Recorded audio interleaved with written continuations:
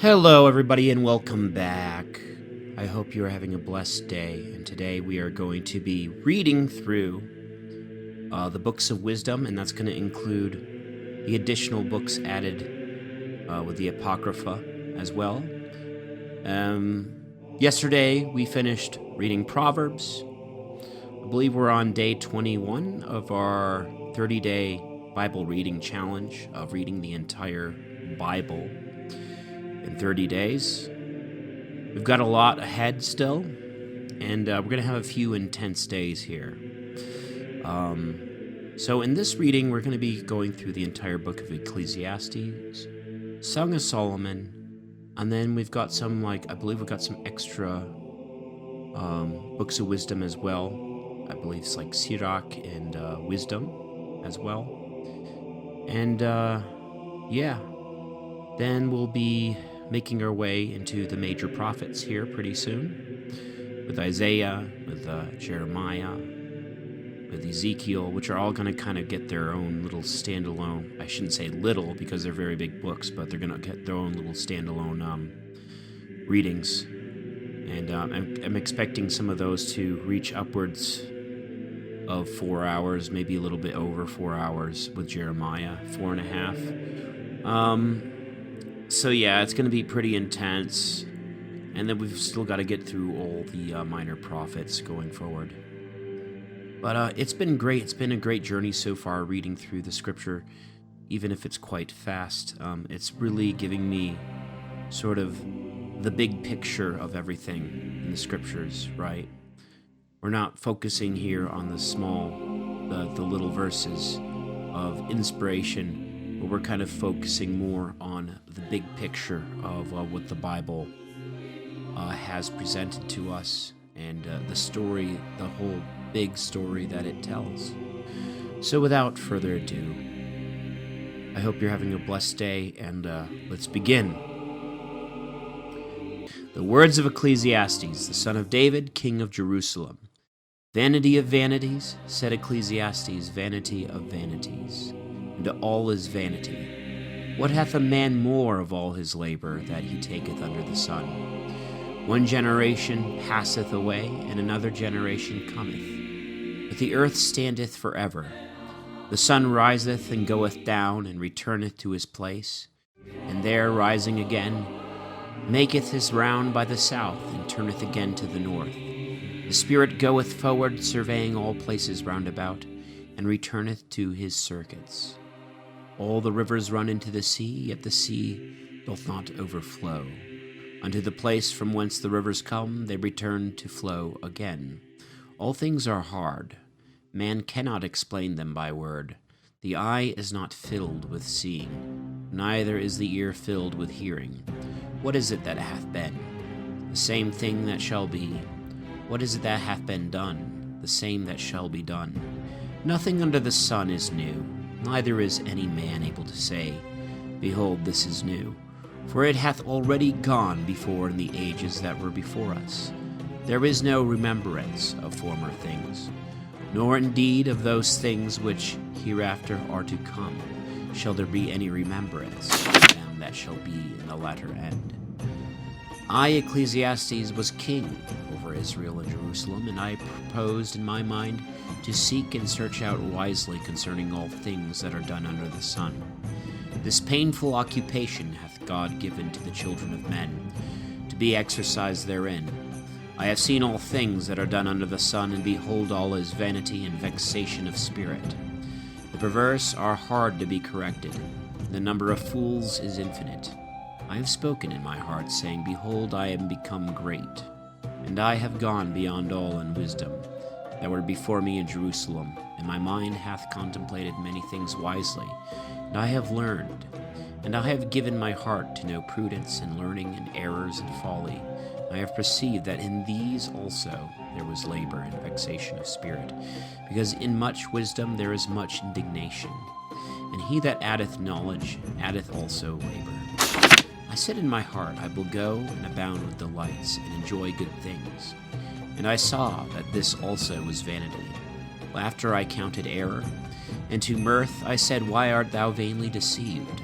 I thought in my heart to withdraw my flesh from wine, that I might turn my mind to wisdom and might avoid folly, till I might see what was profitable for the children of men, and what they ought to do under the sun all the days of their life. I made me great works, I built me houses and planted vineyards, I made gardens and orchards, and set them with trees of all kinds.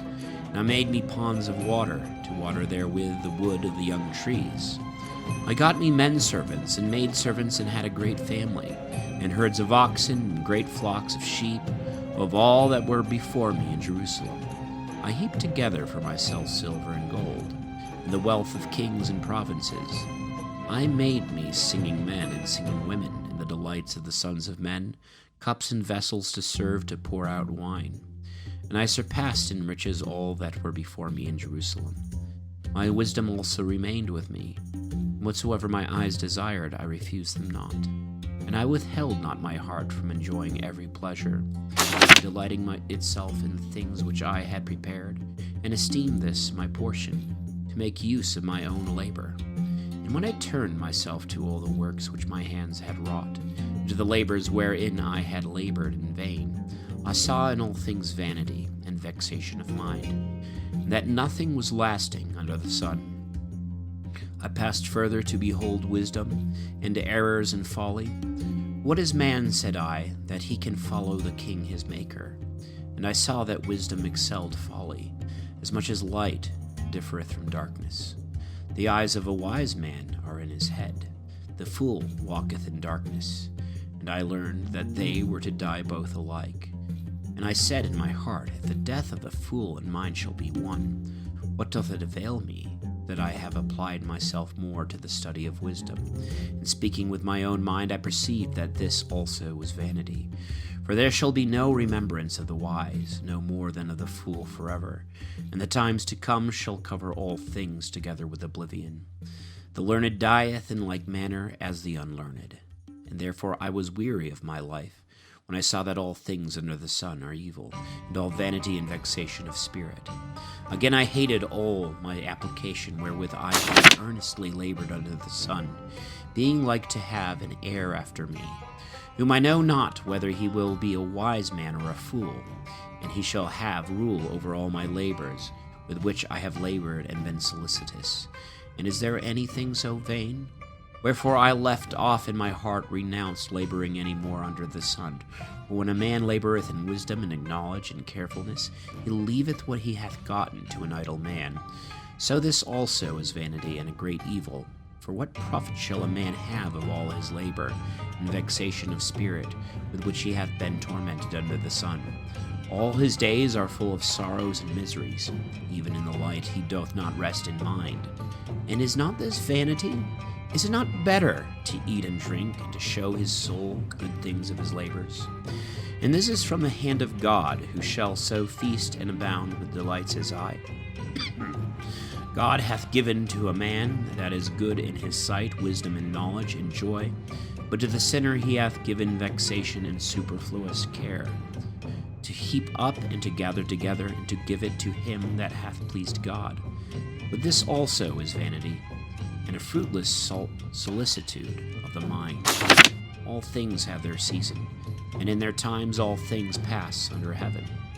A time to be born, and a time to die, a time to plant, and a time to pluck up that which is planted, a time to kill, and a time to heal, a time to destroy, and a time to build, a time to weep, and a time to laugh, a time to mourn, and a time to dance, a time to scatter stones, a time to gather, a time to embrace, and a time to be far from embraces, a time to get, and a time to lose, a time to keep, and a time to cast away, a time to rend, and a time to sow, a time to keep silence, and a time to speak, a time of love, and a time of hatred, a time of war, and a time of peace.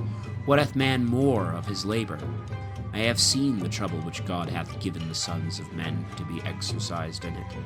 He hath made all things good in their time, and hath delivered the world to their consideration, so that man cannot find out the work which God hath made from the beginning to the end.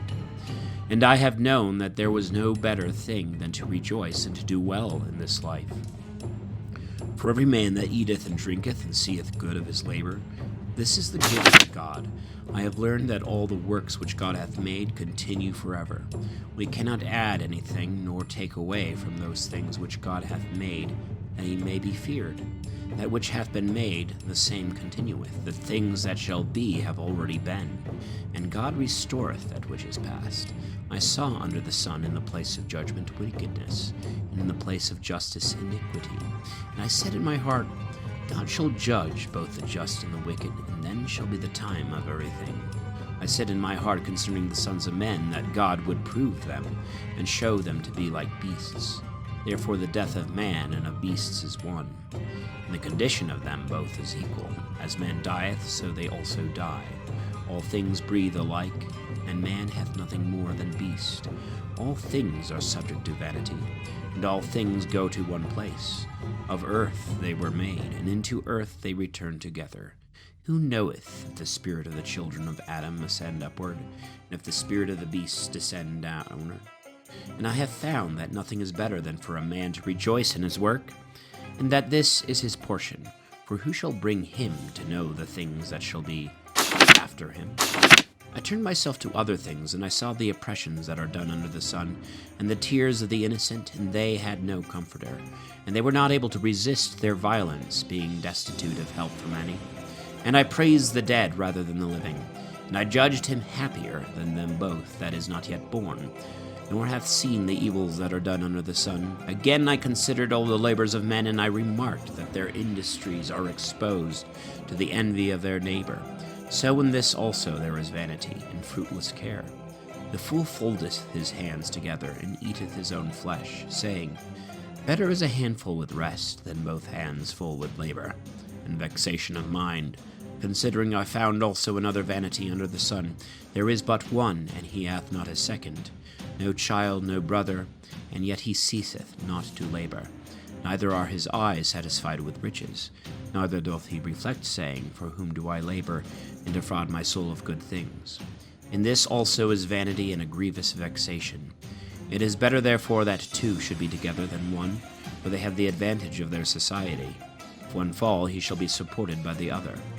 Woe to him that is alone, for when he falleth, he hath none to lift him up. And if two lie together, they shall warm one another. How shall one alone be warmed? And if a man prevail against one, two shall withstand him. A threefold cord is not easily broken. Better is a child that is born in wise than a king that is old and foolish, who knoweth not to foresee for hereafter. Because out of the prison and chains sometimes a man cometh forth to a kingdom, and another born king is consumed with poverty. I saw all men living that walk under the sun with a second young man, who shall rise up in his place. The number of the people of all that were before him is infinite. They that shall come afterwards shall not rejoice in him. But this also is vanity and vexation of spirit. Keep thy foot when thou goest into the house of God, and draw nigh to hear. For much better is obedience than the victims of fools, who know not what evil they do. Speak not anything rashly, and let not thy heart be hasty to utter a word before God. For God is in heaven, and thou upon earth. Therefore let thy words be few. Dreams follow many cares, and in many words shall be found folly. If thou hast vowed anything to God, defer not to pay it. For an unfaithful and foolish promise displeaseth him. But whatsoever thou hast vowed, pay it. And it is much better not to vow, than after a vow not to perform the things promised. Give not thy mouth to cause thy flesh to sin. Say not before the angel, There is no providence. Lest God be angry at thy words, and destroy all the works of thy hands. Where there are many dreams, there are many vanities, and words without number. But do thou fear God. If thou shalt see the oppressions of the poor, and violent judgments and justice perverted in the province, wonder not at this matter, for he that is high hath another higher, and there are others still higher than these. Moreover, there is the king that reigneth over all the land subject to him. A covetous man shall not be satisfied with money, and he that loveth riches shall reap no fruit from them. So this also is vanity. Where there are great riches, there are also many to eat them. And what doth it profit the owner, but that he seeth the riches with his eyes? Sleep is sweet to a laboring man, whether he eat little or much. But the fullness of the rich will not suffer him to sleep. There is also another grievous evil which I have seen under the sun, which is kept to the hurt of the owner, for they are lost with very great affliction. He hath begotten a son, who shall be in extremity of want. As he came forth naked from his mother's womb, so shall he return, and shall take nothing away with him of his labor. A most deplorable evil. As he came, so shall he return. What then doth it profit him that he hath labored for the wind? All the days of his life he eateth in darkness, and in many cares, and in misery and sorrow. This therefore hath seemed good to me, that a man should eat and drink, and enjoy the fruit of his labor, wherewith he hath labored under the sun, all the days of his life which God hath given him, and this is his portion.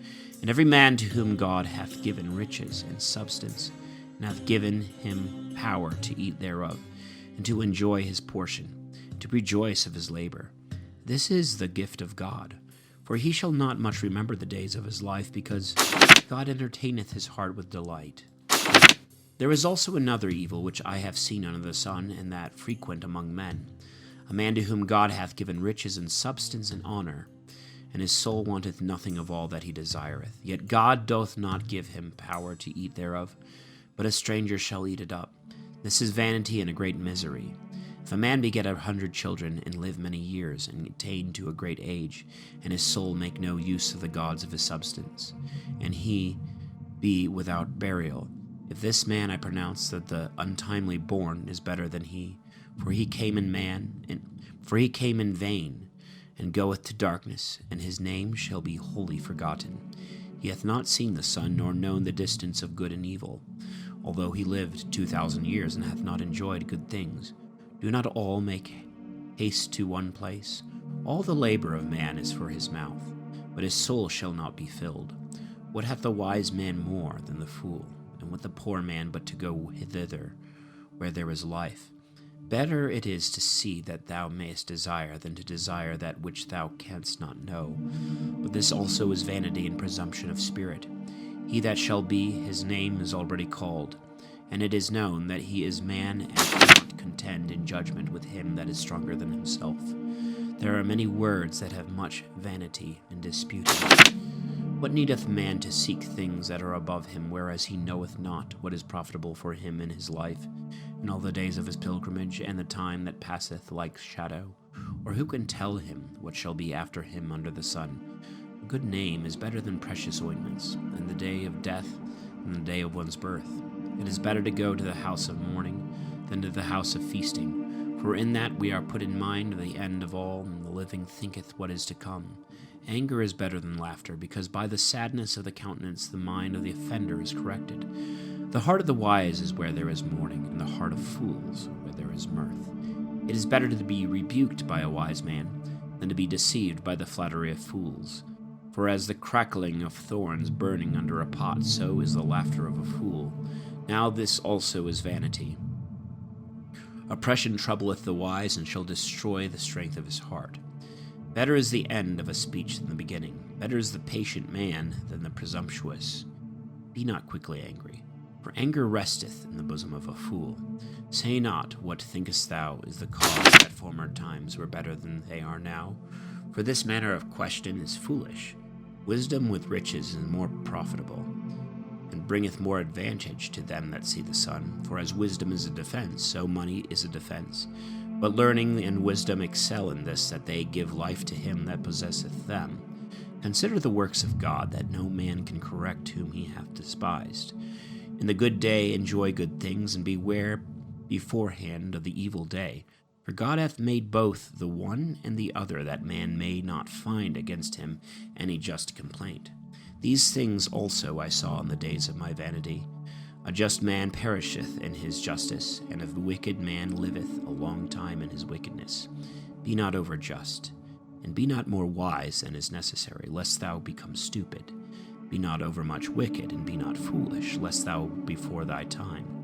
It is good that thou shouldest hold up the just, yea, and from him withdraw not thy hand.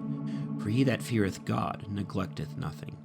Wisdom hath strengthened the wise more than 10 princes of the city. For there is no just man upon earth that doth good and sinneth not. But do not apply thy heart to all words that are spoken, lest perhaps thou hear thy servant reviling thee. For thy conscience knoweth that thou also hast often spoken evil of others. I have tried all things in wisdom. I have said, I will be wise, and it departed farther from me. Much more than it was, it is a great depth. Who shall find it out? I have surveyed all things with my mind to know and consider, and seek out wisdom and reason, and to know the wickedness of the fool, and the error of the imprudent. And I have found a woman more bitter than death, who is the hunter's snare, and her heart is a net, and her hands are bands. He that pleaseth God shall escape from her, but he that is a sinner shall be caught by her. Lo, this have I found, said Ecclesiastes, weighing one thing after another, that I might find out the account, which yet my soul seeketh, and I have not found it. One man among 1,000 I have found, a woman among them all I have not found. Only this I have found, that God made man right, and he hath entangled himself with an infinity of questions. Who is as the wise man, and who hath known the resolution of the world, of the word? The wisdom of a man shineth in his countenance, and the most mighty will change his face. I observe the mouth of the king, and the commandments of the oath of God. Be not hasty to depart from his face.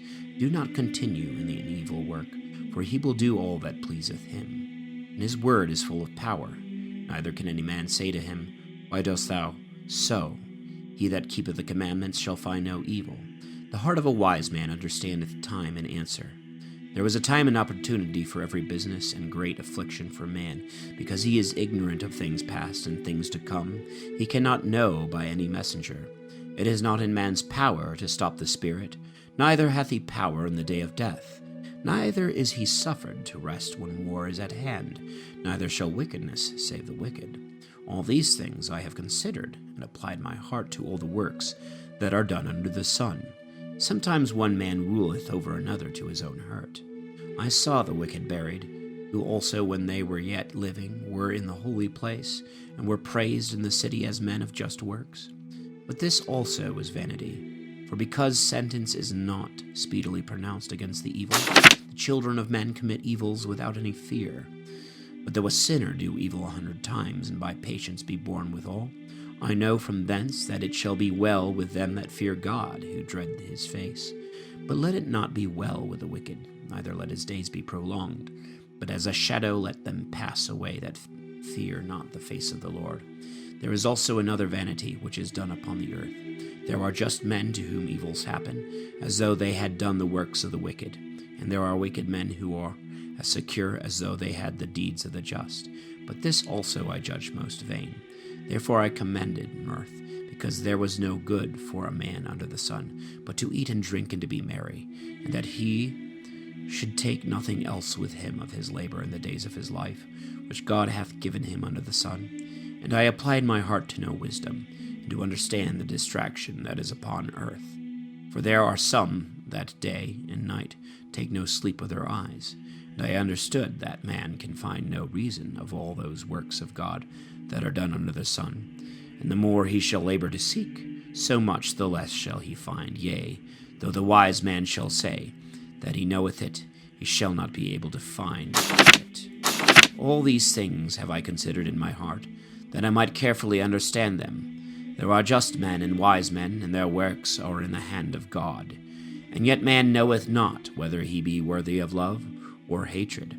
But all things are kept uncertain for the time to come, because all things equally happen to the just and to the wicked, to the good and to the evil, to the clean and to the unclean, to him that offereth victims, and to him that despiseth sacrifices. As the good is, so also is the sinner. As the perjured, so he also that sweareth truth. This is a very great evil among all things that are done under the sun. The same things happen to all men, whereby also the hearts of the children of men are filled with evil, and with contempt while they live, and afterwards they shall be brought down to hell. There was no man that liveth always, or that hopeth for this.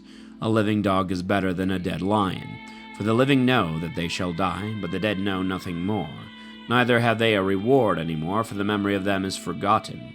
Their love also, and their hatred, and their envy are all perished, neither have they any part in this world, and in the work that is done under the sun. Go then and eat thy bread with joy, and drink thy wine with gladness, because thy works please God. At all times let thy garments be white, and let not oil depart from thy head. Live joyfully with the wife whom thou lovest all the days of thy unsteady life, which are given to thee under the sun all the time of thy vanity. For this is thy portion in life, and in thy labor wherewith thou laborest under the sun. Whatsoever thy hand is able to do, do it earnestly. For neither work, nor reason, nor wisdom, nor knowledge shall be in hell, whither thou art hastening. I turned me to another thing, and I saw that under the sun the race is not to the swift, nor the battle to the strong, nor bread to the wise, nor riches to the learned, nor favor to the skillful, but time and chance in all. Man knoweth not his own end, but as fishes are taken with a hook, and as birds are caught with a snare, so men are taken in the evil time, when it shall suddenly come upon them. This wisdom also I have seen under the sun, and it seemed to me to be very great. A little city, a few men in it. There came against it a great king, and invested it, and built bulwarks round about it. And the siege was perfect. Now there was found in it a man poor and wise, and he delivered the city by his wisdom, and no man afterward remembered that poor man. And I said that wisdom is better than strength. How then is the wisdom of the poor man slighted, and his words not heard? The words of the wise are heard in silence, more than the cry of a prince among fools. Better is wisdom than weapons of war. He that shall offend in one shall lose many good things. Dying flies spoil the sweetness of the ointment. Wisdom and glory is more precious than a small and short-lived folly. The heart of a wise man is in his right hand, and the heart of a fool is in his left hand. Yea, and the fool, when he walketh in the way, whereas he himself is a fool, esteemeth all men fools. If the spirit of him that hath power ascend upon thee, leave not thy place, because care will make the greatest sins to cease. There was an evil that I have seen under the sun, as it were by an error proceeding from the face of the prince, a fool set in high dignity, and the rich sitting beneath. I have seen servants upon horses, and princes walking on the ground as servants. He that diggeth a pit shall fall into it. He that breaketh a hedge, a serpent shall bite him. He that removeth stones shall be hurt by them. He that cutteth trees shall be wounded by them. If the iron be blunt, and be not as before, but he made blunt, with much labor it shall be sharpened, and after industry shall follow wisdom. If a serpent bite in silence, he is nothing better that backbiteth secretly. The words of the mouth of a wise man are grace, but the lips of a fool shall throw him down headlong. The beginning of his words is folly, and the end of his talk is a mischievous error. A fool multiplieth words. A man cannot tell what hath been before him, and what shall be after him, who can tell him? The labor of fools shall afflict them that know not bow to go to the city. Woe to thee, O land, when thy king is a child, and when the princes eat in the morning. Blessed is the land whose king is noble, and whose princes eat in due season for refreshment, and not for riotousness. By slothfulness a building shall be brought down. Through the weakness of hands the house shall drop through. For laughter they make bread, and wine that the living may feast. And all things obey money. Detract not the king, know not in thy thought, and speak not evil of the rich man in thy private chamber. Because even the birds of the air will carry thy voice. He that hath wings will tell what thou hast said. Cast thy bread upon the running waters, for after a long time thou shalt find it again. Give a portion to 7, and also to 8, for thou knowest not what evil shall be upon the earth. If the clouds be full, they will pour out rain upon the earth. If the tree fall to the south or to the north, in what place soever it shall fall, there shall it be. He that observeth the wind shall not sow. He that considereth the clouds shall never reap. As thou knowest not what is the way of the Spirit, nor how the bones are joined together in the womb of her that is with child, so thou knowest not the works of God, who is the maker of all. In the morning sow thy seed, and in the evening let not thy hand cease, for thou knowest not which may rather spring up, this or that, and if both together, it shall be the better. The light is sweet, and it is delightful for the eyes to see the sun. If a man live many years and have rejoiced in them all, he must remember the darksome time, and the many days, which when they shall come, the things past shall be accused of vanity. Rejoice therefore, O young man, in thy youth. Let thy heart be in that which is good in the days of thy youth, and walk in the ways of thy heart, and in the sight of thy eyes, and know that for all these God will bring thee into judgment. Remove anger from thy heart, and put away evil from thy flesh, for youth and pleasure are vain. Remember thy Creator in the days of thy youth, before the time of affliction come, and the years draw nigh, of which thou shalt say, They please me not.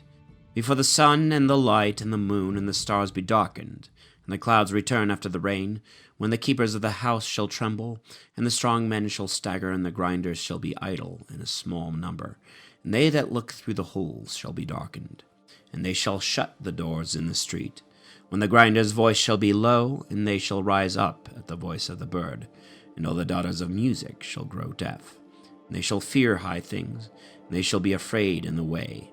The almond tree shall flourish, the locust shall be made fat, and the caper tree shall be destroyed, because man shall go into the house of his eternity, and the mourners shall go round about in the street, before the silver cord be broken, and the golden fillet shrink back, and the pitcher be crushed at the fountain, and the wheel be broken upon the cistern, and the dust return into its earth from whence it was, and the spirit return to God who gave it. Vanity of vanities, said Ecclesiastes, and all things are vanity. And whereas Ecclesiastes was very wise, he taught the people, and declared the things that he had done. And seeking out, he set forth many parables. He sought profitable words, and wrote words most right, and full of truth. The words of the wise are as goads, and as snails deeply fastened in, which by the counsel of masters are given from one shepherd. More than these, my son, require not. Of making many books there is no end, and much study is an affliction of the flesh. Let us all hear together the conclusion of the discourse. Fear God, and keep his commandments, for this is all man. And all things that are done, God will bring into judgment for every error, whether it be good or evil.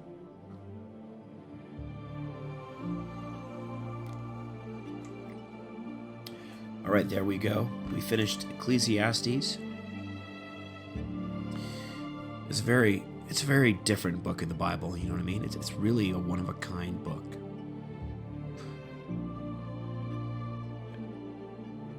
It really focuses on sort of the realism of life and death. And most things don't really matter, our legacies. And it makes me think of, most of our legacies will be forgotten within 100 years. It's a true thing, That's why eternity is so important, right? That's why we strive to. That's why we look forward to spending eternity with God, with Christ, and with all the believers. All right, let's move on. Song of Solomon, chapter 1. This is going to be a good one. In a way, it's kind of a bit of a graphic novel, a biblical graphic novel, if you could say. So without further ado, let's get started. Let him kiss me with the kiss of his mouth, for thy breasts are better than wine, smelling sweet of the best ointments. Thy name is as oil poured out, therefore young maidens have loved thee. Draw me, we will run after thee to the odor of thy ointments. The king hath brought me into his storerooms. We will be glad and rejoice in thee, remembering thy breasts more than wine. The righteous love thee. I am black but beautiful, O ye daughters of Jerusalem, as the tents of cedar, as the curtains of Solomon. Do not consider me that I am brown, because the sun hath altered my color. The sons of my mother have fought against me. They have made me the keeper in the vineyards. My vineyard I have not kept. Show me, O thou whom my soul loveth. where thou feedest, where thou liest in the midday, lest I begin to wander after the flocks of thy companions. If thou know not myself, O fairest among women, go forth and follow after the steps of the flocks, and feed thy kids beside the tents of the shepherds.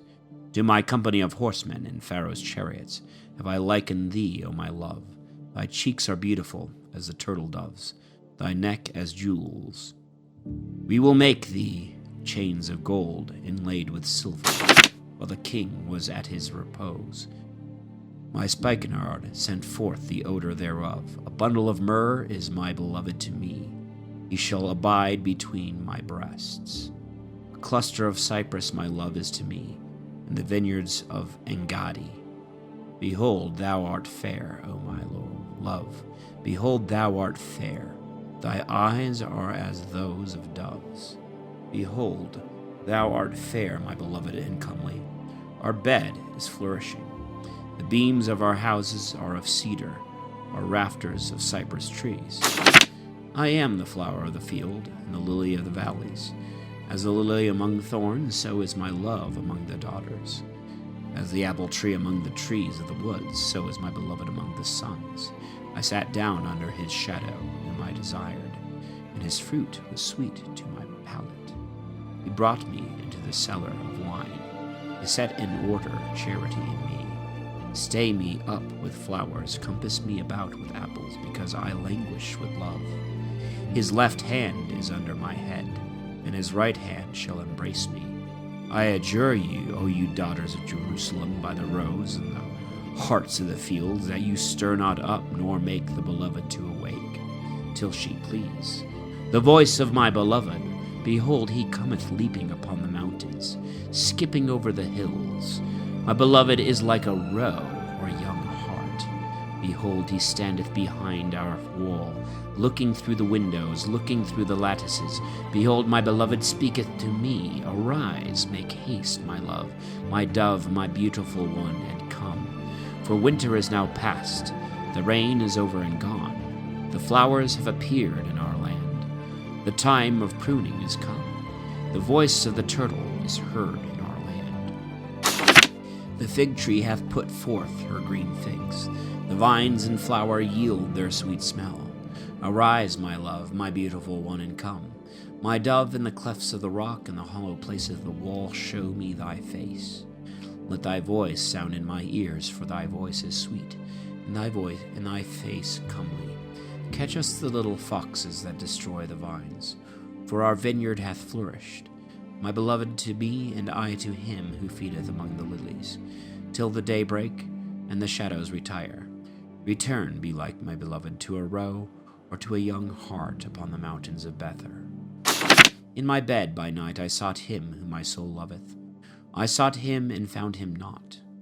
I will rise and will go about the city, in the streets and the broad ways. I will seek him whom my soul loveth. I sought him, and I found him not. The watchmen who keep the city found me. Have you seen him whom my soul loveth? When I had little passed by them, I found him whom my soul loveth. I held him, and I will not let him go, till I bring him into my mother's house, and into the chamber of her that bore me. I adjure you, O daughters of Jerusalem, by the roes and the hearts of the fields, that you stir not up, nor wake my beloved, till she please. Who is she that goeth up by the desert? As a pillar of smoke, of aromatical spices, of myrrh and frankincense, and of the powders of the perfumer. Behold, 80 valiant ones of the most valiant of Israel surrounded the bed of Solomon, all holding swords and most expert in war, every man sword upon his thigh, because of fears in the night. King Solomon hath made him a litter of the wood of Libanus. The pillars thereof he made of silver, the seat of gold, the going up of purple. The midst he covered with charity for the daughters of Jerusalem.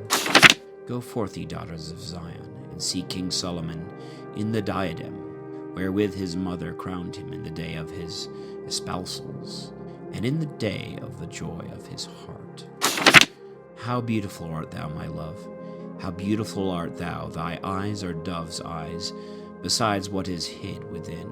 Thy hair is as flocks of goats, which come up from Mount Galaad. Thy teeth as flocks of sheep that are shorn, which come up from the washing, all with twins, and there was none barren among them. Thy lips are as a scarlet lace, thy speech sweet, thy cheeks are as a piece of a pomegranate, besides that which lieth hid within. Thy neck is as the tower of David, which is built with bulwarks. 1,000 bucklers hang upon it, all the armor of valiant men. Thy two breasts like two young roes that are twins, which feed among the lilies, till the day break and the shadows retire. I will go to the mountain of myrrh, and to the hill of frankincense. Thou art all fair, O my love, and there was not a spot in thee. Come from Libanus, my spouse. Come from Libanus, come, thou shalt be crowned from the top of Mamah, from the top of Sanir and Hermon, from the dens of the lions, from the mountains of the leopards. Thou hast wounded my heart, my sister, my spouse. Thou hast wounded my heart with one of thy eyes, with one hair of thy neck. How beautiful are thy breasts, my sister, my spouse. Thy breasts are more beautiful than wine, and the sweet smell of thy ointments above all aromatical spices. Thy lips, my spouse, are as a dropping honeycomb. Honey and milk are under thy tongue, and the smell of thy garments as the smell of frankincense. My sister, my spouse, is a garden enclosed, a fountain sealed up. Thy plants are a paradise of pomegranates, with the fruits of the orchard, cypress with spikenard and saffron, sweet cane and cinnamon, with all the trees of Libanus, myrrh and aloes, with all the chief perfumes, the fountain of gardens, the well of living waters, which run with a strong stream from Libanus. Arise, O north wind, and come.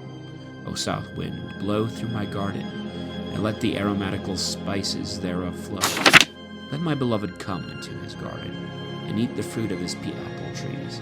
I am come into my garden, O my sister, my spouse. I have gathered my myrrh with my aromatical spices. I have eaten the honeycomb with my honey. I have drunk my wine with my milk. Eat, O friends, and drink, and be inebriated, my dearly beloved. I sleep, and my heart watcheth. The voice of my beloved knocking. Open to me, my sister, my love, my dove, my undefiled. For my head is full of dew, and my locks are the drops of the nights. I put off my garment. How shall I put it on? I have washed my feet. How shall I defile them? My beloved put his hand through the keyhole. My bowels were moved at his touch. I arose up to open to my beloved. My hands dropped with myrrh. My fingers were full of the choicest myrrh. I opened the bolt of my door to my beloved, but he had turned aside and was gone. My soul melted when he spoke.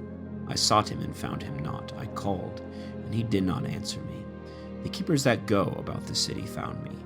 They struck me and wounded me. The keepers of the walls took away my veil from me. I adjure you, O daughters of Jerusalem, if you find my beloved, that you tell him that I languish with love. What manner of one is thy beloved of the beloved, O thou most beautiful among women? What manner of one is thy beloved of the beloved, that thou hast so adjured us? My beloved is white and ruddy, chosen out of thousands. His head is as the finest gold, his locks as branches of palm trees, black as a raven, his eyes as doves upon brooks of waters, which are washed with milk, and sit beside the plentiful streams. His cheeks are as beds of aromatical spices set by the perfumers. His lips are as lilies dropping choice myrrh. His hands are turned, and as of gold full of hyacinths. His belly as of ivory set with sapphires. His legs as pillars of marble that are set upon bases of gold. His form as of Libanus, excellent as the cedars. His throat most sweet, and he is all lovely. Such is my beloved, and he is my friend, O ye daughters of Jerusalem. Whither is thy beloved gone, O thou most beautiful among women? Whither is thy beloved turned aside, and we will seek him with thee? My beloved is gone down into his garden, to the bed of aromatical spices, to feed in the gardens and to gather lilies. I too, my beloved to me, who feedeth among the lilies. Thou art beautiful, O my love, sweet and comely as Jerusalem, terrible as an army set in array. Turn away thy eyes from me, for they have made me flee away. Thy hair is as a flock of goats that appear from Galaad, thy teeth as a flock of sheep which come up from the washing, all with twins, and there was none barren among them. Thy cheeks are as the bark of a pomegranate, beside what is hidden within thee. There are 80 queens and 80 concubines, and young maidens without number. One is my dove, my perfect one is but one. She is the only one of her mother, the chosen of her that bore her. The daughters saw her, and declared her most blessed. The queens and concubines, and they praised her. Who is she that cometh forth as the morning rising, fair as the moon, bright as the sun, terrible as an army set in array? I went down into the garden of nuts, to see the fruits of the valleys, and to look if the vineyard had flourished, and the pomegranates budded. I knew not. My soul troubled before the chariots of Aminadab. Return, return, all Sulamites, return, return, that we may behold thee. What shalt thou see in the Sulamites but the companies of camps? How beautiful are thy steps and shoes, O prince's daughter!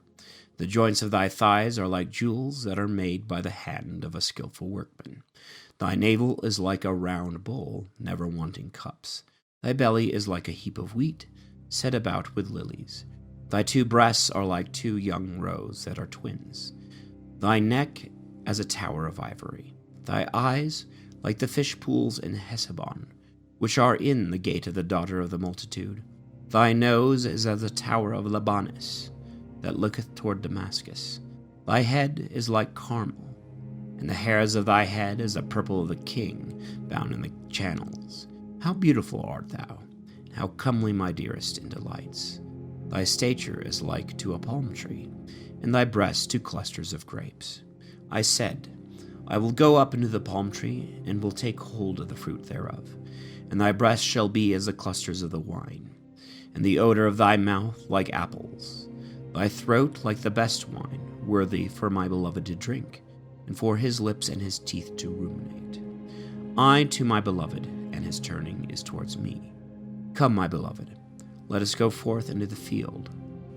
Let us abide in the villages. Let us get up early to the vineyards. Let us see if the vineyard flourish, if the flowers be ready to bring forth fruits, if the pomegranates flourish. There will I give thee my breasts. The mandrakes give a smell. In our gates are all fruits. The new and the old, my beloved, I have kept for thee. Who shall give thee to me for my brother, sucking the breasts of my mother, that I may find thee without, and kiss thee, and now no man may despise me? I will take hold of thee, and bring thee into my mother's house. There thou shalt teach me, and I will give thee a cup of spiced wine, and new wine of my pomegranates. His left hand under my head, and his right hand shall embrace me. I adjure you, O daughters of Jerusalem, that you stir not up, nor awake my love till she please. Who is this that cometh up from the desert, flowing with delights, leaning upon her beloved? Under the apple tree I raised thee up. There thy mother was corrupted, there she was deflored, that bore thee. Put me as a seal upon thy heart, as a seal upon thy arm, for love is strong as death. Jealousy as hard as hell, the lamps thereof are fire and flames. Many waters cannot quench charity, neither can the floods drown it. If a man should give all the substance of his house for love, he shall despise it as nothing. Our sister is little and hath no breasts. What shall we do to our sister in the day when she is to be spoken to? If she be a wall, let us build upon it bulwarks of silver. If she be a door, let us join it together with boards or cedar.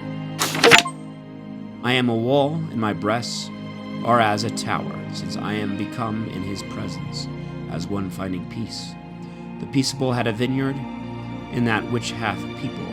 He let out the same to keepers. Every man bringeth for the fruit thereof 1,000 pieces of silver. My vineyard is before me. 1,000 are for thee, the peaceable, and 200 for them that keep the fruit thereof. Thou that dwellest in the gardens, the friends hearken. Make me hear thy voice. Flee away, O my beloved, and be like to the roe, and to the young hart upon the mountains of aromatical spices. All right, here we go. We are in wisdom. This one is from the Apocrypha, so I don't know too much about it. This is going to be my first time reading through wisdom today with you all. Without further ado, let's begin. Love justice, you that are the judges of the earth. Think of the Lord in goodness, and seek him in simplicity of heart. For if he is found by them that tempt him not, and he showeth himself to them that have faith in him. For perverse thoughts separate from God, and his power, when it is tried, reproveth the unwise. For wisdom will not enter into a malicious soul, nor dwell in a body subject to sins. For the Holy Spirit of discipline will flee from the deceitful, and will withdraw himself from thoughts that are without understanding. He shall not abide when iniquity cometh in. For the spirit of wisdom is benevolent, and will not acquit the evil speaker from his lips. For God is witness of his reins, and he is a true searcher of his heart, and a hearer of his tongue. For the Spirit of the Lord hath filled the whole world, and that which containeth all things hath knowledge of the voice. Therefore he that speaketh unjust things cannot be hid, neither shall the chastising judgment pass him by.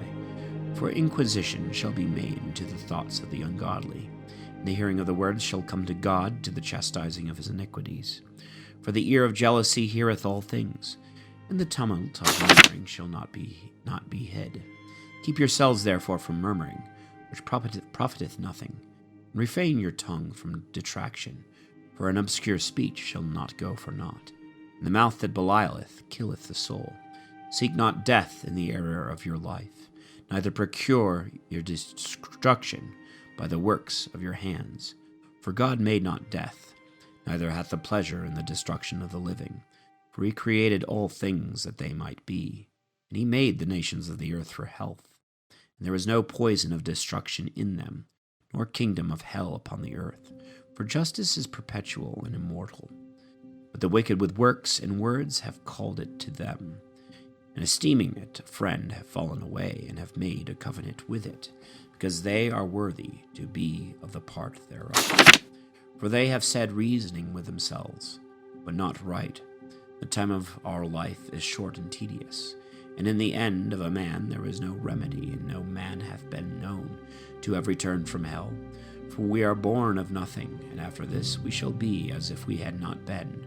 For the breath in our nostrils is smoke, and speech a spark to move our heart, which being put out, our body shall be ashes, and our spirit shall be poured abroad as soft air, and our life shall pass away as a trace of a cloud, and shall be dispersed as a mist, which is driven away by the beams of the sun, and overpowered with the heat thereof.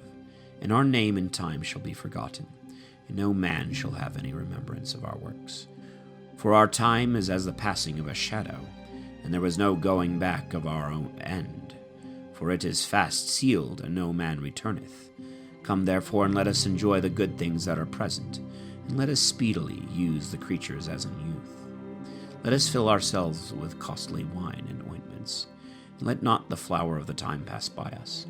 Let us crown ourselves with roses before they be withered. Let no meadow escape our riot. Let none of us go without his part in luxury. Let us everywhere leave tokens of joy. For this is our portion, and this is our lot. Let us oppress the poor just man, and not spare the widow, nor honor the ancient gray hairs of the aged. But let our strength be the law of justice, for that which is feeble is found to be nothing worth. Let us therefore lie in wait for the just, because he is not for our turn, and he is contrary to our doings, and upbraideth us with transgressions of the law, and divulgeth against us the sins of our way of life. He boasteth that he hath the knowledge of God, and calleth himself the Son of God. He is become a censorer of our thoughts. He is grievous unto us even to behold, for his life is not like other men's, and his ways are very different. We are esteemed by him as triflers, and he abstaineth from our ways as from filthiness, and he preferreth the latter end of the just, and glorifieth that he hath God for his Father. Let us see then if his words be true, and let us prove what shall happen to him, and we shall know what his end shall be. For if he be the true Son of God, he will defend him, and will deliver him from the hands of his enemies. Let us examine him by outrages and tortures, that we may know his meekness and try his patience.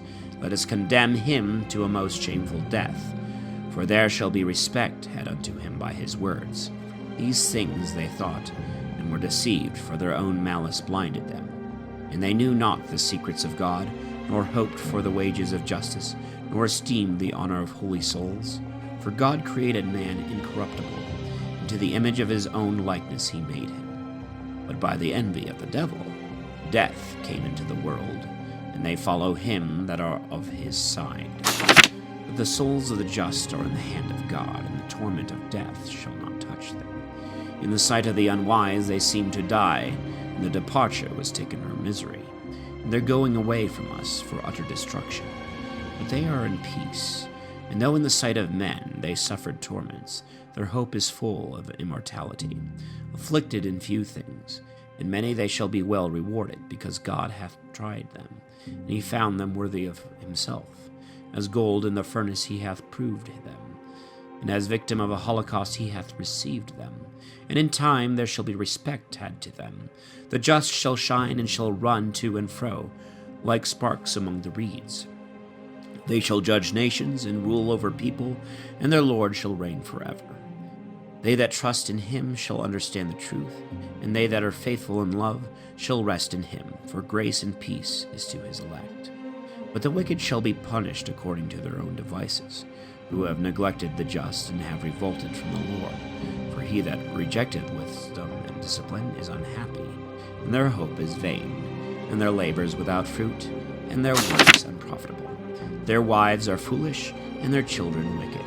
Their offspring is cursed, for happy is the barren, and the undefiled that hath not known bed and sin. She shall have fruit in the visitation of holy souls. And the eunuch that hath not wrought iniquity with his hands, nor thought wicked things against God, for the precious gift of faith shall be given to him, and the most acceptable lot in the temple of God. For the fruit of God labors is glorious, and the root of wisdom never faileth. But the children of adulterers shall not come to perfection, and the seed of the unlawful bed shall be rooted out. And if they live long, they shall be nothing regarded, and their last old age shall be without honor. If they die quickly, they shall have no hope nor speech of comfort in the day of trial, for dreadful are the ends of a wicked race. Oh, how beautiful is the chaste generation with glory! For the memory thereof is immortal, because it is known both with God and with men. When it is present, they imitate it. They desire it when it hath withdrawn itself, and it triumpheth, crowned forever, winning the reward of undefiled conflicts.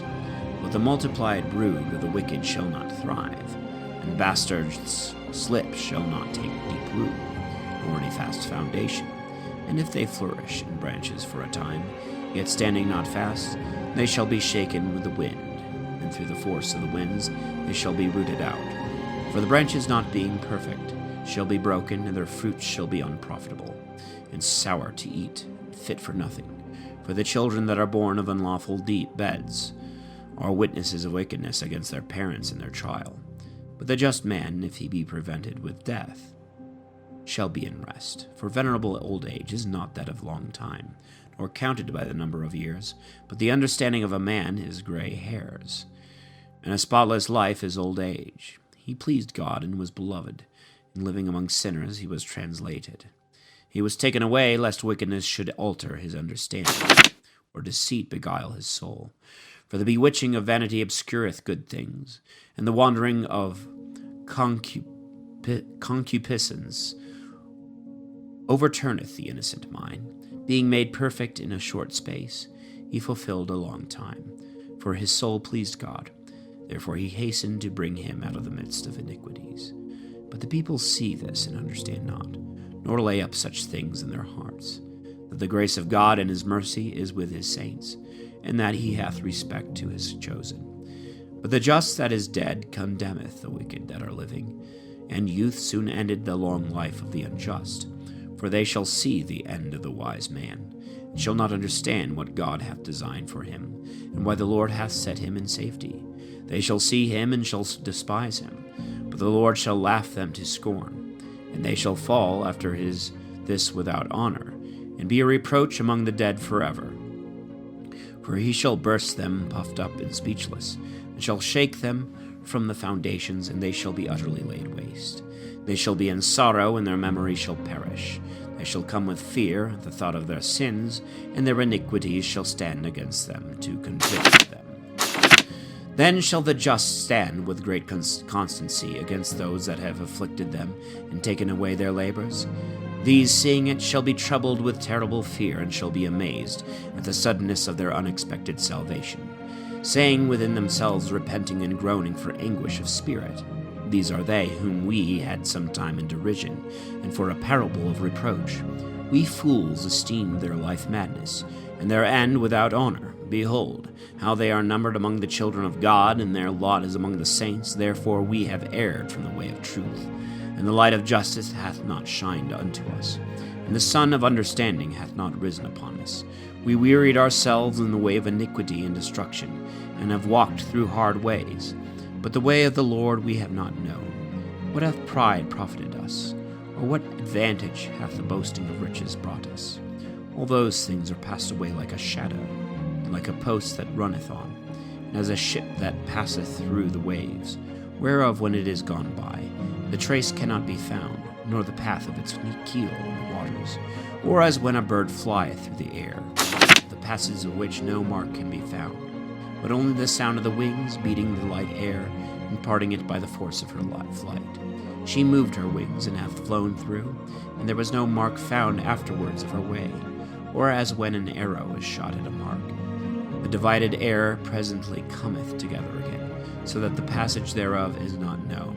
So we also, being born forthwith, cease to be, and have been able to show no mark of virtue,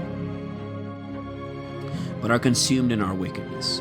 Such things are these the sinners said in hell, for the hope of the wicked is as dust, which is blown away with the wind, and as a thin froth which is dispersed by the storm, and as smoke that is scattered abroad by the wind, and as the remembrance of a guest of one day that passeth by.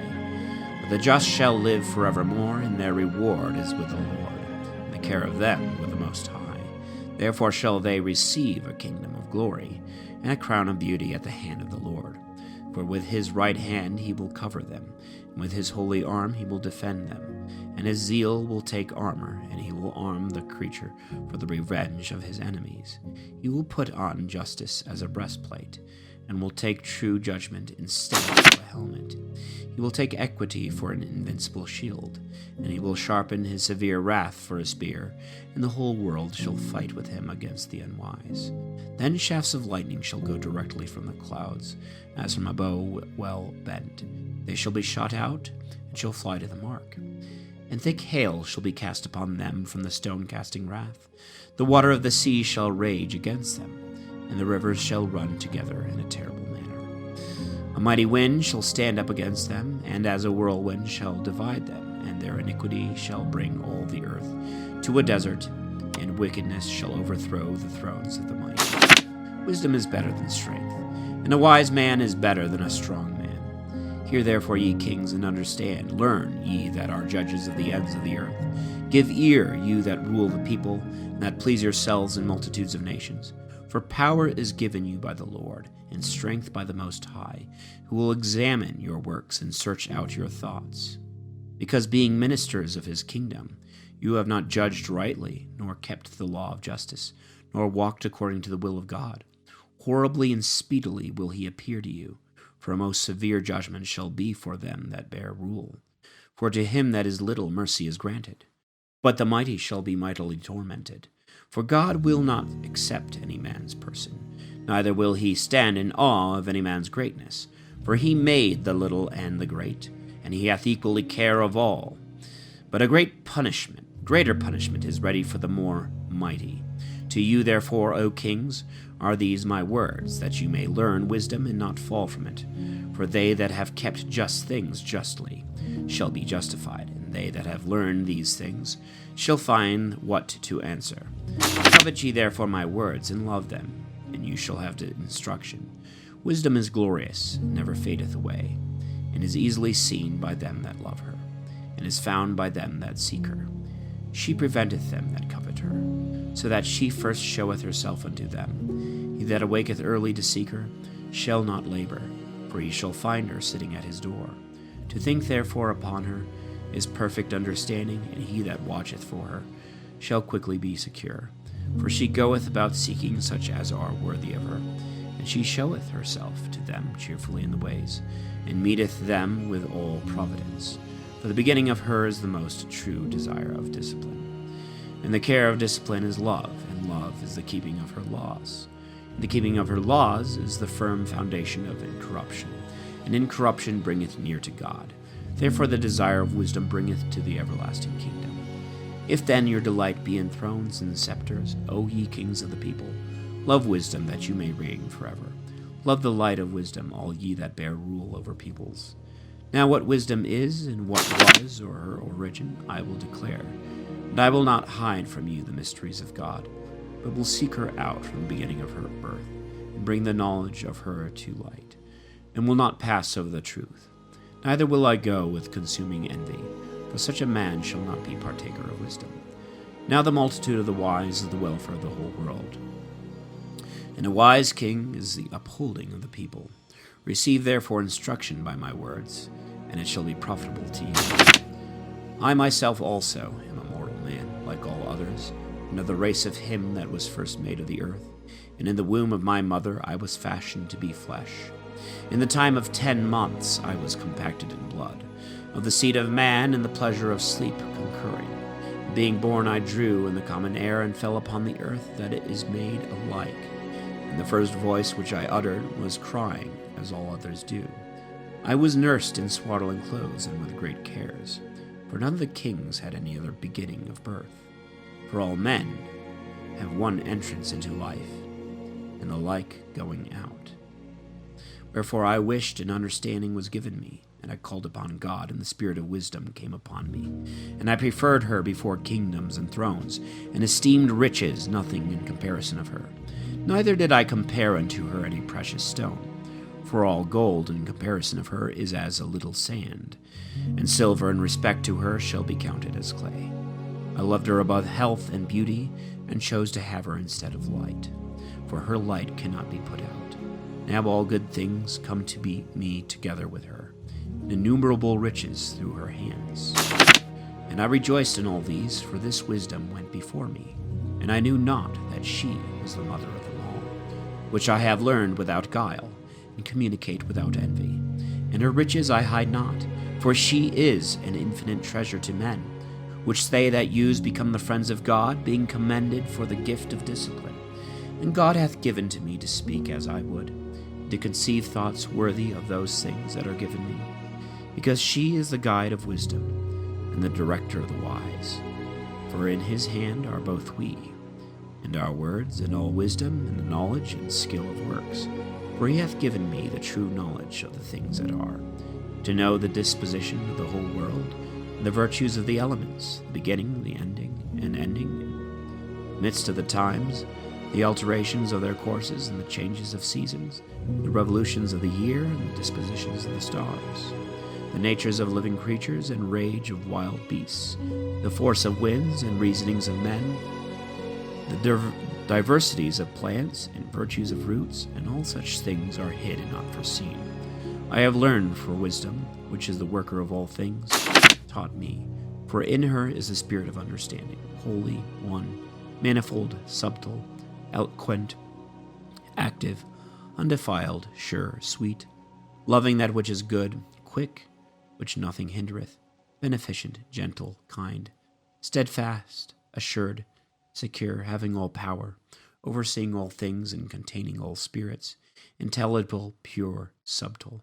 For wisdom is more active than all active things, and reacheth everywhere by reason of her purity. For she is a vapor of the power of God, and a certain pure emanation of the glory of the Almighty God. Therefore no defiled thing cometh into her. For she is the brightness of eternal light, and the unspotted mirror of God's majesty, the image of his goodness. And being but one, she can do all things, and remembering in herself the same, she reneweth all things. Through nations conveyeth herself into holy souls. She maketh the friends of God and prophets, for God loveth none but him that dwelleth with wisdom. For she is more beautiful than the sun, and above all the order of the stars. Being compared with the light, she is found before it. For after this cometh night, but no evil can overcome wisdom. She reacheth therefore from end to end mightily, and ordereth all things sweetly. Her have I loved, and have sought her from my youth, and have desired to take her for my spouse. And I became a lover of her beauty. She glorified her nobility by being conversant with God, yea, and the Lord of all things hath loved her. For it is she that teacheth the knowledge of God, and is the chooser of his works. And if riches be desired in life, what is richer than wisdom, which maketh all things? And if sense do work, who is a more artful worker than she of those things that are? And if a man love justice, her labors have great virtues. For she teacheth temperance, prudence, justice, and fortitude, which are such things as men can have nothing more profitable in life. And if a man desire much knowledge, she knoweth things past, and judgeth of things to come. She knoweth the subtleties of speeches, and the solutions of arguments. She knoweth signs and wonders before they be done, and the events of times and ages. I purpose therefore to take her to me, to live with me, knowing that she will communicate to me of her good things, and will be a comfort in my cares and grief. For her sake I shall have glory in the multitude, and honor with the ancients, though I be young. And I shall be found of a quick conceit and judgment. Shall be admired in the sight of the mighty, and the faces of princes shall wonder at me. They shall wait for me when I hold my peace. They shall look upon me when I speak. And if I talk much, they shall lay their hands on their mouths. Moreover, by the means of her I shall have immortality, and shall leave behind me an everlasting memory to them that come after me. I shall set the people in order, and nations shall be subject to me. Terrible kings hearing shall be afraid of me. Among the multitude I shall be found good, valiant in war. When I go into my house, I shall repose myself with her, for her conversation hath no bitterness, nor her company any tediousness, but joy and gladness. Thinking these things with myself, and pondering them in my heart, that to be allied to wisdom is immortality, that there is great delight in her friendship, and inexhaustible riches in the works of her hands, and in the exercise of conference with her wisdom and glory, the communication of her words. I went about seeking that I might take her to myself. And I was a witty child, and had received a good soul. Whereas I was more good, I came to a body undefiled. And as I knew that I could not otherwise be content, except God gave it, and this also was a point of wisdom, to know whose gift it was, I went to the Lord and besought him, and said with my whole heart, God of my fathers, and Lord of mercy, who hast made all things with thy word, and by thy wisdom hast appointed man that he should have dominion of the creature that was made by thee, that he should order the world according to equity and justice, and execute justice with an upright heart. Give me wisdom that sitteth by thy throne, and cast me not off from among thy children. For I am thy servant, and the son of thy handmaid, a weak man in the short time, and falling short of the understanding of judgment and laws. For if one be perfect among the children of men, yet if thy wisdom be not with him, he shall be nothing regarded. Thou hast chosen me to be king of thy people, and a judge of thy sons and daughters, and hast commanded me to build a temple on thy holy mount, and an altar in the city of thy dwelling place, a resemblance of thy holy tabernacle, which thou hast prepared from the beginning. And thy wisdom with thee, which knoweth thy works, and which then also was present when thou madest the world, and knew what was agreeable to thy eyes, and what was right in thy commandments. Send her out of thy holy haven, and from the throne of thy majesty, that she may be with me, and may labor with me, so that I may know what is acceptable with thee. For she knoweth and understandeth all things, and shall lead me soberly in my works, and shall preserve me by her power. So shall my works be acceptable, and I will govern thy people justly, and shall be worthy of the throne of my father. For who among men is he that can know the counsel of God? Or who can think that the will of God is. For the thoughts of mortal men are fearful, and our counsels uncertain. For the corruptible body is a load upon the soul, and the earthly habitation presseth down the mind that museth upon many things. And hardly do we guess right at things that are upon earth, and with labor do we find the things that are before us. But the things that are in heaven, who shall search out? And who shall know thy thought, except thou give wisdom, and send thy Holy Spirit from above, and so the ways of them that are upon earth may be corrected, and men may learn the things that please thee. For by wisdom they were healed. Whosoever have pleased thee, O Lord, from the beginning, she preserved him that was first formed by God, the Father of the world, when he was created alone, and she brought him out of his sin, and gave him power to govern all things. But when the unjust went away from her in his anger, he perished by the fury wherewith he murdered his brother. For whose cause, when water destroyed the earth, wisdom healed it again, directing the course of the just by contemptible wood? Moreover, when the nations had conspired together to consent to wickedness, she knew the just, and preserved him without blame to God, and kept him strong against the compassion for his son. She delivered the just man who fled from the wicked that were perishing, when the fire came down upon Pentapolis, whose land for a testimony of their wickedness is desolate, and smoketh to this day. And the trees bear fruits that ripen not, and a standing pillar of salt is a monument of an incredulous soul. For regarding not wisdom, they did not only slip in this, that they were ignorant of good things, but they left also unto men a memorial of their folly, so that in the things in which they sinned, they could not so much as lie hid. But wisdom hath delivered from sorrow them that attend upon her. She conducted the just when he fled from his brother's wrath, through the right ways, and showed him the kingdom of God, and gave him the knowledge of the holy things, made him honorable in his labors, and accomplished his labors. In the deceit of them that overreached them, she stood by him, and made him honorable. She kept him safe from his enemies, and she defended him from seducers, and gave him a strong conflict, that he might overcome and know that wisdom is mightier than all. She forsook not the just when he was sold, but delivered him from sinners. She went down with him into the pit, and in bands she left him not, till she brought him the scepter of the kingdom, and power against those that oppressed him, and showed them to be liars that had accused him, and gave him everlasting glory. She delivered the just people and blameless seed from the nations that oppressed them. She entered into the soul of the servant of God, and stood against dreadful kings and wonders and signs. And she rendered to the just the wages of their labors, and conducted them in a wonderful way. And she was to them for a covert by day, and for the light of the stars by night. And she brought them through the Red Sea, and carried them over through a great water.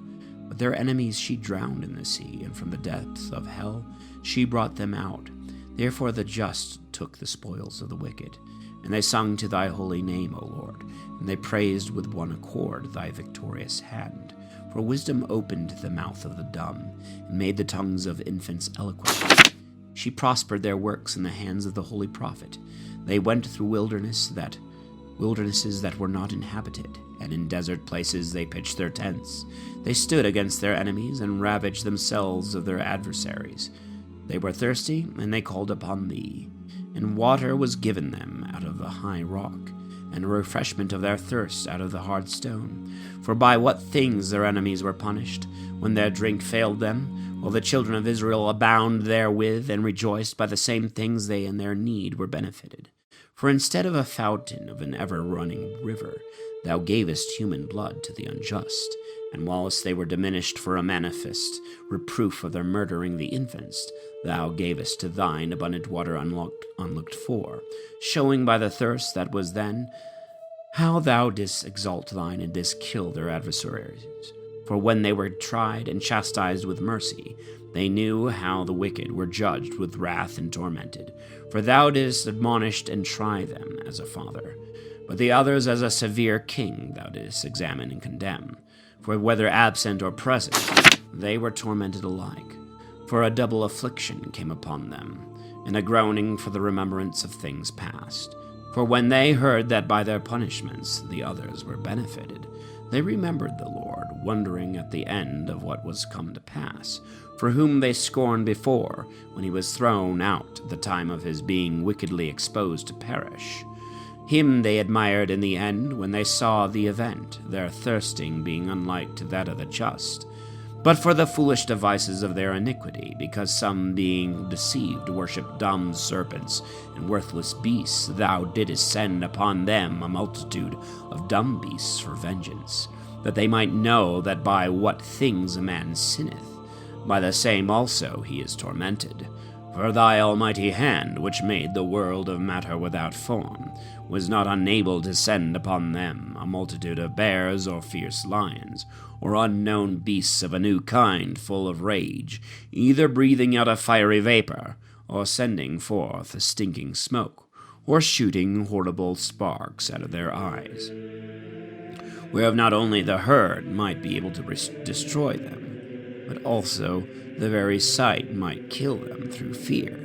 Yea, and without these they might have been slain with one blast, persecuted by their own deeds, and scattered by the breath of thy water.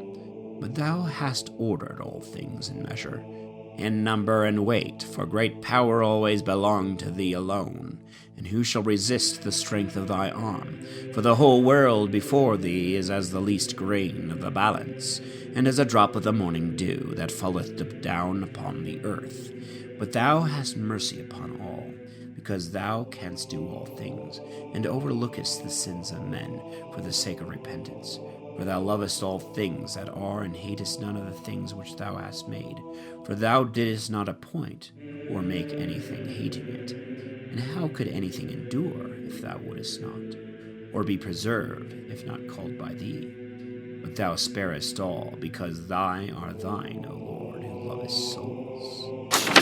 Oh, how good and sweet is thy Spirit, O Lord, in all things, and therefore thou chastiseth them that err by little and admonished them, and speaketh to them concerning the things wherein they offend, that leaving their wickedness they may believe in thee, O Lord.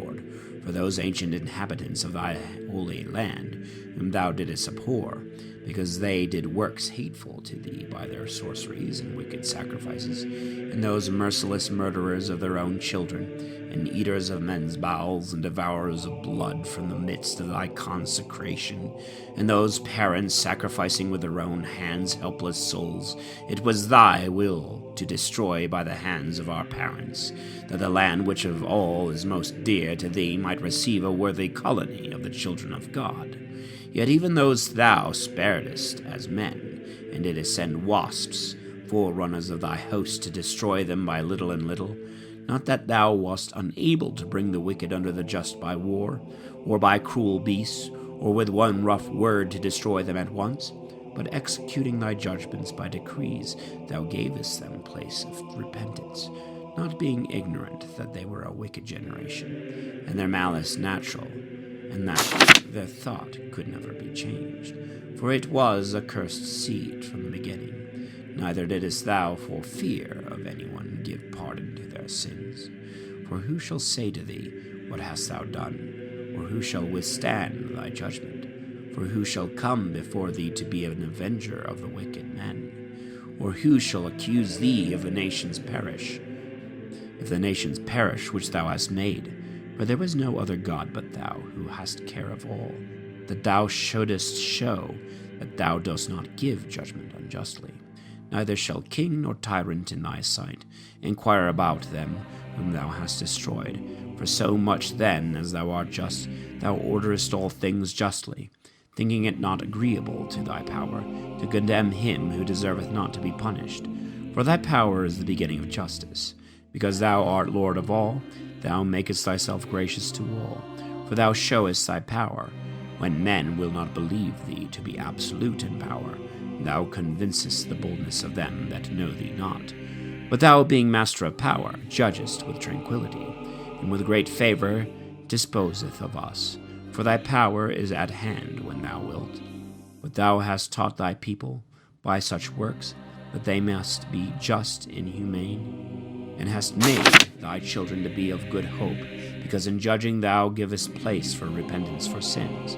For if thou didst punish the enemies of thy servants, and that deserved to die, with so great deliberation, giving them time and place whereby they might be changed from their wickedness, with what circumspection hast thou judged thy own children, to whose parents thou hast sworn and made covenants of good promises?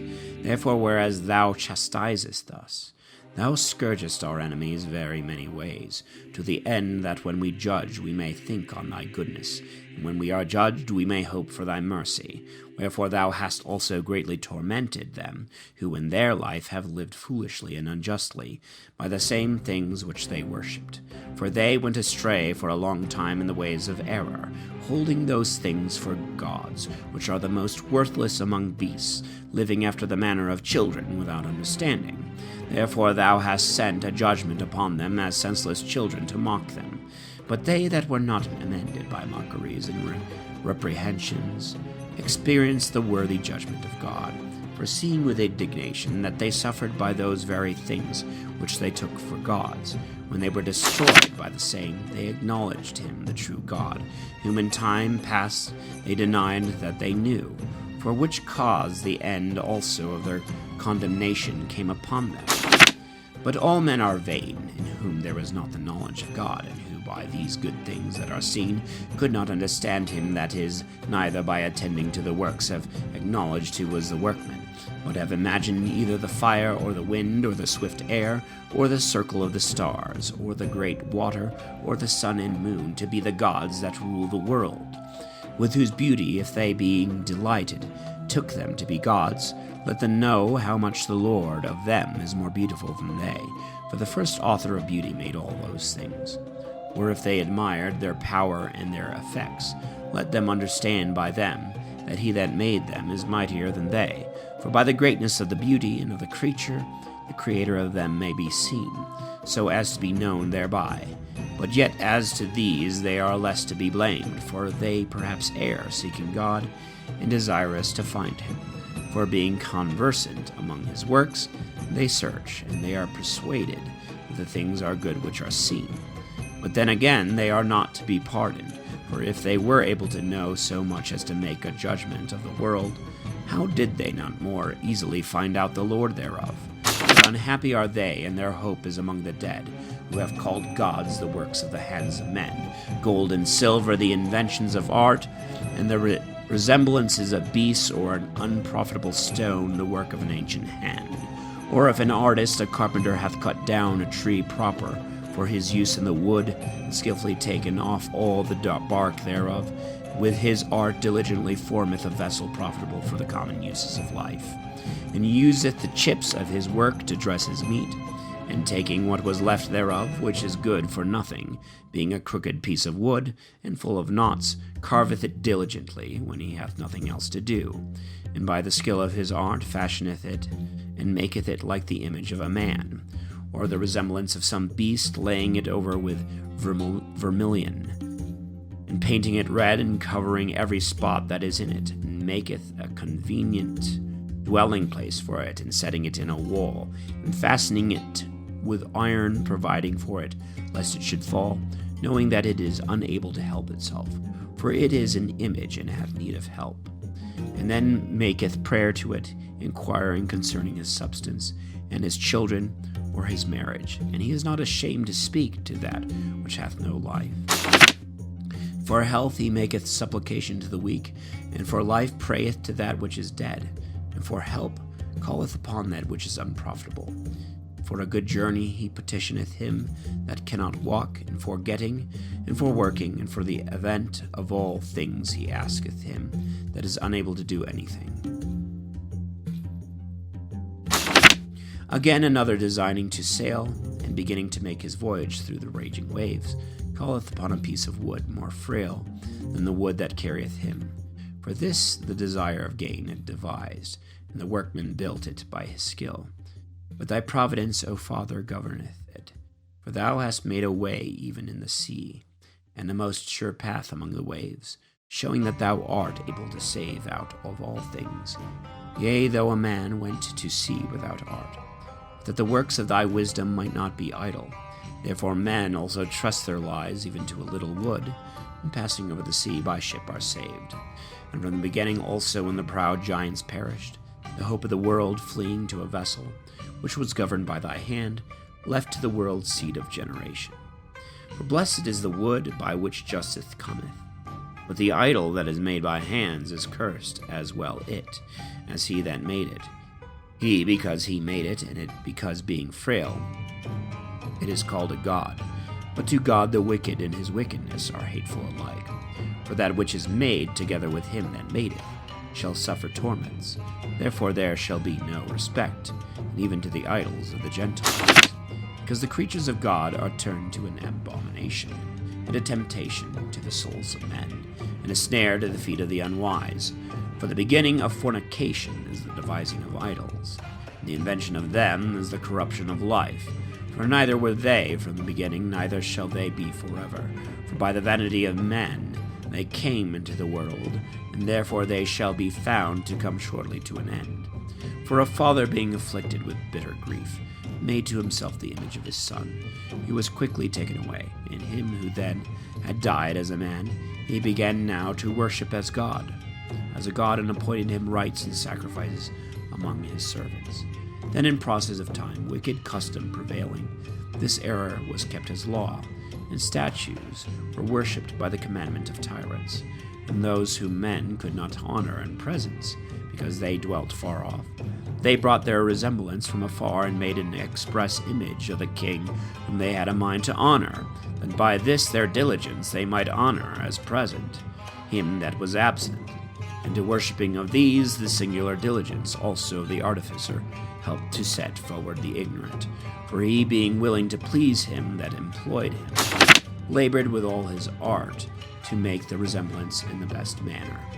And the multitude of men, carried away by the beauty of the work, took him now for a god, that a little before was but honored as a man. And this was the occasion of deceiving human life. For men serving either their affection or their kings gave the incommunicable name to stones and wood.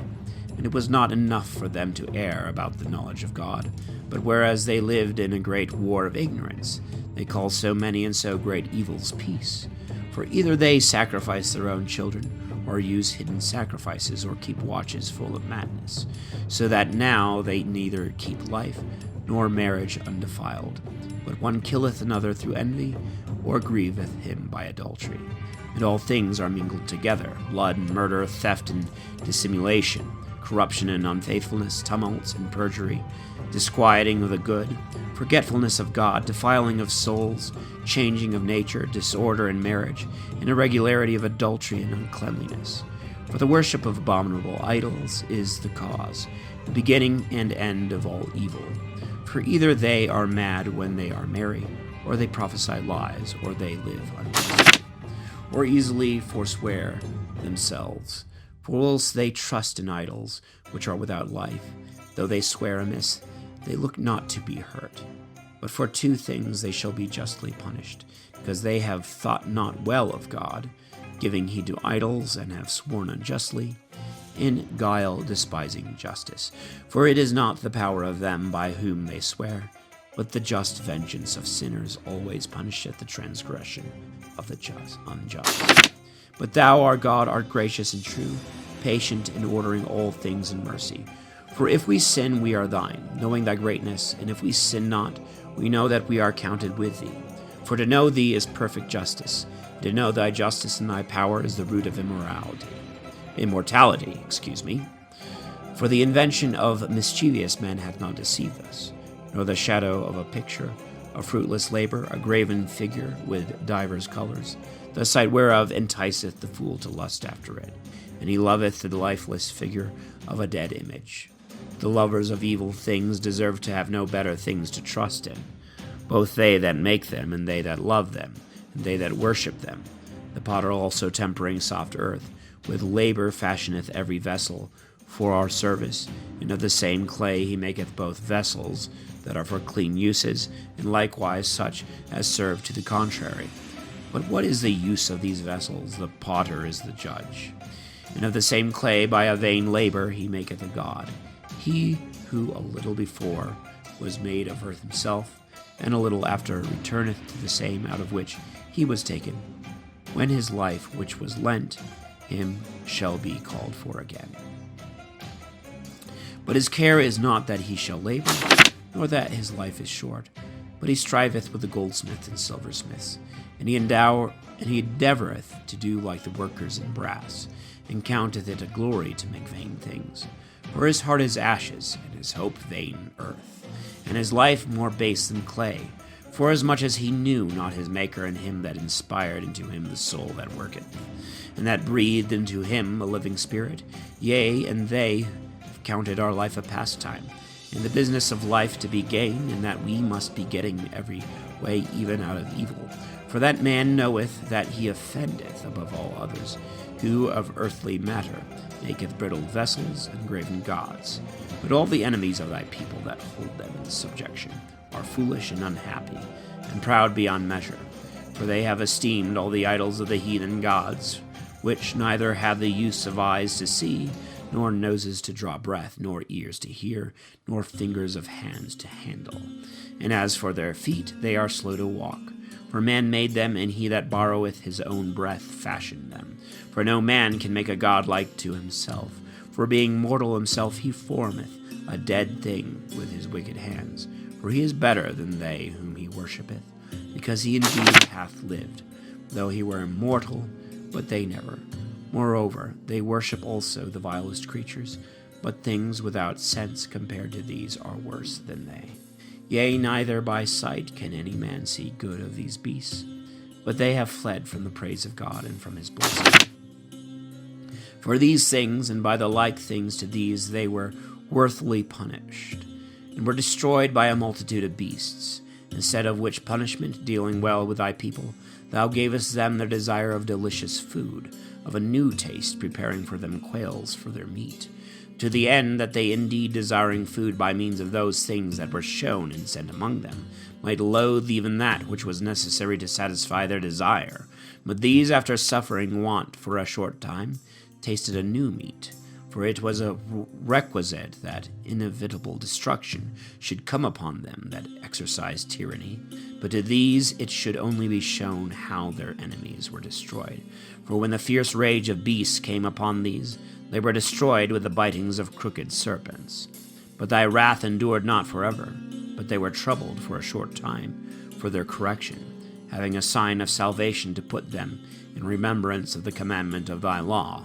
For he that turned to it was not healed by that which he saw, but by thee, the Saviour of all. And in this thou didst show to our enemies that thou art he who deliverest from all evil. For the bitings of locusts and of flies killed them, and there was found no remedy for their life, because they were worthy to be destroyed by such things. But not even the teeth of venomous serpents overcame thy children. For thy mercy came and healed them. For they were examined for the remembrance of thy words, and were quickly healed, lest falling into deep forgetfulness, they might not be able to use thy help. For it was neither herb nor mollifying plaster that healed them, but thy word, O Lord, which healeth all things. For it is thou, O Lord, that hast power of life and death, and leadest down to the gates of death, and bringest back again. A man indeed killeth through malice, and when the spirit is gone forth, it shall not return, neither shall he call back the soul that is received. But it is impossible to escape thy hand. For the wicked that denied to know thee were scourged by the strength of thy arm, being persecuted by strange waters and hail and rain, and consumed by fire, which was wonderful in water, which extinguisheth all things. The fire had more force, for the world fighteth for the just. For at one time the fire was mitigated, that the beasts which were sent against the wicked might not be burned, but that they might see and perceive that they were persecuted by the judgment of God. And at another time the fire above its own power burned in the midst of water, to destroy the fruits of a wicked land. instead of which things thou didst feed thy people with the food of angels, and gavest them bread from heaven prepared without labor, having in it all that is delicious and the sweetness of every taste. For thy sustenance showed thy sweetness to thy children, and serving every man's will, it was turned to what every man liked. But snow and ice endured the force of fire, and melted not, that they might know that fire burning in the hail and flashing in the rain destroyed the fruits of the enemies. But this same again, that the just might be nourished, did even forget its own strength. For the creature serving thee, the Creator, is made fierce against the unjust for their punishment, and abateth its strength for the benefit of them that trust in thee.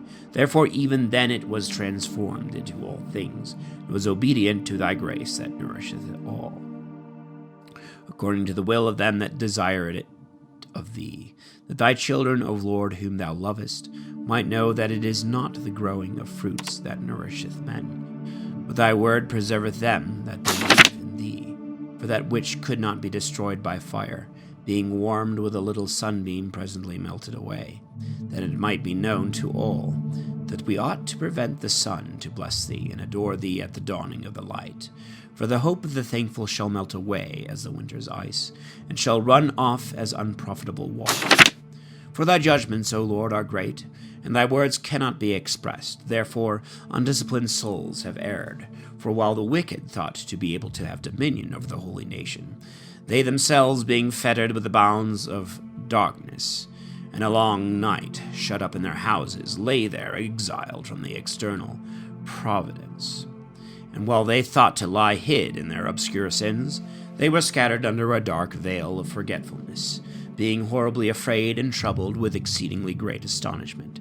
For neither did the den that held them keep them from fear, for noises coming down troubled them, and sad visions appearing to them affrighted them. And no power of fire could give them light, neither could the bright flames of the stars enlighten that horrible night.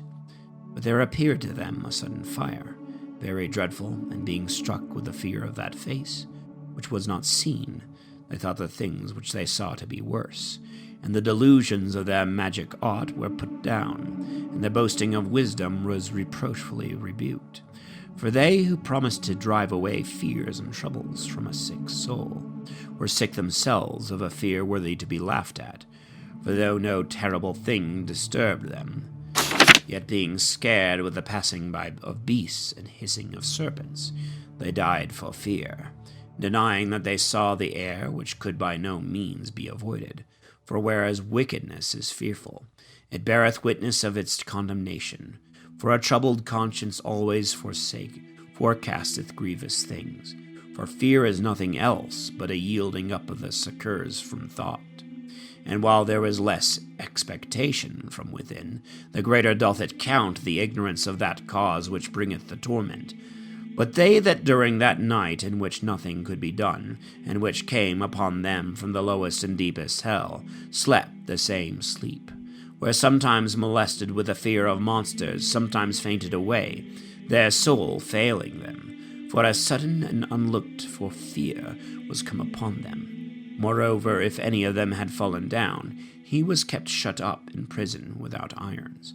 For if any one were a husbandman, or a shepherd, or a laborer in the field, and was suddenly overtaken, he endured a necessity from which he could not fly, for they were all bound together with one chain of darkness. Whether it were a whistling wind, or the melodious voice of birds among the spreading branches of trees, or a fall of water running down with violence, or the mighty noise of stones tumbling down, or the running that could not be seen of beasts playing together, or the roaring voice of wild beasts, or a rebounding echo from the highest mountains. These things made them to swoon for fear, for the whole world was enlightened with a clear light, and none were hindered in their labors. But over them only was spread a heavy night, an image of that darkness which was to come upon them. But they were to themselves more grievous than the darkness. But thy saints had a very great light, and they heard their voice indeed, but did not see their shape, because they also did not suffer the same things. They glorified thee, and they that before had been wronged gave thanks, because they were not hurt now, and asked this gift, that there might be a difference, Therefore they received a burning pillar of fire for a guide of the way which they knew not.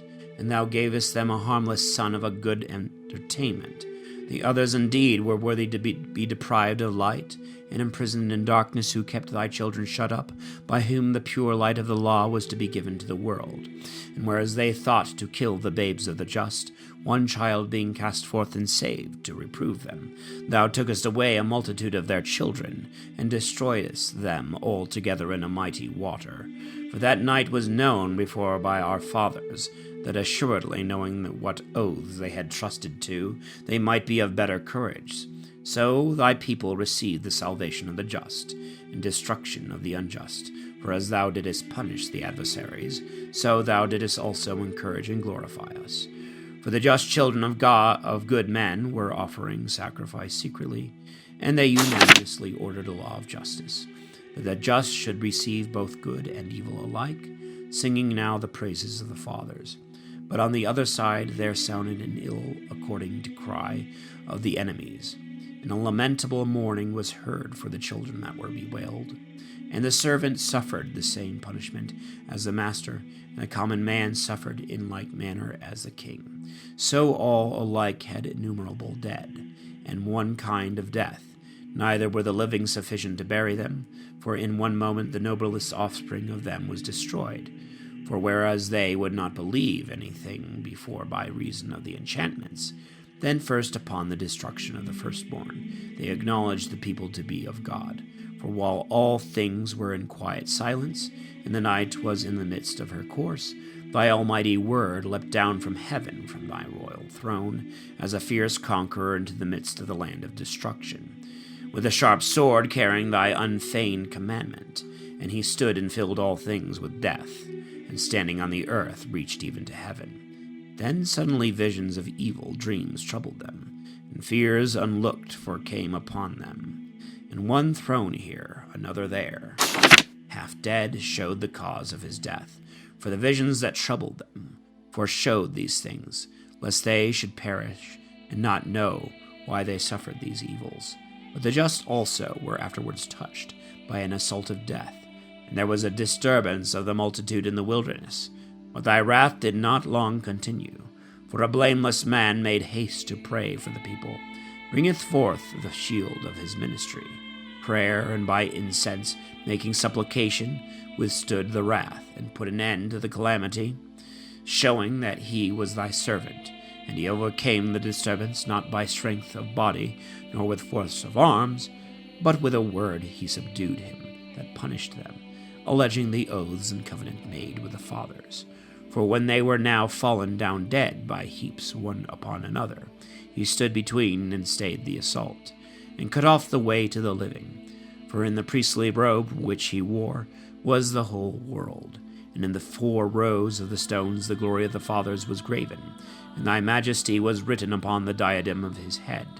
And to these the destroyer gave place, and was afraid of them, for the proof only of wrath was enough.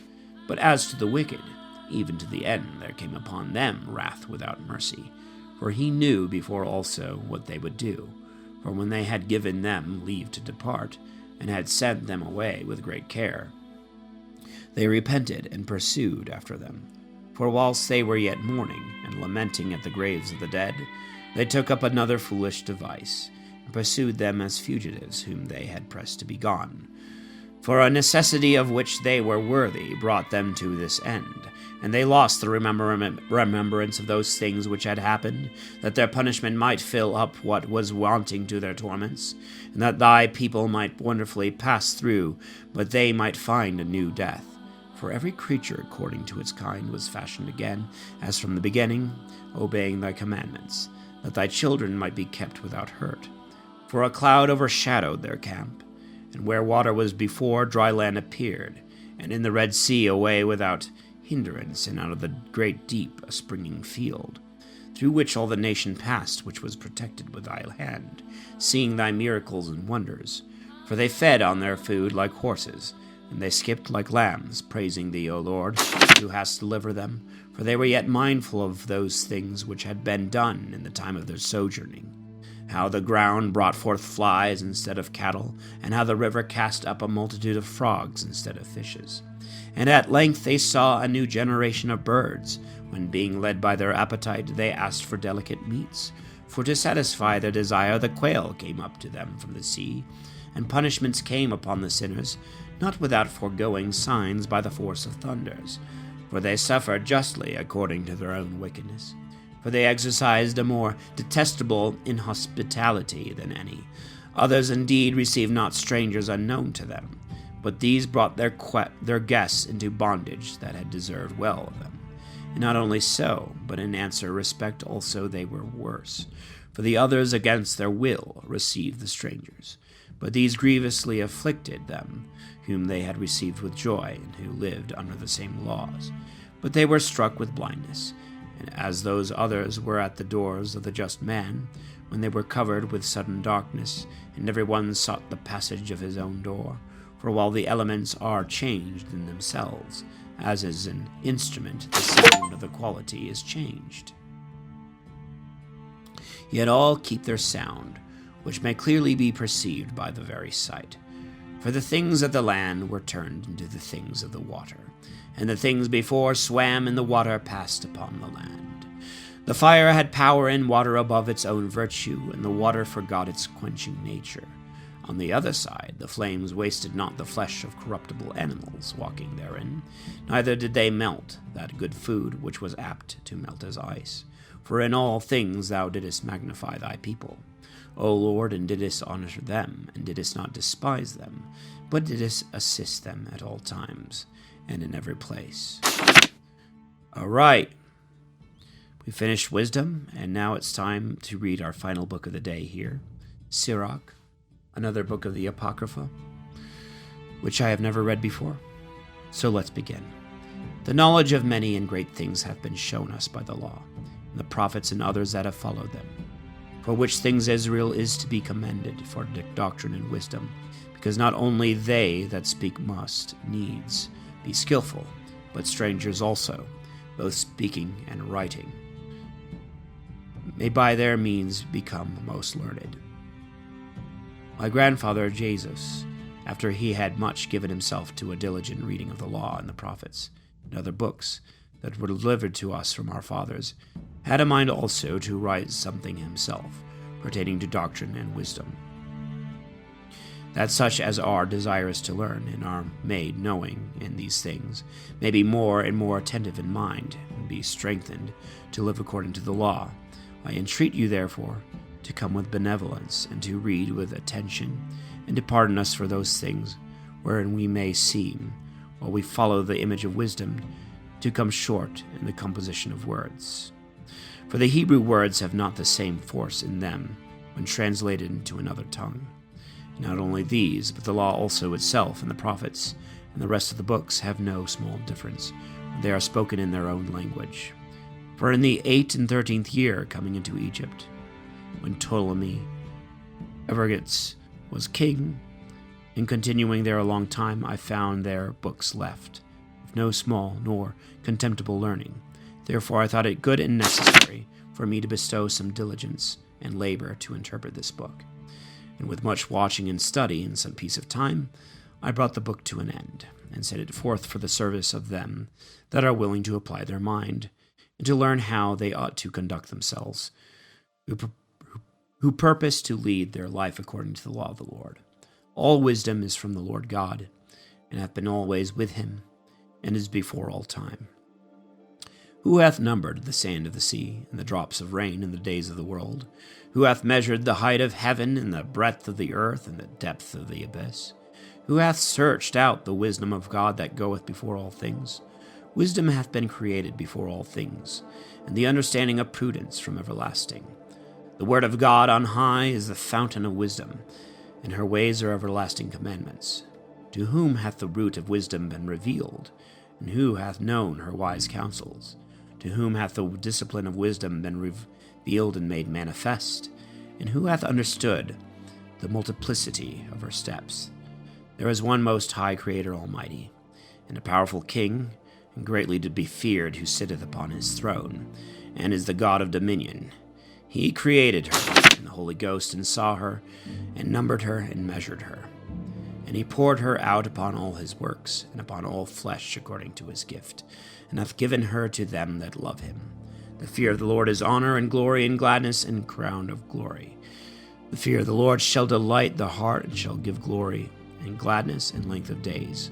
With him that feareth the Lord it shall go well in the latter end, and in the day of his death he shall be blessed.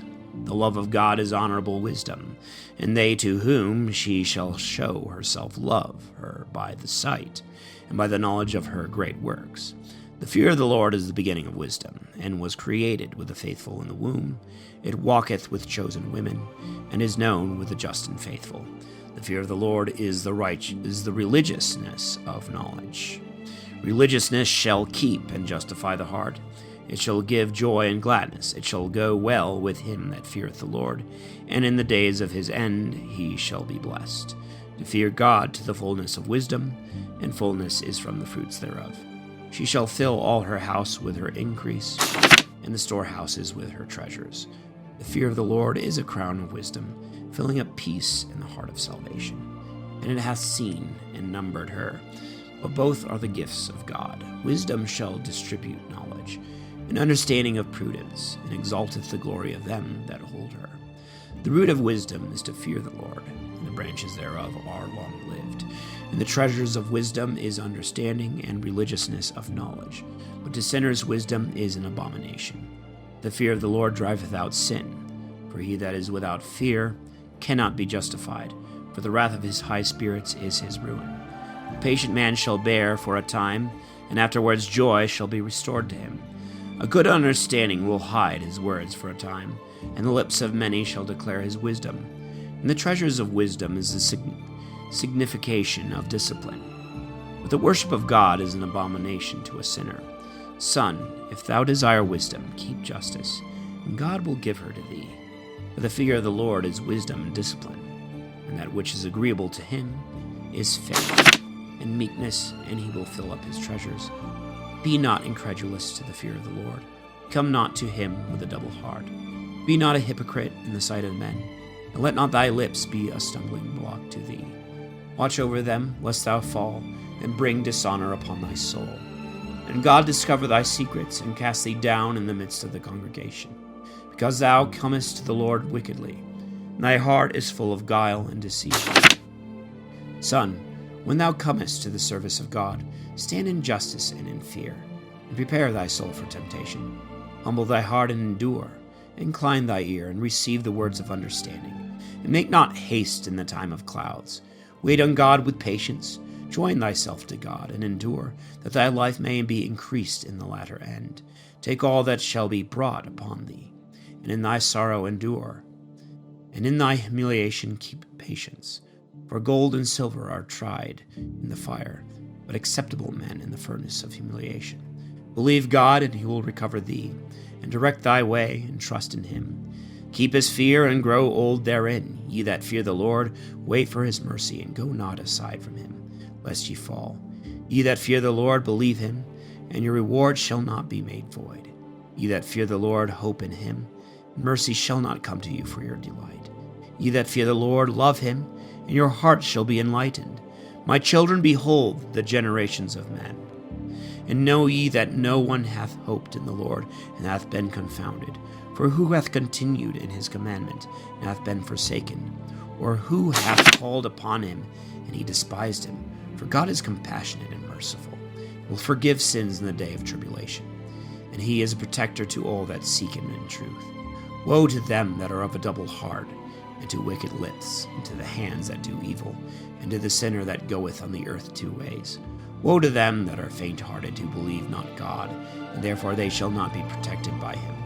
Woe to them that have lost patience, and that have forsaken the right ways, and have gone aside into crooked ways. And what will they do when the Lord shall begin to examine? They that fear the Lord will not be incredulous to his word. They that love him will keep his way. They that fear the Lord will seek after the things that are well-pleasing to him. And they that love him shall be filled with his law. They that fear the Lord will prepare their hearts, and in his sight will sanctify their souls. They that fear the Lord keep his commandments, and will have patience even until his visitation, saying, If we do not penance, we shall fall into the hands of the Lord, not into the hands of men. For according to his greatness, so also is his mercy with him. The sons of wisdom are the church of the just, and their generation obedience love. Children, hear the judgment of your father, and so do that you may be saved. For God hath made the father honorable to the children, and seeking the judgment of the mothers hath confirmed it upon the children. He that loveth God shall obtain pardon for his sins by prayer, and shall refrain himself from them, and shall be heard in the prayer of days. And he that honoureth his mother is as one that layeth up a treasure. He that honoureth his father shall have joy in his own children, and in the day of his prayer he shall be heard. He that honoureth his father shall enjoy a long life. He that obeyeth the father shall be a comfort to his mother. He that feareth the Lord honoureth his parents, and will serve them as his masters, that brought him into the world. Honour thy father in work and word, and all patience, that a blessing may come upon thee from him, and his blessing may remain in the latter end. The father's blessing establisheth the houses of the children, but the mother's curse rooteth up the foundation. Glory not in the dishonour of thy father, for his shame is no glory to thee. For the glory of a man is from the honour of his father, and a father without honour is the disgrace of the son. Sons, support the old age of thy father, and grieve him not in his life. And if his understanding fail, have patience with him, and despise him not when thou art in thy strength. For the relieving of the father shall not be forgotten. For good shall be repaid to thee for the sin of thy mother, and in justice thou shalt be built up. In the day of affliction thou shalt be remembered, and thy sins shall melt away as the ice in the fair warm weather. Of what an evil fame is he that forsaketh his father, and he is cursed of God that angereth his mother. My son, do thy works in meekness, and thou shalt be beloved above the glory of men. The greater thou art, the more humble thyself in all things, and thou shalt find grace before God. For great is the power of God alone, and he is honored by the humble. Seek not the things that are too high for thee. Search not into things above thy ability. But the things that God hath commanded thee, think on them always. And in many of his works, be not curious. For it is not necessary for thee to see with thy eyes those things that are hid. In unnecessary matters be not over curious. And in many of his works thou shalt not be inquisitive. For many things are shown to thee above the understanding of men. And the suspicion of them hath deceived many, and hath detained their minds in vanity. A hard heart shall fear evil at the last, and he that loveth danger shall perish in it. A heart that goeth two ways shall not have success, and the perverse of heart shall be scandalized therein. A wicked heart shall be laden with sorrows, and the sinner will add sin to sin. The congregation of the proud shall not be healed, for the plan of wickedness shall take root in them, and it shall not be perceived. The heart of the wise is understood in wisdom, and a good ear will hear wisdom with all desire. A wise heart, and which hath understanding, will abstain from sins, and in the works of justice shall have success. Water quencheth the flaming fire, and alms resisteth sins, and God provideth for him that showeth favor. He remembereth him afterwards, and in the time of his fall he shall find a sure stay. Son, defraud not the poor of alms. Turn not away thy eyes from the poor. Despise not the hungry soul.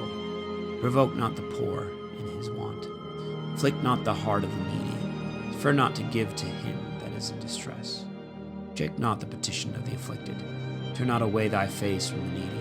Turn not away thy eyes from the poor for fear of anger. Leave not to them that ask of thee to curse thee behind thy back. For the prayer of him that curseth thee in the bitterness of his soul shall be heard, for he that made him will hear him. Make thyself affable to the congregation of the poor, and humble thy soul to the ancient, and bow thy head to a great man. Bow down thy ear cheerfully to the poor. Pay what thou owest, and answer him peaceable words with mildness. Deliver him that suffereth wrong out of the hand of the proud. Be not faint-hearted in thy soul. In judging be merciful to the fatherless as a father, and as a husband to their mother, and thou shalt be as the obedient son of the Most High. He will have mercy on thee more than a mother. Wisdom inspireth life into her children, and protecteth them that seek after her. Will go before them in the way of justice. He that loveth her loveth life. They that watch for her shall embrace her sweetness. They that hold her fast shall inherit life. And whithersoever she entereth, God will give a blessing. They that serve her shall be servants to the Holy One. God loveth them that love her. He that hearkeneth to her shall judge nations, and he that looketh upon her shall remain secure. If he trust to her, he shall inherit her. His generation shall be in assurance. For she walketh with him in temptation, and at the first she choseth him. She will bring upon him fear and dread and trial.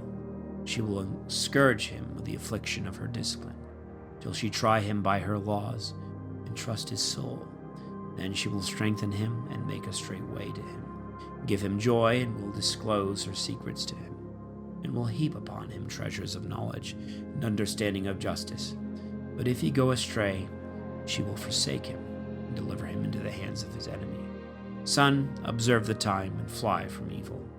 For thy soul be not ashamed to say the truth.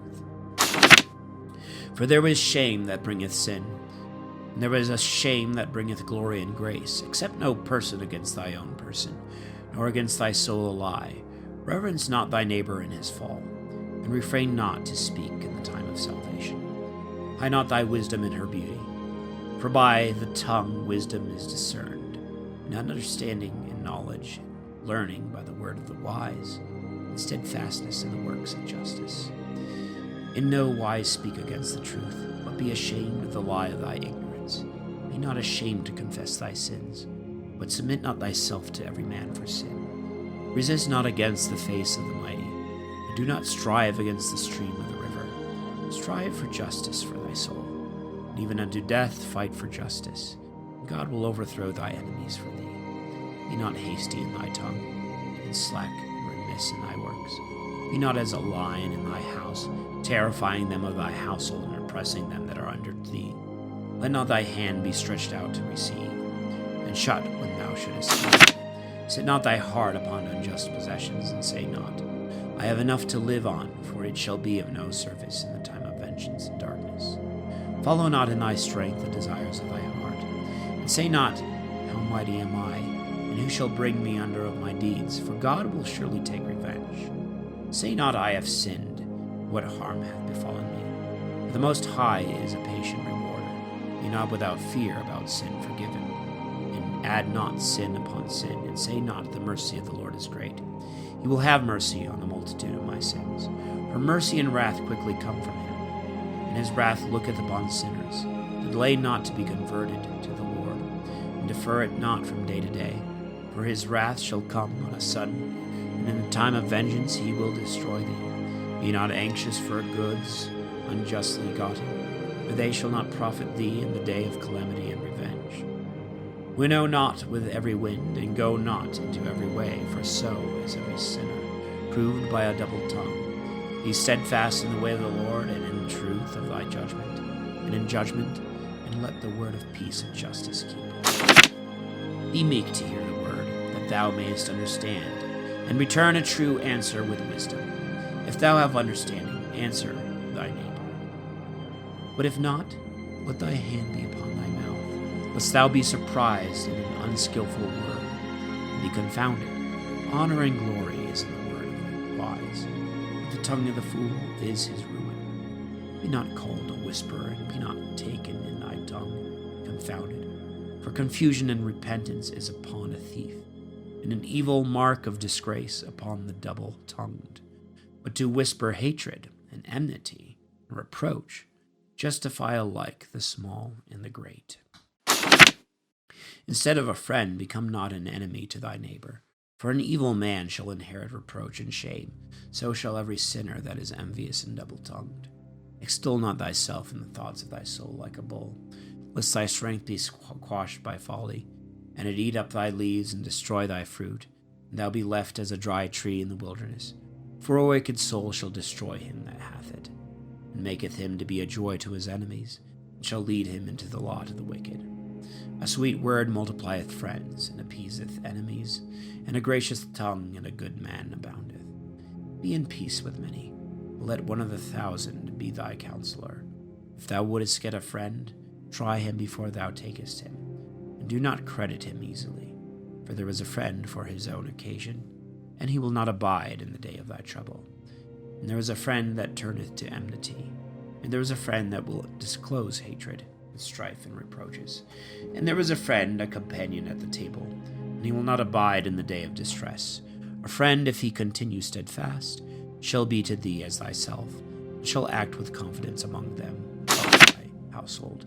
If he humble himself before thee, and hide himself from thy face, thou shalt have unanimous friendship for good. Separate thyself from thy enemies, and take heed of thy friends. A faithful friend is a strong defense, and he that hath found him hath found a treasure. Nothing can be compared to a faithful friend, and no weight of gold and silver is able to countervail the goodness of his fidelity. A faithful friend is the medicine of life and immortality. They that fear the Lord shall find him. He that feareth God shall likewise have good friendship, because according to him shall his friend be. My son, from thy youth up receive instruction, and even to thy gray hairs thou shalt find wisdom. Come to her as one that ploweth and soweth, and wait for her good fruits. For in working about her thou shalt labor a little, and shalt quickly eat of her fruits. How very unpleasant is wisdom to the unlearned, and the wise will not continue with her. She shall be to them as a mighty stone of trial, and they will cast her from them before it be long. For the wisdom of doctrine is according to her name. She is not manifested to many, but with them to whom she is known, she continueth even to the sight of God. Give ear, my son, and take wise counsel, and cast not away my advice. Put thy feet into her fetters, and thy neck into her chains. Bow down thy shoulder, and bear her. Be not grieved with her bands. Come to her with all thy mind, and keep her ways with all thy power. Search for her, and she shall be made known to thee. When thou hast gotten her, let her not go, for in the latter end thou shalt find rest in her, and she shall be turned to thy joy. Then shall her fetters be a strong defense for thee, and a firm foundation, and her chain a robe of glory. For in her is the beauty of life, and her bands are a healthful binding. Thou shalt put her on as a robe of glory, and thou shalt set her upon thee as a crown of joy. My son, if thou wilt attend to me, thou shalt learn. If thou wilt apply thy mind, thou shalt be wise. If thou wilt incline thy ear, thou shalt receive instruction.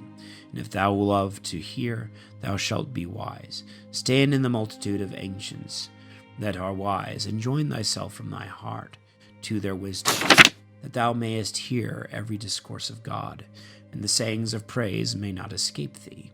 And if thou see a man of understanding, go to him early in the morning, and let thy foot wear the steps of his doors. Let thy thoughts be upon the precepts of God, and meditate continually on his commandments. And he will give thee a heart, and the desire of wisdom shall be given to thee. Do no evils, and no evils shall lay hold of thee. Depart from the unjust, and evils shall depart from thee. My son, sow not evils in the furrows of injustice, and thou shalt not reap them sevenfold. Seek not of the Lord a preeminence, nor the king the seat of honor.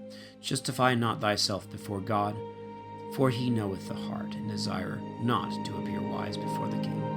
Seek not to be made a judge, unless thou have strength enough to extirpate iniquities, lest thou fear the person of the powerful, and lay a stumbling block for thy integrity. Offend not against the multitude of a city, neither cast thyself in upon the people, nor bid sin to sin, for even in one thou shalt not be unpunished.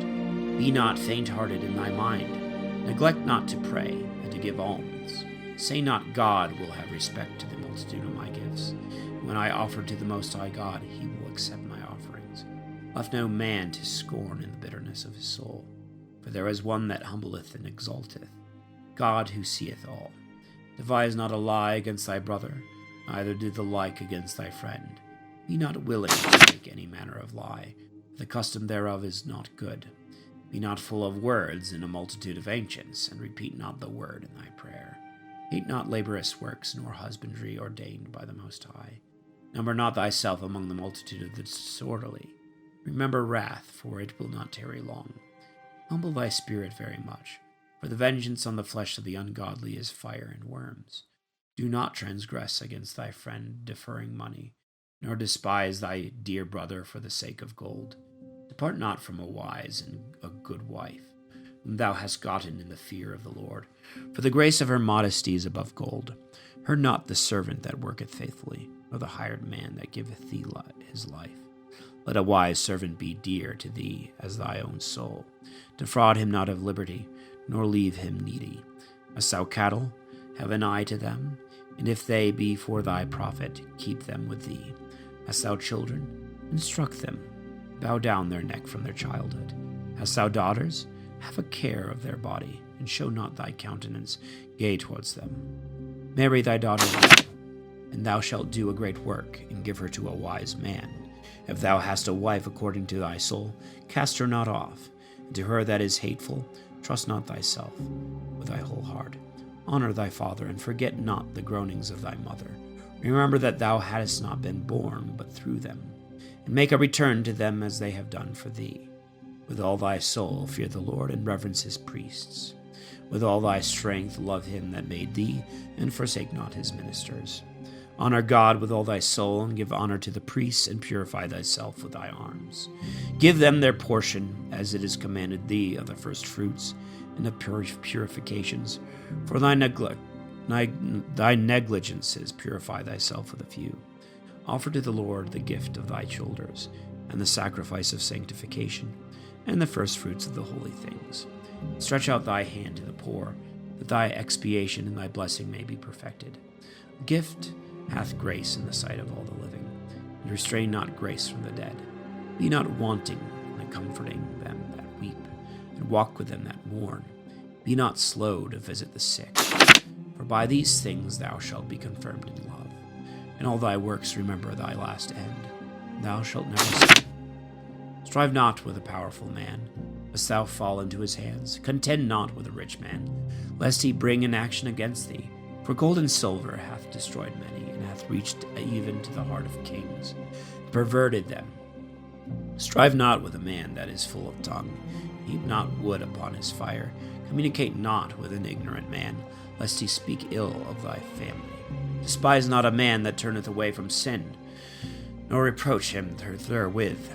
Remember that we are all worthy of reproof. Despise not a man in his old age, for we also shall become old. Rejoice not at the depth of thy enemy, knowing that we all die, and are not willing that others should rejoice at our death. Despise not the discourse of them that are ancient and wise, but acquaint thyself with their proverbs. For of them thou shalt learn wisdom, and instruction of understanding, and to serve great men without blame. Let not the discourse of the ancients escape thee, for they have learned of their fathers. For of them thou shalt learn understanding, and to give an answer in time of need. Kindle not the coals of sinners by rebuking them, lest thou be burned with the flame of the fire of their sins. Stand not against the face of an injurious person, lest he sit as a spy to entrap thee in thy words. Lend not to a man that is mightier than thyself, and if thou lendest, count it as lost.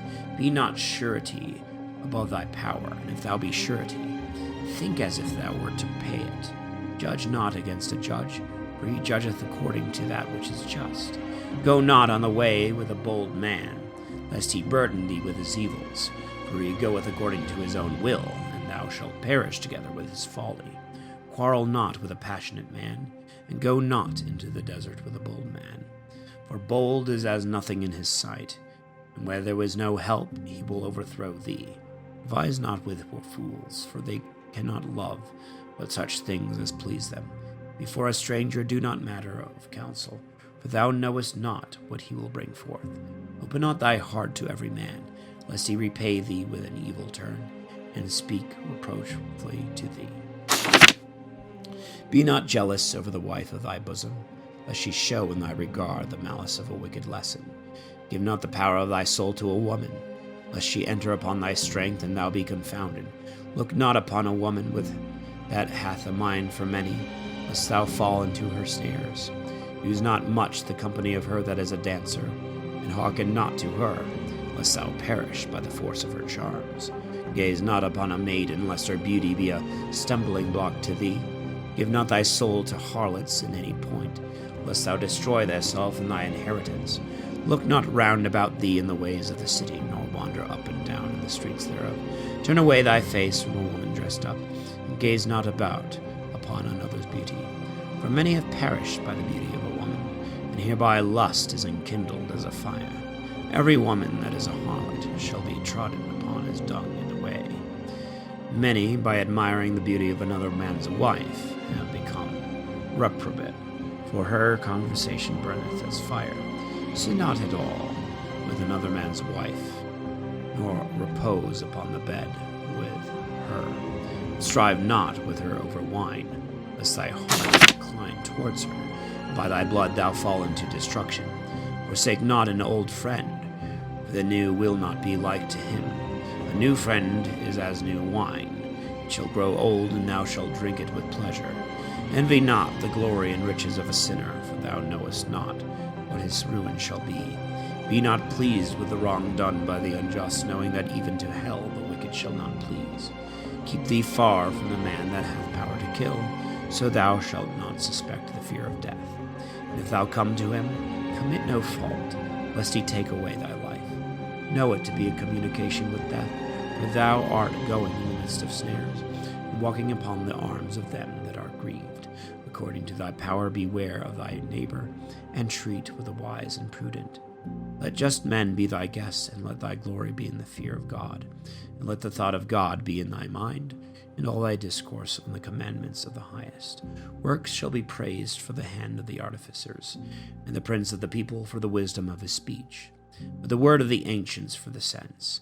A man full of tongue is terrible in his city, and he that is rash in his word shall be hated. A wise judge shall judge his people, and the government of a prudent man shall be steady. As the judge of the people is himself, so also are his ministers. And what manner of man the ruler of a city is, such also are they that dwell therein. An unwise king shall be the ruin of his people, and cities shall be inhabited through the prudence of the rulers.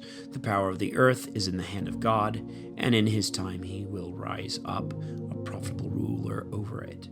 The prosperity of man is in the hand of God, and upon the person of the scribe he shall lay his honor.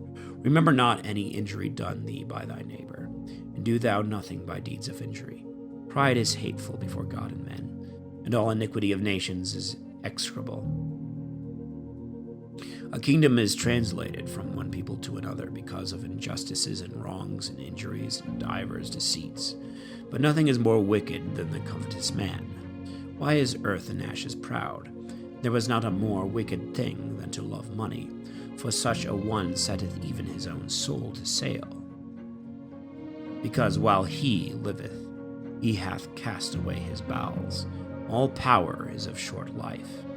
A long sickness is troublesome to the physician. The physician cutteth off a short sickness. So also a king is today, and tomorrow he shall die.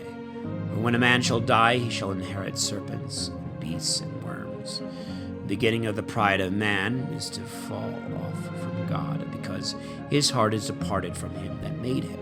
For pride is the beginning of all sin. He that holdeth it shall be filled with maledictions, and it shall ruin him in the end.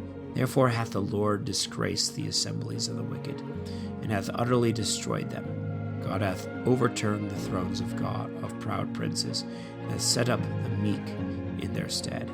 God hath made the roots of proud nations to wither, and hath planted the humble of these nations.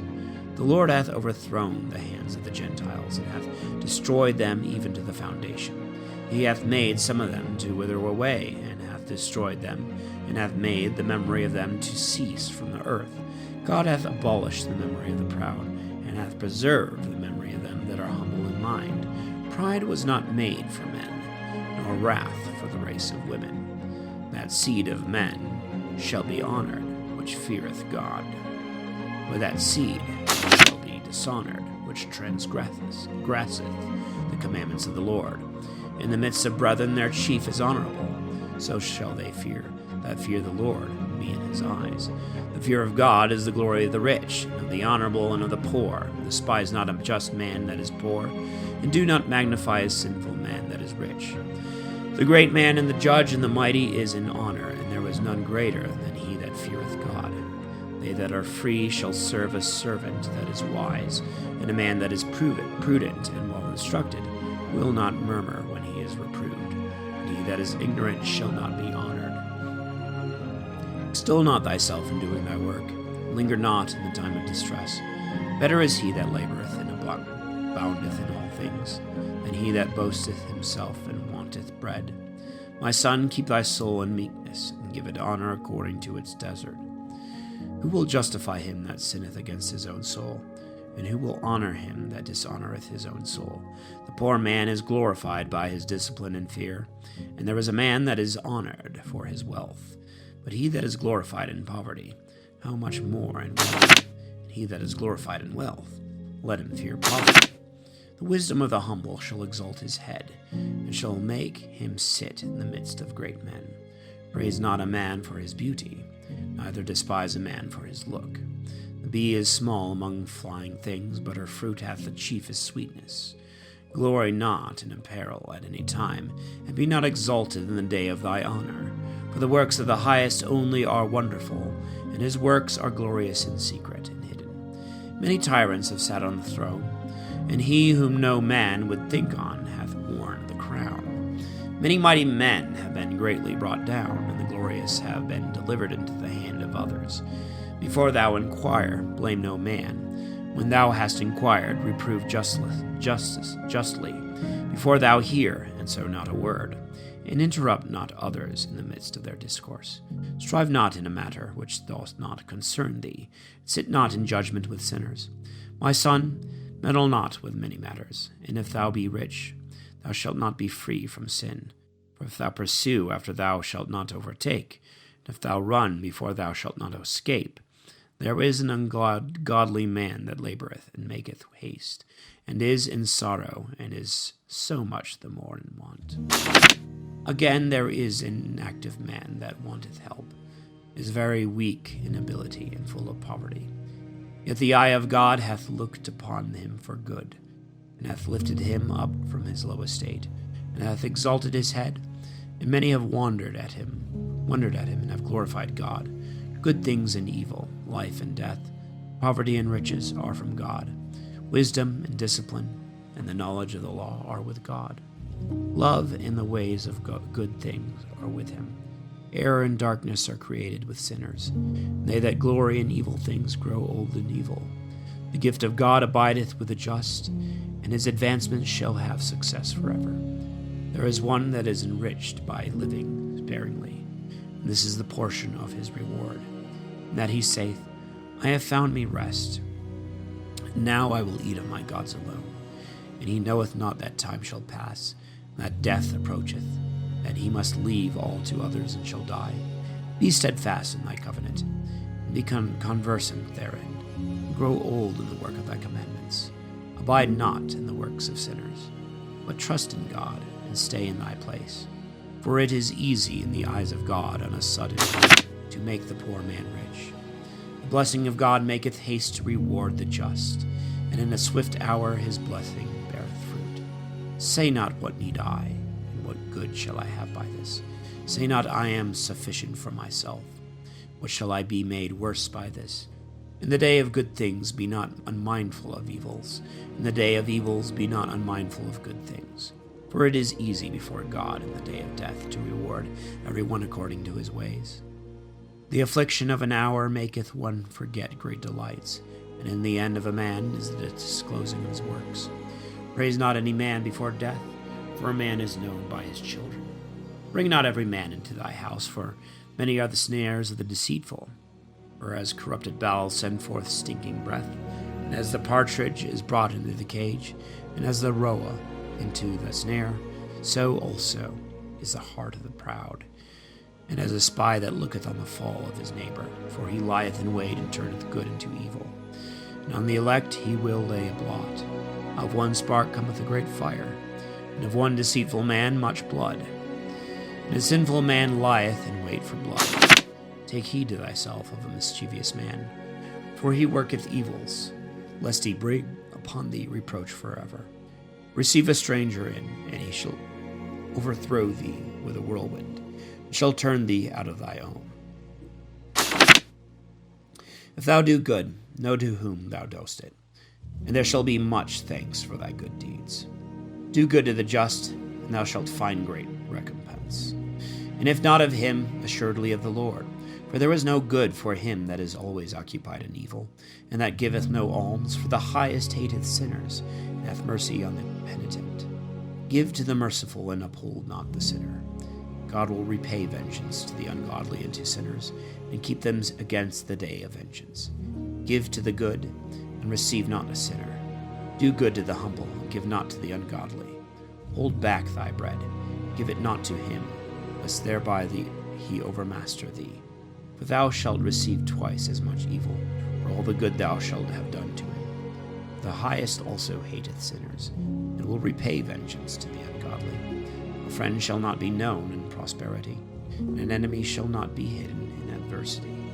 In the prosperity of a man his enemies are grieved, and a friend is known in his adversity. Never trust thy enemy, for as a brass pot his wickedness rusteth. Thou he humble himself and go crouching, yet take good heed and beware of him. Set him not by thee, neither let him sit on thy right hand, lest he turn into thy place, and seek to take thy seat. And at the last thou acknowledge my words, and be pricked with my sayings. Who will pity an enchanter struck by a serpent, or any that come near wild beasts? So is it with him that keepeth company with a wicked man, and is involved in his sins.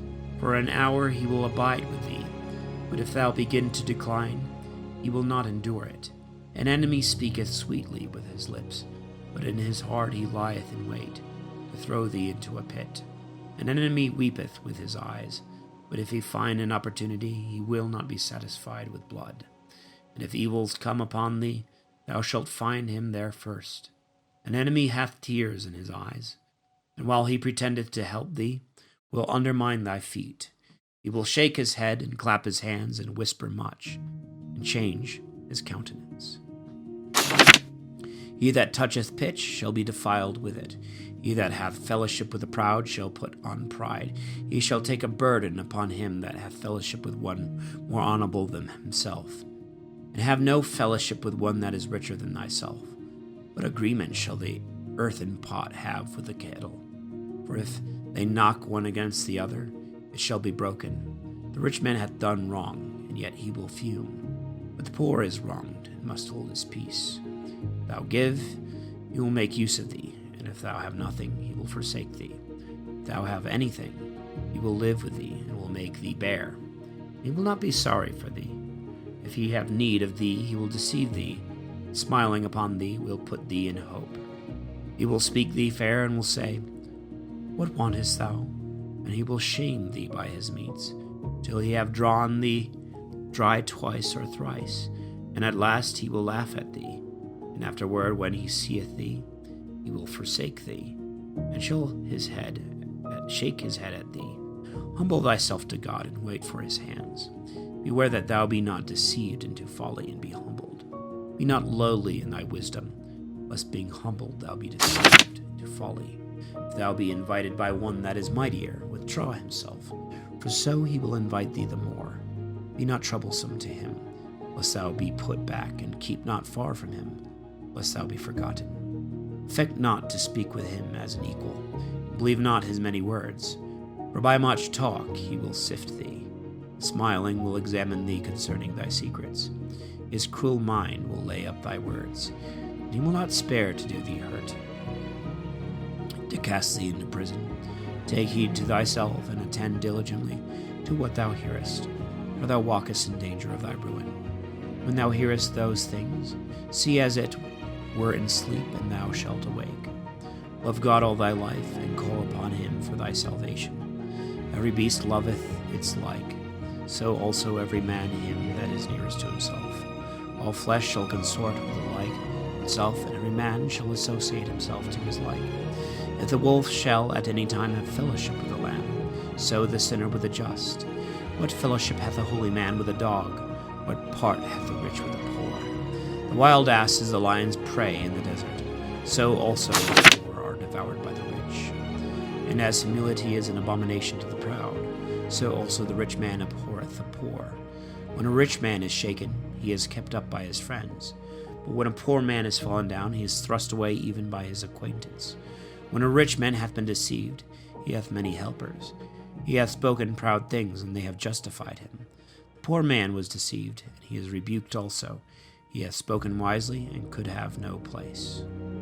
The rich man spoke, and all held their peace. And what he said they extol even to the clouds. The poor man spoke, and they say, Who is this? And if he stumble, they will overthrow him. Riches are good to him that hath no sin in his conscience. Poverty is very wicked in the mouth of the ungodly. The heart of a man changeth his countenance, either for good or for evil. The token of a good heart and a good countenance thou shalt hardly find, and with labor. Blessed is the man that hath not slipped by a word out of his mouth, and is not pricked with the remorse of sin. Happy is he that hath no sadness of his mind, who is not fallen from his hope. Riches are not comely for a covetous man and a niggard. And what should an envious man do with gold? He that gathereth together by wrongdoing his own soul gathereth for others, and another will squander away his goods in rioting. He that is evil to himself, to whom will he be good? And he shall not take pleasure in his gods. There is none worse than he that envieth himself, and this is the reward of his wickedness. If he do good, he doth it ignorantly and unwillingly, and at the last he discovereth his wickedness. The eye of the envious is wicked, and he turneth away his face, and despiseth his own soul. The eye of the covetous man is insatiable, and his portion of iniquity. He will not be satisfied till he consume his own soul, drying it up. An evil eye is towards evil things, and he shall not have his fill of bread, but shall be needy and pensive at his own table. My son, if thou have anything, do good to thyself, and offer to God worthy offerings. Remember that death is not slow, that the covenant of hell hath been shown to thee. For the covenant of this world shall surely die. Do good to thy friend before thou die, and according to thy ability stretching out thy hand give to the poor.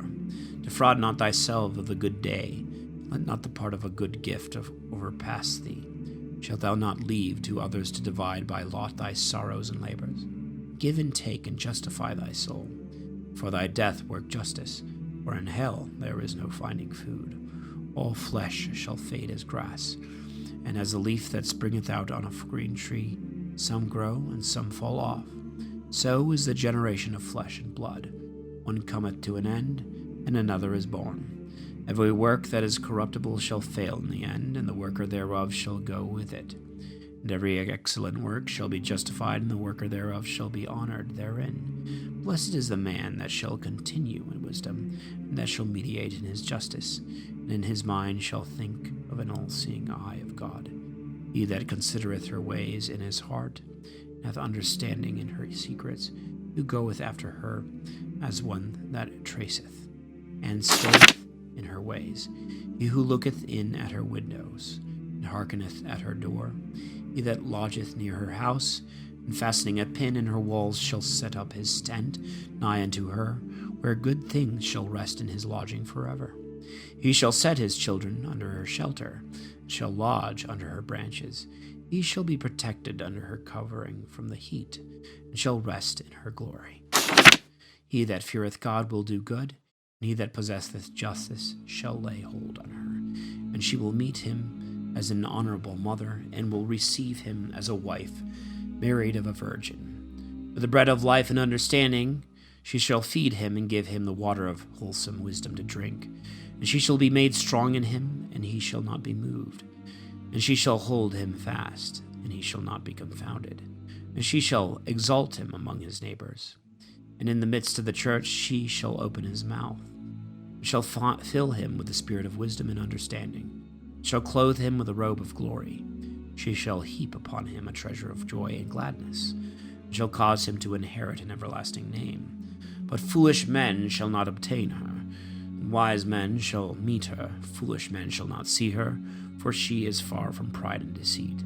Lying men shall not be mindful of her, but men that speak truth shall be found with her, shall advance, even till they come to the sight of God. Praise is not seemly to the mouth of a sinner, for wisdom come forth from God. For praise shall be with the wisdom of God, and shall abound in the faithful mouth, and the sovereign Lord will give praise unto it. Say not it is through God that she is not with me, for do not thou the things that he hateth. Say not he hath caused me to err, for he hath no need of wicked men. The Lord hateth all abomination of error, and they that fear him shall not love it. God made man from the beginning, and left him in the hand of his own counsel. He added his commandments and precepts. If thou wilt keep the commandments and perform acceptable fidelity forever, they shall preserve thee. He hath set water and fire before thee. Stretch forth thy hand to which thou wilt. Before man is life and death, good and evil. That which he shall choose shall be given him. For the wisdom of God is great, and he is strong in power, seeing all men without ceasing. The eyes of the Lord are towards them that fear him, and he knoweth all the work of man. He hath commanded no man to do wickedly, and he hath given no man license to sin. For he desireth not a multitude of faithless and unprofitable children. Rejoice not in ungodly children if they be multiplied, neither be delighted in them if the fear of God be not with them. Trust not to their life, and respect not their labors. For better is one that feareth God than 1,000 ungodly children. And it is better to die without children than to leave ungodly children. By one that is wise a country shall be inhabited. The tribe of the ungodly shall become desolate. Many such things hath my eyes seen, and greater things than these my ear hath heard. In the congregation of sinners a fire shall be kindled, and in an unbelieving nation wrath shall dame out. The ancient giants did not obtain pardon for their sins, who were destroyed trusting to their own strength. And he spared not the place where Lot sojourned, but abhorred them for the pride of their word. He had not pity on them, destroying the whole nation that extolled themselves in their sins. So did he with the 600,000 footmen, who were gathered together in the hardness of their heart. And if one had been stiff-necked, it is a wonder if he had escaped unpunished. For mercy and wrath are with him. He is mighty to forgive and to pour out indignation. According as his mercy is, so his correction judgeth a man according to his works. The sinner shall not escape in his repines, and the patience of him that showeth mercy shall not be put off. All mercy shall make a place for every man according to the merit of his works, and according to the wisdom of his sojournment. Say not, I shall be hidden from God. Who shall remember me from on high? In such a multitude I shall not be known. For what is my soul in such an immense creation? Behold, the heaven and the heavens of heavens, the deep, and all the earth and the things that are in them, shall be moved in his sight. The mountains also, and the hills, and the foundations of the earth. When God shall look upon them, they shall be shaken with trembling. And in all these things the heart is senseless, and every heart is understood by him. In his ways who shall understand? The storm which no eye of man see. For many of his works are hidden. Hut the works of his justice who shall declare, or who shall endure? For the testament is far from some, and the examination of all is in the end. He that wanteth understanding thinketh vain things, and the foolish and the erring man thinketh foolish things. Hearken to me, my son, and learn the discipline of understanding, and attend to my words in thy heart. And I will show forth good doctrine and equity, and will seek to declare wisdom, and attend to my words in thy heart. Whilst with equity of spirit I tell thee the virtues that God hath put upon his works from the beginning. And I show forth in truth his knowledge. The works of God are done in judgment from the beginning, and from the making of them he distinguished their parts, and their beginnings and their generations. He beautified their works forever. They have neither hungered nor labored, and they have not ceased from their works. Nor shall any of them straiten his neighbor at any time. Be not thou incredulous to his word. After this God looked upon the earth, and filled it with his goods. The soul of every living thing hath shone forth before the face thereof, and into it they return again. God created man of the earth, and made him after his own image. And he turned him into it again, and clothed him with strength according to himself. He gave him the number of his days and time, and gave him power over all things that are upon the earth. He put the fear of him upon all flesh, and he had dominion over beasts and fowls. He created of him a helpmate like to himself. He gave them counsel, and a tongue, and eyes, and ears, and a heart to devise, and he filled them with the knowledge of understanding. He created in them the science of the Spirit. He filled their heart with wisdom, and showed them both good and evil. He set his eye upon their hearts to show them the greatness of his works, that they might praise the name which he hath sanctified, and glory in his wondrous acts, that they might declare the glorious things of his works. Moreover, he gave them instructions and the law of life for an inheritance. He made an everlasting covenant with them, and he showed them his injustice and judgments. And their eyes saw the majesty of his glory, and their ears heard his glorious voice. And he said to them, Beware of all iniquity. And he gave to every one of them commandment concerning his neighbor. Their ways are always before him. They are not hidden from his eyes. Over every nation he set a ruler, and Israel was made the manifest portion of God. And all their works are as the sun in the sight of God. His eyes are continually upon their ways. Their covenants were not hid by their iniquity, and all their iniquities are in the sight of God. The alms of a man is as a signet with him, and shall preserve the grace of a man as the apple of the eye. And afterward he shall rise up, and shall render them their reward, to every one upon their own head, and shall turn them down into the bowels of the earth. But to the penitent he hath given the way of justice. He hath strengthened them that were fainting in patience, hath appointed to them the lot of truth. Turn to the Lord, and forsake thy sins. Make thy prayer before the face of the Lord, and offend less. Return to the Lord, and turn away from thy injustice, and greatly hate abomination. And know the justices and judgments of God, and stand firm in the law set before thee, and in prayer to the Most High God. Go to the side of the holy age with them that live, and give praise to God. Tarry not in the error of the ungodly. Give glory before death. Praise perisheth from the dead as nothing. Give thanks whilst thou art living, whilst thou art alive in health. Thou shalt give thanks, and shalt praise God, and shalt glory in his mercies. How great is the mercy of the Lord, and his forgiveness to them that turn to him. For all things cannot be in men, because the Son of Man is not immortal, and they are delighted with the vanity of evil. What is brighter than the sun, yet it shall be eclipsed? Or what is more wicked than that which flesh and blood hath invented? And this shall be reproved. He beholdeth the power of the height of heaven, and all men are earth and ashes. He that liveth forever created all things together. God only shall be justified, and he remaineth invincible king forever. Who is able to declare his works? For who shall search out his glorious acts? And who shall show forth the power of his majesty? Or who shall be able to declare his mercy? Nothing may be taken away nor added, neither is it possible to find out the glorious works of God. When a man hath done, then shall he begin. And when he leaveth off, he shall be at a loss. What is man? What is his grace? What is his good? What is his evil? The number of the days of men at the most are 100 years. As a drop of water of the sea are they esteemed, and as a pebble of the sand, so are a few years compared to eternity. Therefore God is patient in them, and poureth forth his mercy upon them. He hath seen the presumption of their heart, that it is wicked, and hath known their end, that it is evil. Therefore hath he filled up his mercy in their favor, and hath shown them the way of justice. The compassion of man is toward his neighbor, but the mercy of God is upon all flesh. He hath mercy and teacheth, correcteth as a shepherd doth his flock.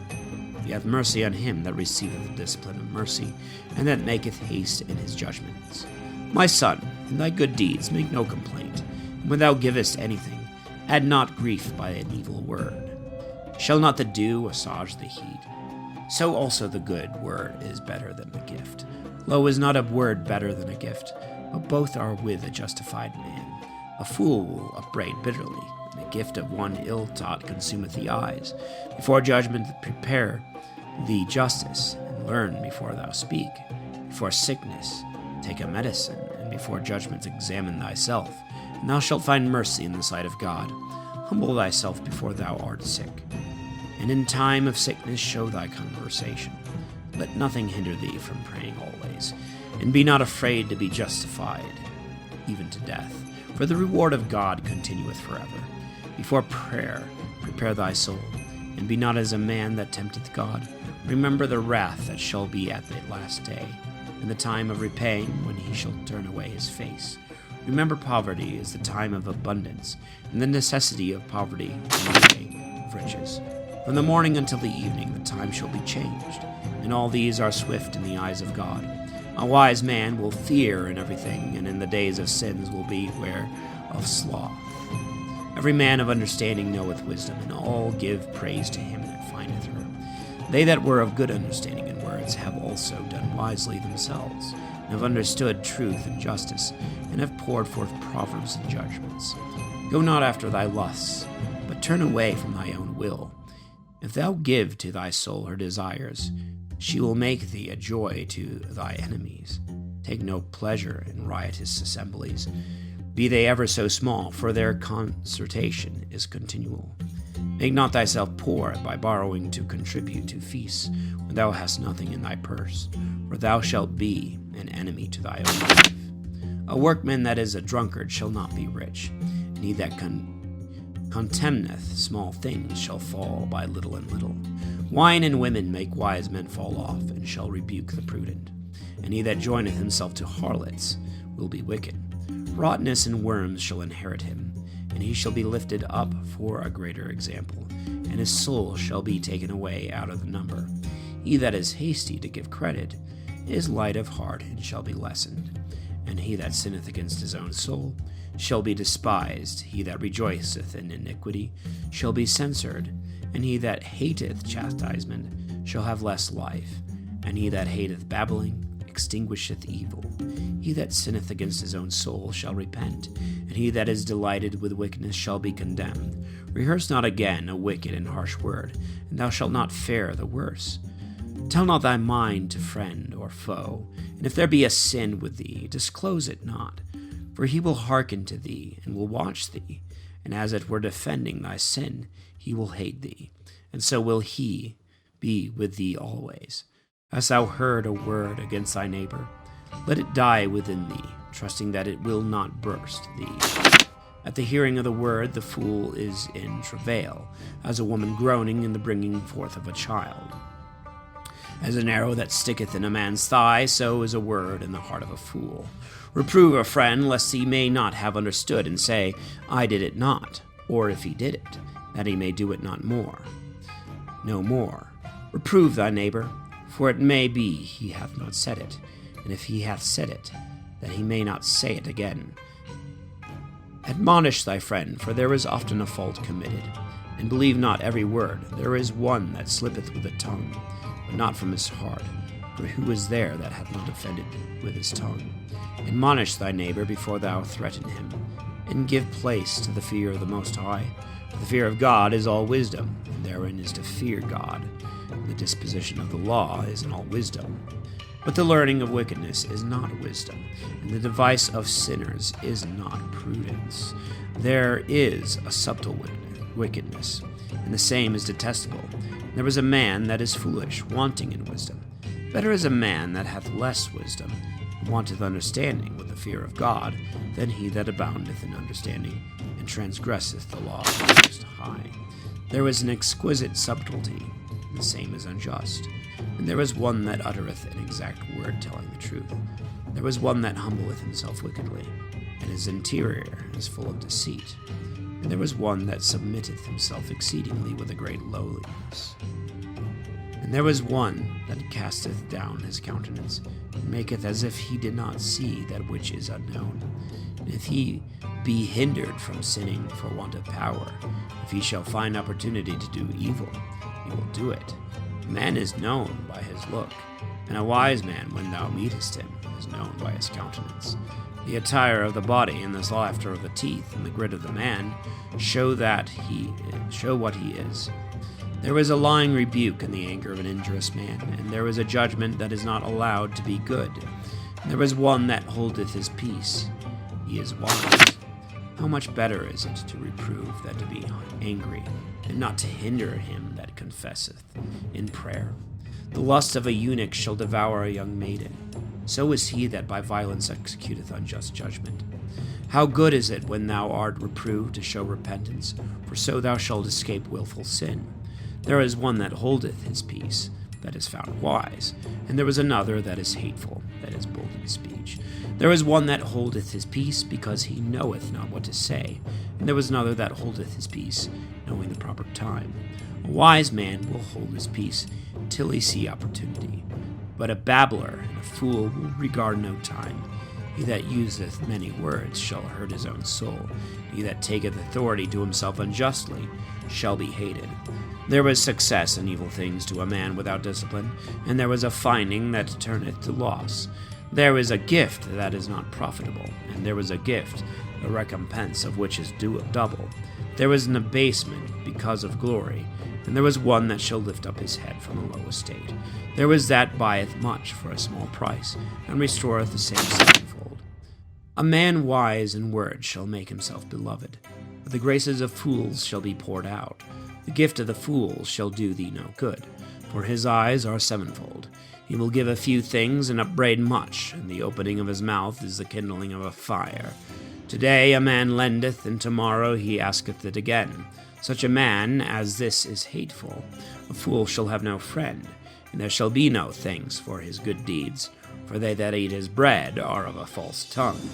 How often and how many will laugh him to scorn? For he doth not distribute with right understanding that which was to be had, in like manner also that which was not to be had.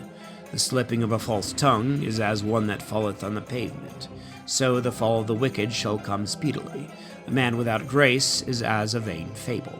It shall be continually in the mouth of the unwise. A parable coming out of a fool's mouth shall be rejected, for he doth not speak it in due season. There is that is hindered from sinning through want, and in his rest he shall be pricked. There is that will destroy his own soul through shamefacedness, and by occasion of an unwise person he will destroy it. And by respect of person he will destroy himself. There is that for bashfulness promiseth to his friend, and maketh him his enemy for nothing. A lie is a foul blot in a man, and yet it will be continually in the mouth of men without discipline. A thief is better than a man that is always lying, but both of them shall inherit destruction. The manners of lying men are without honor. Their confusion is with them without ceasing. Wise man shall advance himself with his words, and prudent man shall please the great ones. He that tilleth his land shall make a high heap of corn. He that worketh justice shall be exalted. He that pleaseth great men shall escape iniquity. Presents and gifts blind the eyes of judges, and make them dumb in the mouth, so that they cannot correct. Wisdom that is hid, and treasure that is not seen, what profit is there in them both? Better is he that hideth his folly, than the man that hideth his wisdom. My son, hast thou sinned? Do so no more. But for thy former sins also pray that they may be forgiven thee. Flee from sins as from the face of a serpent, for if thou comest near them, they will take hold of thee. The teeth thereof are the teeth of a lion, killing the sons of men. All iniquity is like a two-edged sword. There is no remedy of the wound thereof. Injuries and wrongs will waste riches, and the house that is very rich shall be brought to nothing by pride. So the substance of the proud shall be rooted out. The prayer out of the mouth of the poor shall reach the ears of God, and judgment shall come for him speedily. He that hateth to be reproved walketh in the trace of a sinner, and he that feareth God will turn to his own heart. He that is mighty by a bold tongue is known afar off, but a wise man knoweth to slip by him. He that buildeth his house at other men's charges is as he that gathereth himself stones to build in the winter. The congregation of sinners is like tow heaped together, and the end of them is a flame of fire. The way of sinners is made plain with stones, and in their end is hell, and darkness and pains. He that keepeth justice shall get the understanding thereof. The perfection of the fear of God is wisdom and understanding. He that is not wise and good will not be taught. But there is a wisdom that aboundeth in evil, There is no understanding where there is bitterness.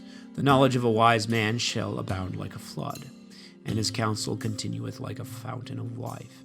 The heart of a fool is like a broken vessel. No wisdom at all shall it hold. A man of sense will praise every wise word he shall hear, and will apply it to himself. The luxurious man hath heard it, and it shall displease him, and he will cast it behind his back. The talking of a fool is like a burden in the way, but in the lips of the wise grace shall be found. The mouth of the prudent is sought after in the church, and they will think upon his words in their hearts.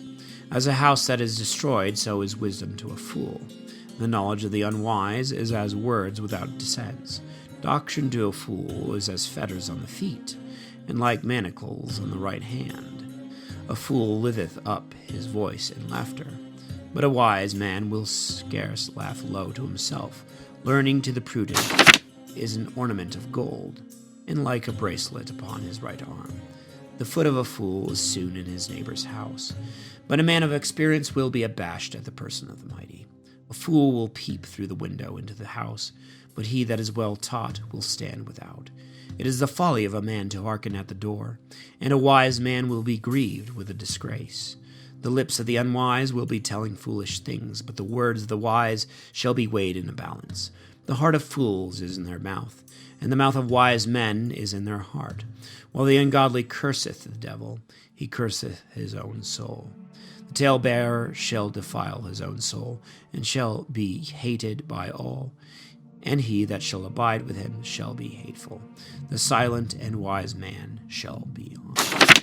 The sluggard is pelted with a dirty stone, and all men will speak of his disgrace. The sluggard is pelted with the dung of oxen, and every one that toucheth him will shake his hands. A son ill taught is the confusion of the father, and a foolish daughter shall be to his loss. A wise daughter shall bring an inheritance to her husband, but she that confoundeth becometh a disgrace to her father. She that is bold shameth both her father and husband, and will not be inferior to the ungodly, and shall be disgraced by them both. A tale out of time is like music in the morning, but the stripes and the instruction of wisdom are never out of time. He that teacheth a fool is like one that glueth a potsherd together. He that telleth a word to him that heareth not is like one that waketh a man out of a deep sleep. He speaketh with one that is asleep, who uttereth wisdom to a fool, and in the end of the discourse he saith, Who is this? Weep for the dead, for his light hath failed, and weep for the fool, for his understanding faileth. Weep but a little for the bread, for he is at rest. For the wicked life of a wicked fool is worse than death. The mourning for the dead is even 7 days, but for a fool and an ungodly man all the days of their life. Talk not much with a fool, and go not with him that hath no sense. Keep thyself from him, that thou mayest not have trouble, and thou shalt not be defiled with his sin. Turn away from him, and thou shalt find rest. Shalt not be wearied out with his folly. What is heavier than lead? And what other name hath he but fool? Sand and salt, and a mass of iron is easier to bear than a man without sense that is both foolish and wicked. A frame of wood bound together in the foundation of a building shall not be loosed, so neither shall the heart that is established by advised counsel. The thought of him that is wise at all times shall not be depraved by fear. As pales set in high places, and pasturings made without cost, will not stand against the face of the wind, so also a fearful heart in the imagination of a fool shall not resist against the violence of fear. As a fearful heart in the thought of a fool at all times will not fear, so neither shall he that continueth always in the commandments of God. He that pricketh the eye bringeth out tears, and he that pricketh the heart bringeth forth resentment. He that flingeth a stone at birds shall drive them away. So he that upbraideth his friend breaketh friendship. Although thou hast drawn a sword at a friend, despair not, for there may be a returning. To a friend, if thou hast opened a sad mouth, fear not, for there may be a reconciliation. Except upbraiding and reproach and pride and disclosing of secrets, or a treacherous wound, for in all these cases a friend will flee away. Keep fidelity with a friend in his poverty, that in his prosperity also thou mayest rejoice. In the time of his trouble, continue faithful to him, that thou mayest also be heir with him in his inheritance. As the vapor of a chimney and the smoke of the fire goeth up before the fire, so also injurious words and reproaches and threats before blood. I will not be ashamed to salute a friend, neither will I hide myself from his face. And if any evil happen to me by him, I will bear it.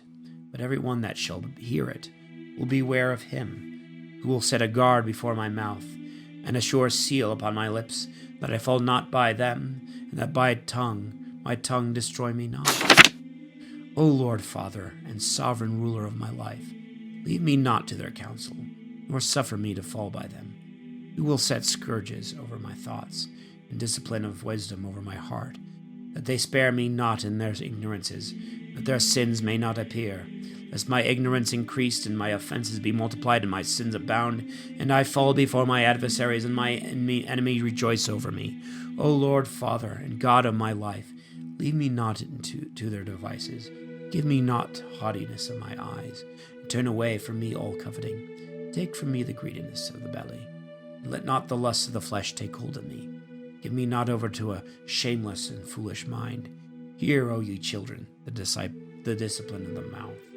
And he that will keep it shall not perish by his lips, nor be brought to fall into most wicked works. A sinner is caught in his own vanity, and the proud and the evil speakers shall fall thereby. Let not thy mouth be accustomed to swearing, for in it there are many falls. Let not the naming of God be usual in thy mouth. Meddle not with the names of saints, for thou shalt not escape free from them. For as a slave daily put to the question is never without a blue mark, so every one that sweareth and nameth shall not be wholly pure from sin. A man that sweareth much shall be filled with iniquity, and the scourge shall not depart from his house. And if he make it void, his sin shall be upon him. And if he dissemble it, he offendeth double. And if he swear in vain, he shall not be justified, for his house shall be filled with his punishment. There is also another speech opposite to death. Let it not be found in the inheritance of Jacob, for from the merciful of all these things shall be taken away, and they shall not wallow in sins. Let not thy mouth be accustomed to indiscreet speech, for therein is the word of sin. Remember thy father and thy mother, for thou sittest in the midst of great men. Lest God forget thee in their sight, and thou by thy daily wisdom be infatuated and suffer reproach. Wish that thou hadst not been born, and curse the day of thy nativity. The man that is accustomed to opprobrious words will never be corrected all the days of his life. Two sorts of men multiply sins, and the third bringeth wrath and destruction. A hot soul is a burning fire. It will never be quenched till it devour something. And a man that is wicked in the mouth of his flesh will not leave off till he hath kindled a fire. To a man that is a fornicator all bread is sweet. He will not be weary of sinning until the end. Every man that passeth beyond his own bed, despising his own soul, and saying, Who seeth me? Darkness compasseth me about, and the walls cover me, and no man seeth me. Whom do I fear? The Most High will not remember my sins, and he understandeth not that his eye seeth all things. For such a man's fear driveth from him the fear of God, and the eyes of men fearing him. And he knoweth not that the eyes of the Lord are far brighter than the sun, beholding round about all the ways of men, in the bottom of the deep, and looking into the hearts of men, into the most hidden parts. For all things were known to the Lord God, before they were created. So also after they were perfected, he beholdeth all things. This man shall be punished in the streets of the city, and he shall be chased as a clot. And where he suspected not, he shall be taken. And he shall be in disgrace with all men, because he understood not the fear of the Lord. So every woman also that leaveth her husband, and bringeth in an heir by another. For first she hath been unfaithful to the law of the Most High, and secondly she hath offended against her husband. Thirdly she hath fornicated in adultery, and hath gotten her children of another man. This woman shall be brought into the assembly, and inquisition shall be made of her children. Her children shall not take root, and her branches shall bring forth no fruit. She shall leave her memory to be cursed, and her infamy shall not be blotted out. They that remain shall know that there is nothing better than the fear of God, that there is nothing sweeter than to have regard to the commandments of the Lord. It is great glory to follow the Lord, for length of days shall be received from him. Wisdom shall praise her own self, and shall be honored in God, and shall glory in the midst of her people. Shall open her mouth in the churches of the Most High, and shall glorify herself in the sight of his power. And in the midst of her own people she shall be exalted, and shall be admired in the holy assembly. And in the multitude of the elect she shall have praise, and among the blessed she shall be blessed, saying, I came out of the mouth of the Most High, the firstborn before all creatures. I made that in the heavens there should rise light that never faileth, and as a cloud I covereth all the earth. I dwelt in the highest places, and my throne is in a pillar of a cloud. I alone have encompassed the circuit of heaven, and have penetrated into the bottom of the deep, and have walked in the waves of the sea, and have stood in all the earth, and in every people. In every nation I have had the chief rule, and by my power I have trodden under my feet the hearts of all the high and low, and in all these I sought rest, and I shall abide in the inheritance of the Lord. Then the Creator of all things commanded and said to me, and he that made me rested in my tabernacle, and he said to me, Let thy dwelling be in Jacob, and thy inheritance in Israel, and take root in my elect. From the beginning and before the world was I created, and unto the world to come I shall not cease to be. And in the holy dwelling place I have ministered before him. And so was I established in Zion, and in the holy city I rested. And my power was in Jerusalem. And I took root in an honorable people, and in the portion of my God his inheritance. And my abode is in the full assembly of saints. I was exalted like a cedar in Libanus, and as a cypress tree on Mount Zion. I was exalted like a palm tree in Kadesh, and as a rose plant in Jericho, as a fair olive tree in the plains, and as a plane tree by the water in the streets, was I exalted. I gave a sweet smell like cinnamon, and an aromatical balm. I yielded a sweet odor like the best myrrh, and I perfumed my dwelling as a storax, and galbanum, and onyx, and aloes, and as a frankincense not cut, and my odor is the purest balm. I have stretched out my branches as the turpentine tree. My branches are of honor and grace. As the wine I have brought forth a pleasant odor. And my flowers are the fruit of honor and riches. I am the mother of fair love, and of fear, and of knowledge, and of holy hope. In me is all grace of the way and of the truth. In me is all hope of life and of virtue. Come over to me, all ye that desire me, and be filled with my fruits. For my spirit is sweet above honey, my inheritance above honey and the honeycomb. My memory is unto everlasting generations. They that eat me shall yet hunger. They that drink me shall yet thirst. He that hearkeneth to me shall not be confounded. They that work by me shall not sin. They that explain me shall have life everlasting. All these things are the book of life, and the covenant of the Most High, and the knowledge of truth. Moses commanded a law and the precepts of justices, and an inheritance to the house of Jacob, and the promises to Israel. He appointed to David his servant to raise up him a most mighty king, and sitting on the throne of glory forever, who filleth up wisdom as a Pison, and as the Tigris in the days of the new fruits, who maketh understanding to abound as the Euphrates, who multiplieth it as the Jordan in the time of harvest.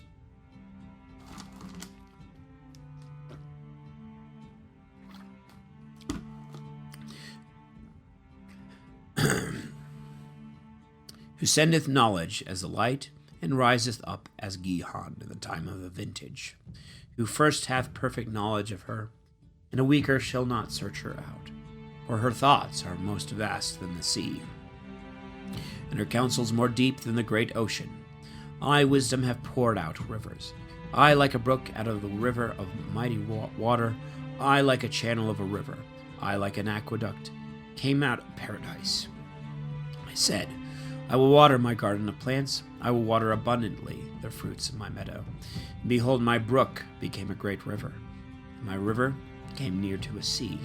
For I make doctrine to shine forth to all as the morning light, and I will declare it afar off. I will penetrate to all the lower parts of the earth, and will behold all that sleep, and will enlighten all that hope in the Lord. I will yet pour out doctrine as prophecy, and will leave it to them that seek wisdom, and will not cease to instruct their offspring, even to the holy age. See ye that I have not labored for myself only, but for all that seek out truth. With 3 things my spirit is pleased, which are approved before God, men, the concord of brethren, and the love of neighbors, and man and wife that agree well together. 3 sorts my soul hateth, and I am greatly grieved at their life. A poor man that is proud, a rich man that is a liar, an old man that is a fool and doting. The things that thou hast not gathered in thy youth, how shalt thou find them in thy old age? O how comely is judgment for a grey head, for ancients to know counsel. O how comely is wisdom for the aged, and understanding and counsel to men of honor. Much experience is the crown of old men, the fear of God is their glory. 9 things that are not to be imagined by the heart have I magnified, and the 10th I will utter to men with my tongue. A man that hath joy of his children, and he that liveth and seeth the fall of his enemies.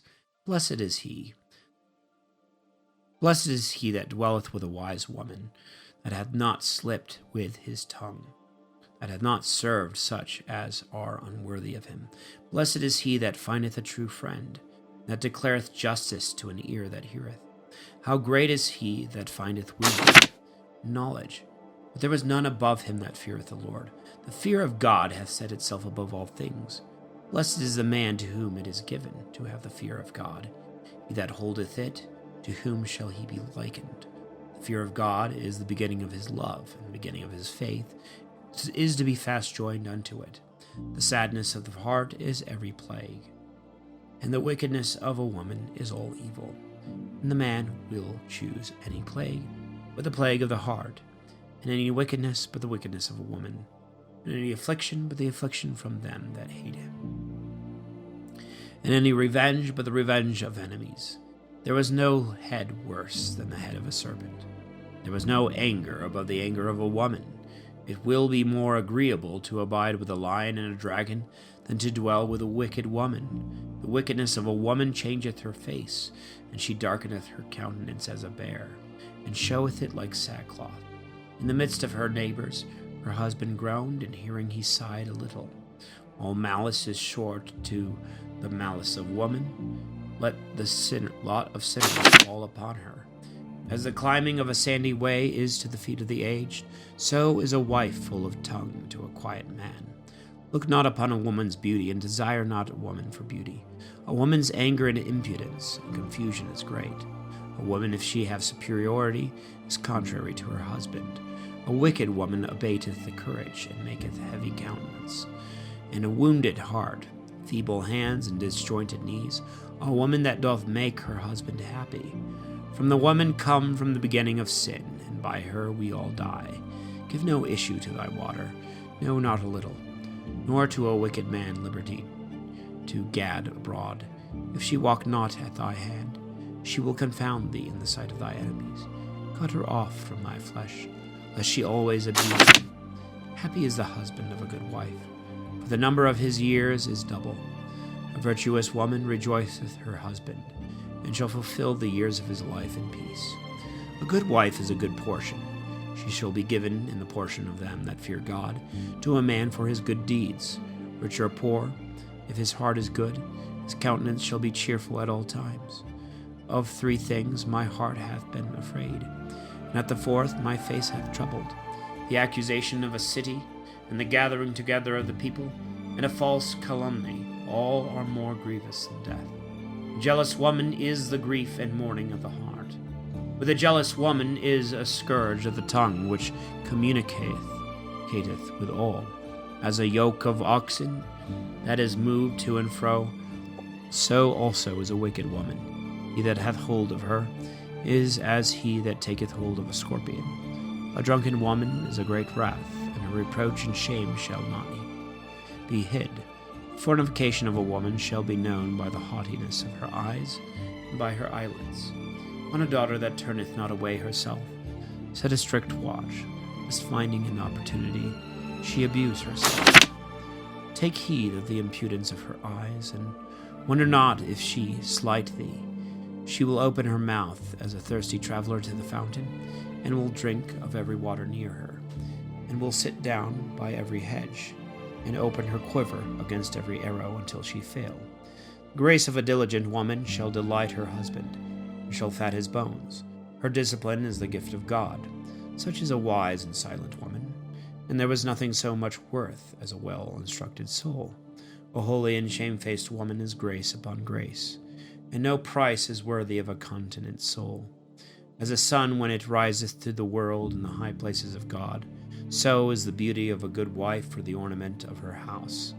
As the lamp shining upon the holy candlestick, so is the beauty of the face in a ripe age. As golden pillars upon bases of silver, so are the firm feet upon the soles of a steady woman.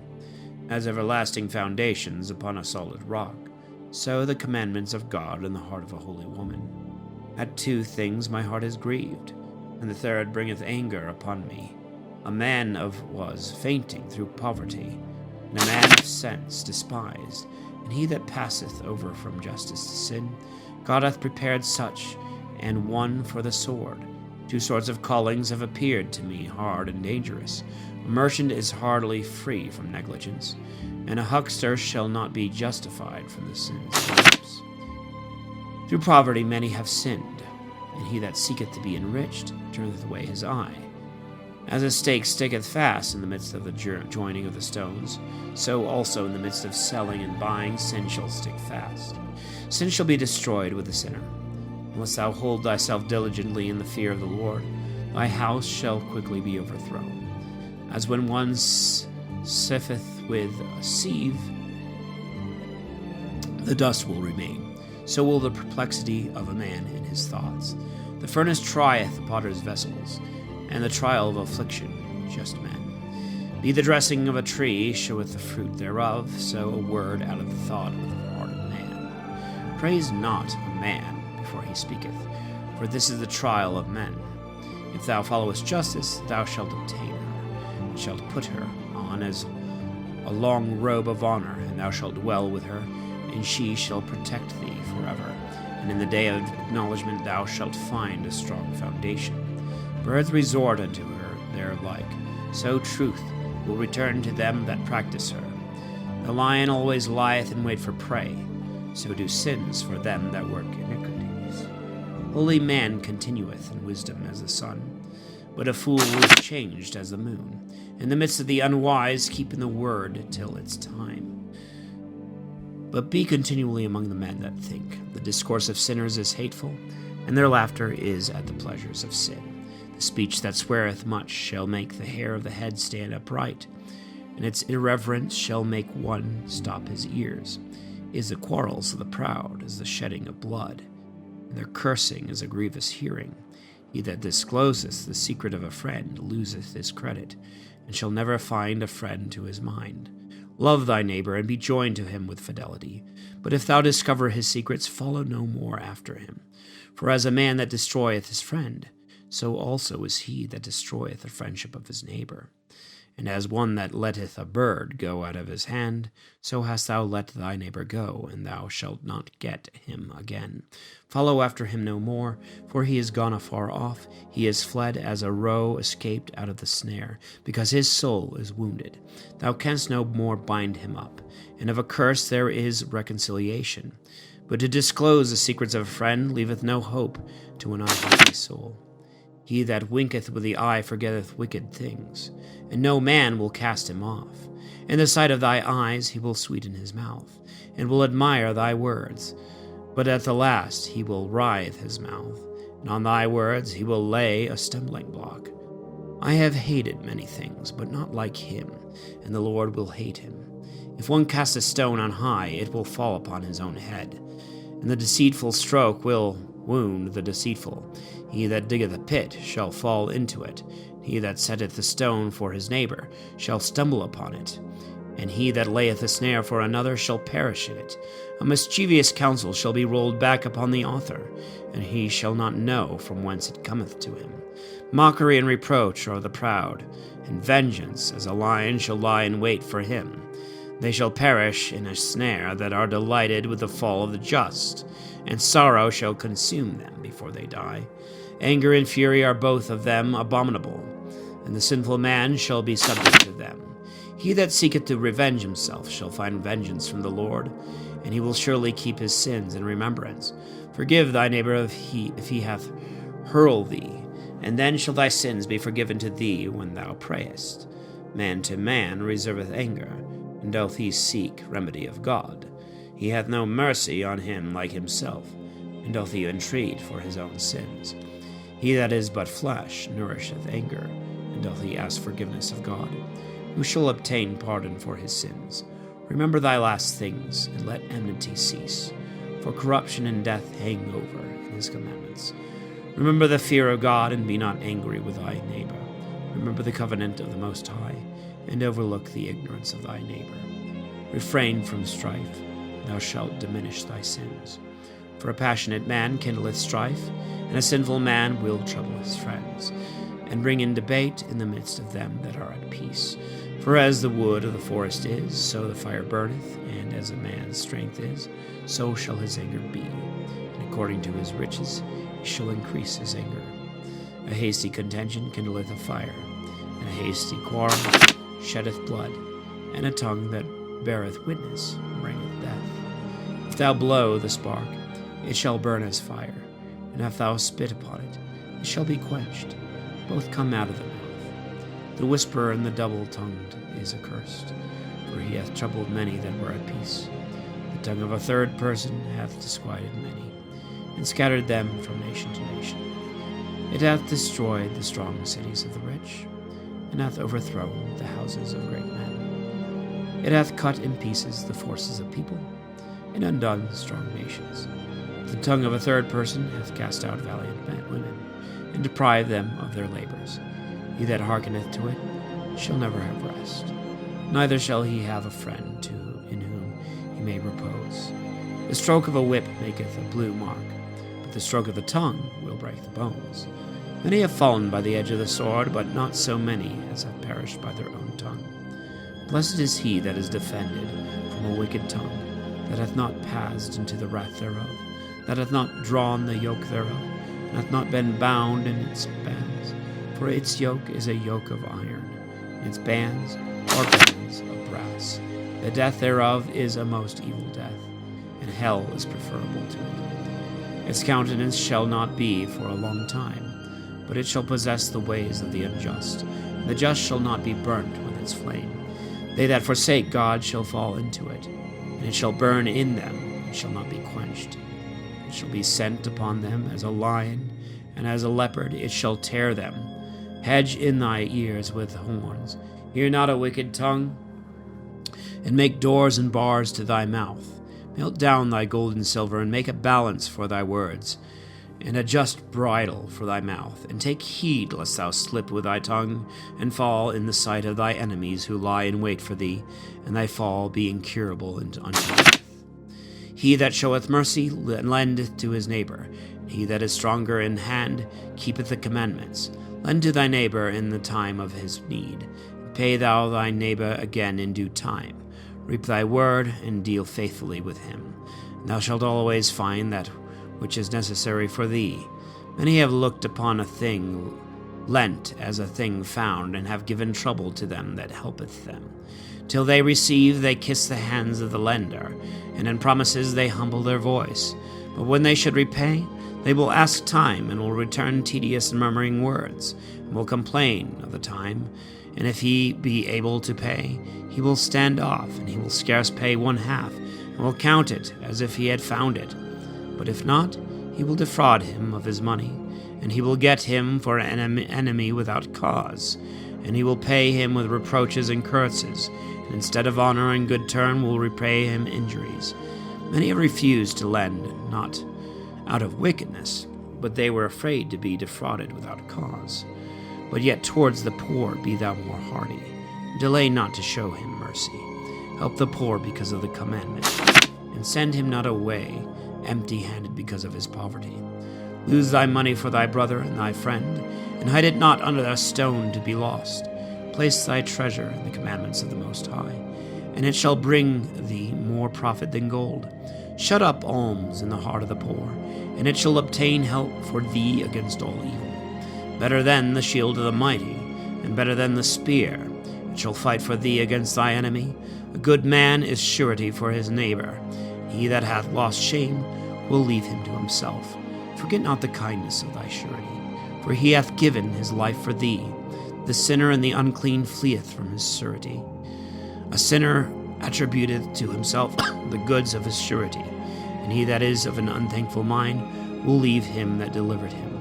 A man is surety for his neighbor, and when he hath lost all shame, he shall forsake him. Evil suretyship hath undone many of good estate, and hath tossed them as a wave of the sea. It hath made powerful men to go from place to place round about, and they have wandered in strange countries. A sinner that transgresseth the commandment of the Lord shall fall into an evil suretyship, and he that undertaketh many things shall fall into judgment. Recover thy neighbor according to thy power, and take heed to thyself that thou fall not. The chief thing for man's life is water and bread and clothing, and a house to cover shame. Better is the poor man's fare under a roof of boards than sumptuous cheer abroad in another man's house. Be contented with little instead of much, and thou shalt not hear the reproach of going abroad. It is a miserable life to go as a guest from house to house, for where a man is a stranger he shall not deal confidently, nor open his mouth. He shall entertain and feed, and give drink to the unthankful. Moreover, he shall hear bitter words. Go, stranger, and furnish the table, and give others to eat what thou hast in thy hand. Give place to the honorable presence of my friends, for I want my house, my brother, being to be lodged with me. These things are grievous to a man of understanding, the upbraiding of house room, the reproaching of a leader. He that loveth his son frequently chastiseth him, that he may rejoice in his latter end, and not grope after the doors of his neighbors. He that instructeth his son shall be praised in him, and shall glory in him in the midst of them of his household. He that teacheth his son maketh his enemy jealous, and in the midst of his friends he shall glory in him. His father is dead, and he is as if he were not dead, for he hath left one behind him that is like himself. While he lived, he saw and rejoiced in him. When he died, he was not sorrowful, neither was he confounded before his enemies. For he left behind him a defender of his house against his enemies, and one that will requite kindness to his friends. For the souls of his sons he shall bind up his wounds, and at every cry his bowels shall be troubled. A horse not broken becometh stubborn, and a child left to himself will become headstrong. Give thy son his way, and he shall make thee afraid. Play with him, and he shall make thee sorrowful. Laugh not with him, lest thou have sorrow, and at the last thy teeth be set on edge. Give him not liberty in his youth, wink not at his devices.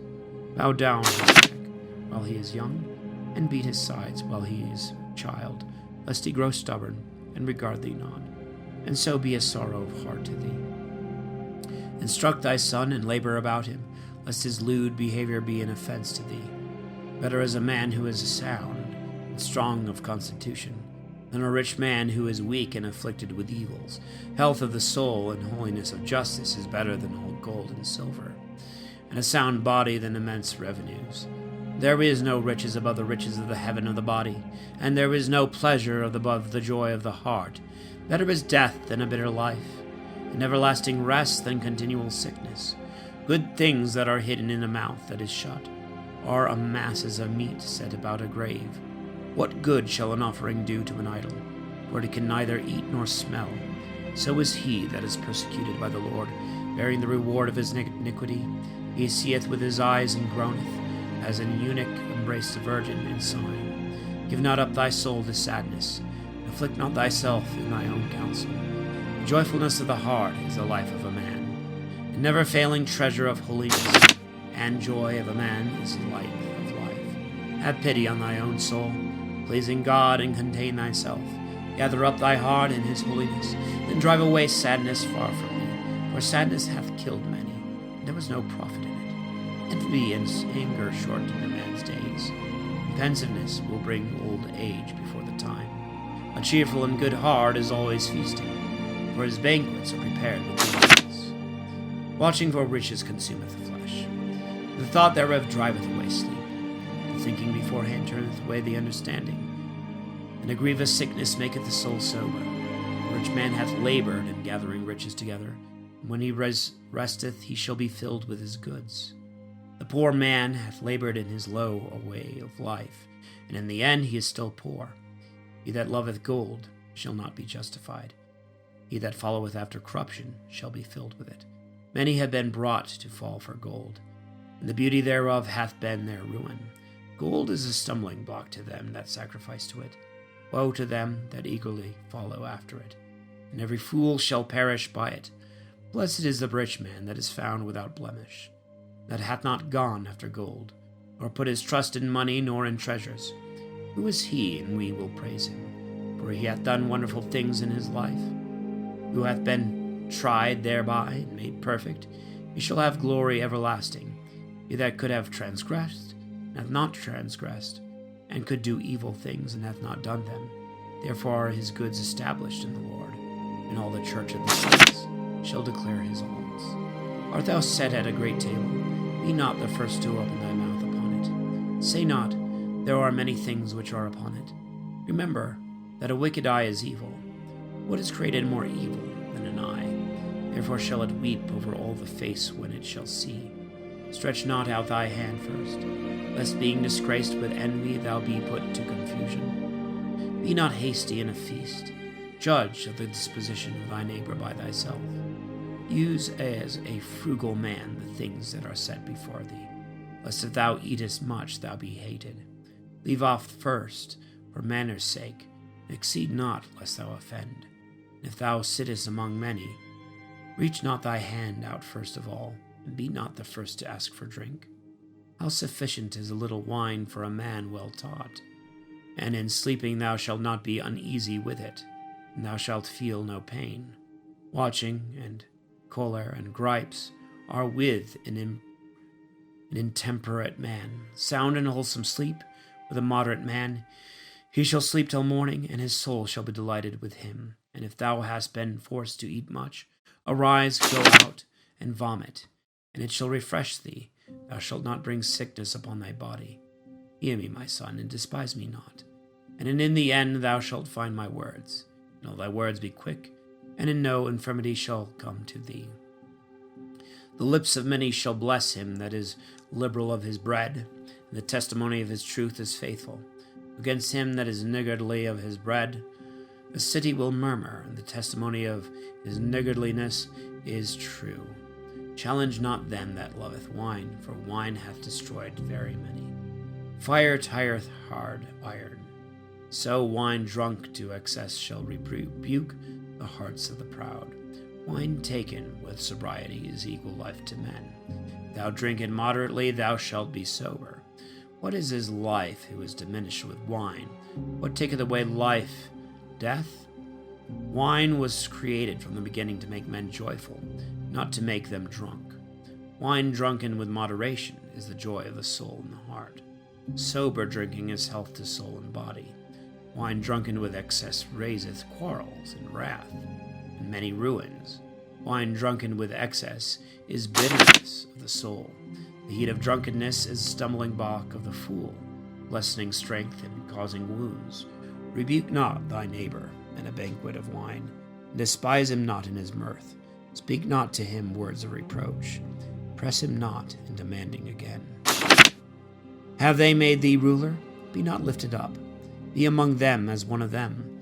Have care of them, and so sit down. And when thou hast acquitted thyself of all thy charge, take thy place, that thou mayest rejoice for them, and receive a crown as an ornament of grace, and get the honor of the contribution.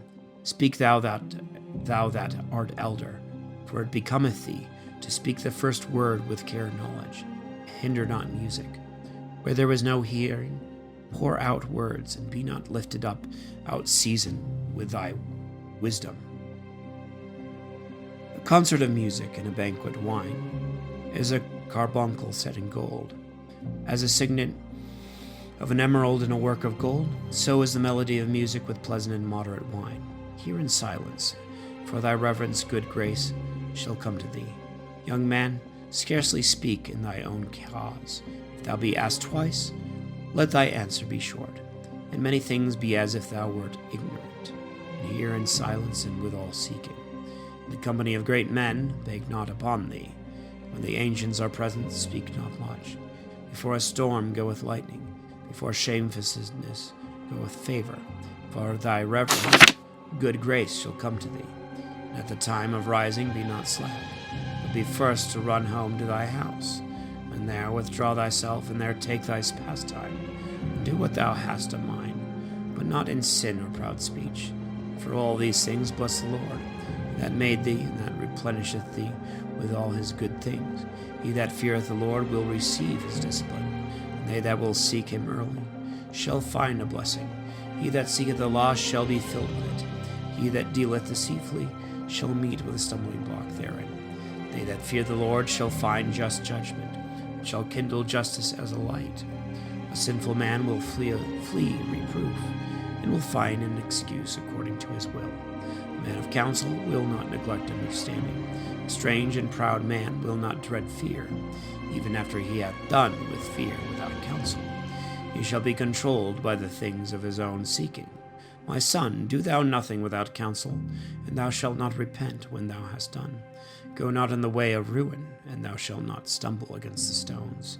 Trust not thyself to a rugged May, lest thou set a stumbling block to thy soul. And beware of thy own children, take heed of them of thy household. And every work of thine regard thy soul in faith, for this is the keeping of the commandments. He that believeth God taketh heed to the commandments. He that trusteth him shall fare nevertheless. No evils shall happen to him that feareth the Lord, but in temptation God will keep him, and deliver him from evils. A wise man hateth not the commandments and justices, and he shall not be dashed in pieces as a ship in a storm. A man of understanding is faithful to the law of God, and the law is faithful to him.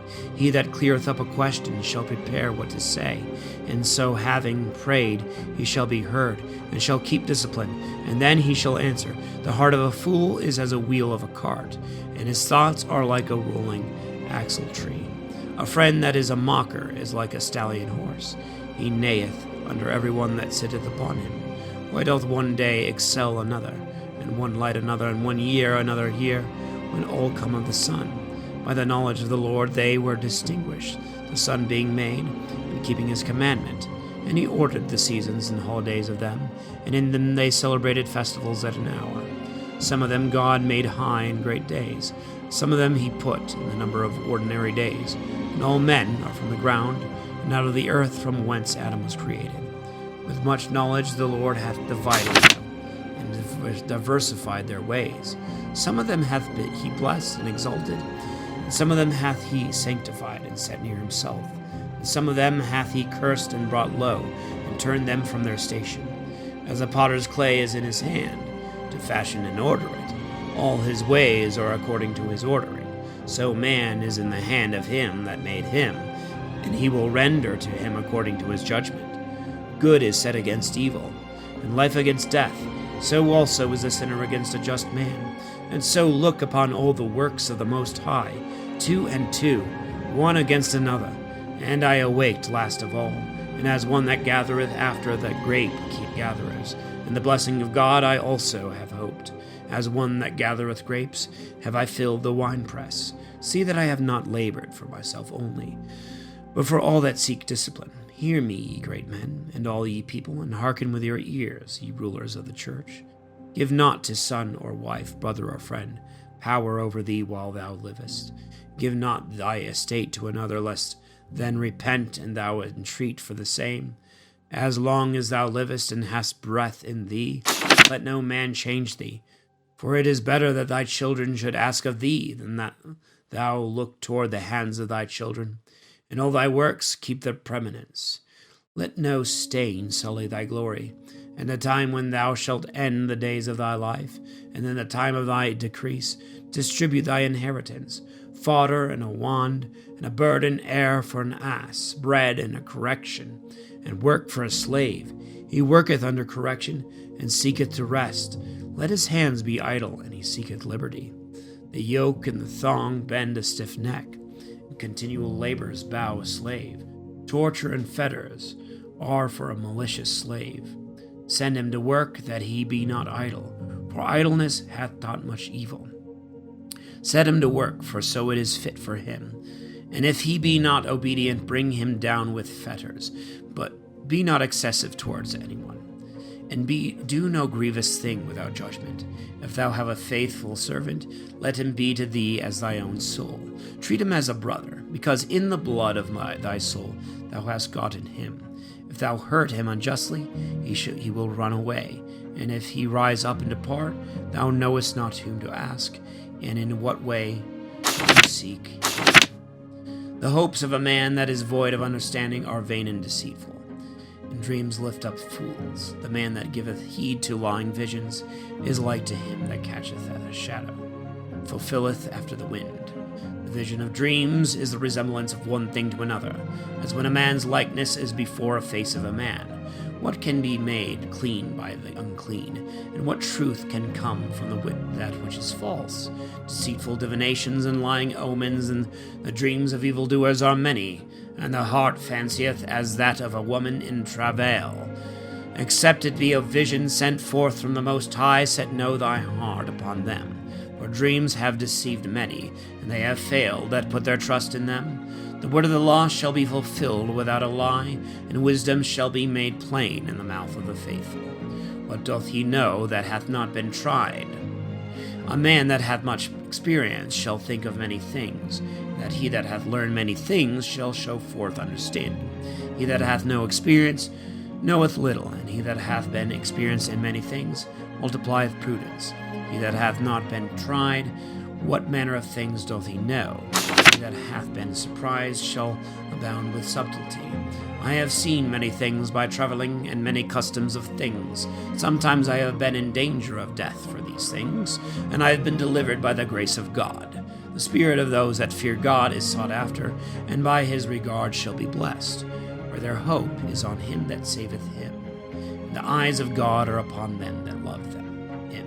He that feareth the Lord shall tremble at nothing, and shall not be afraid, for he is his hope.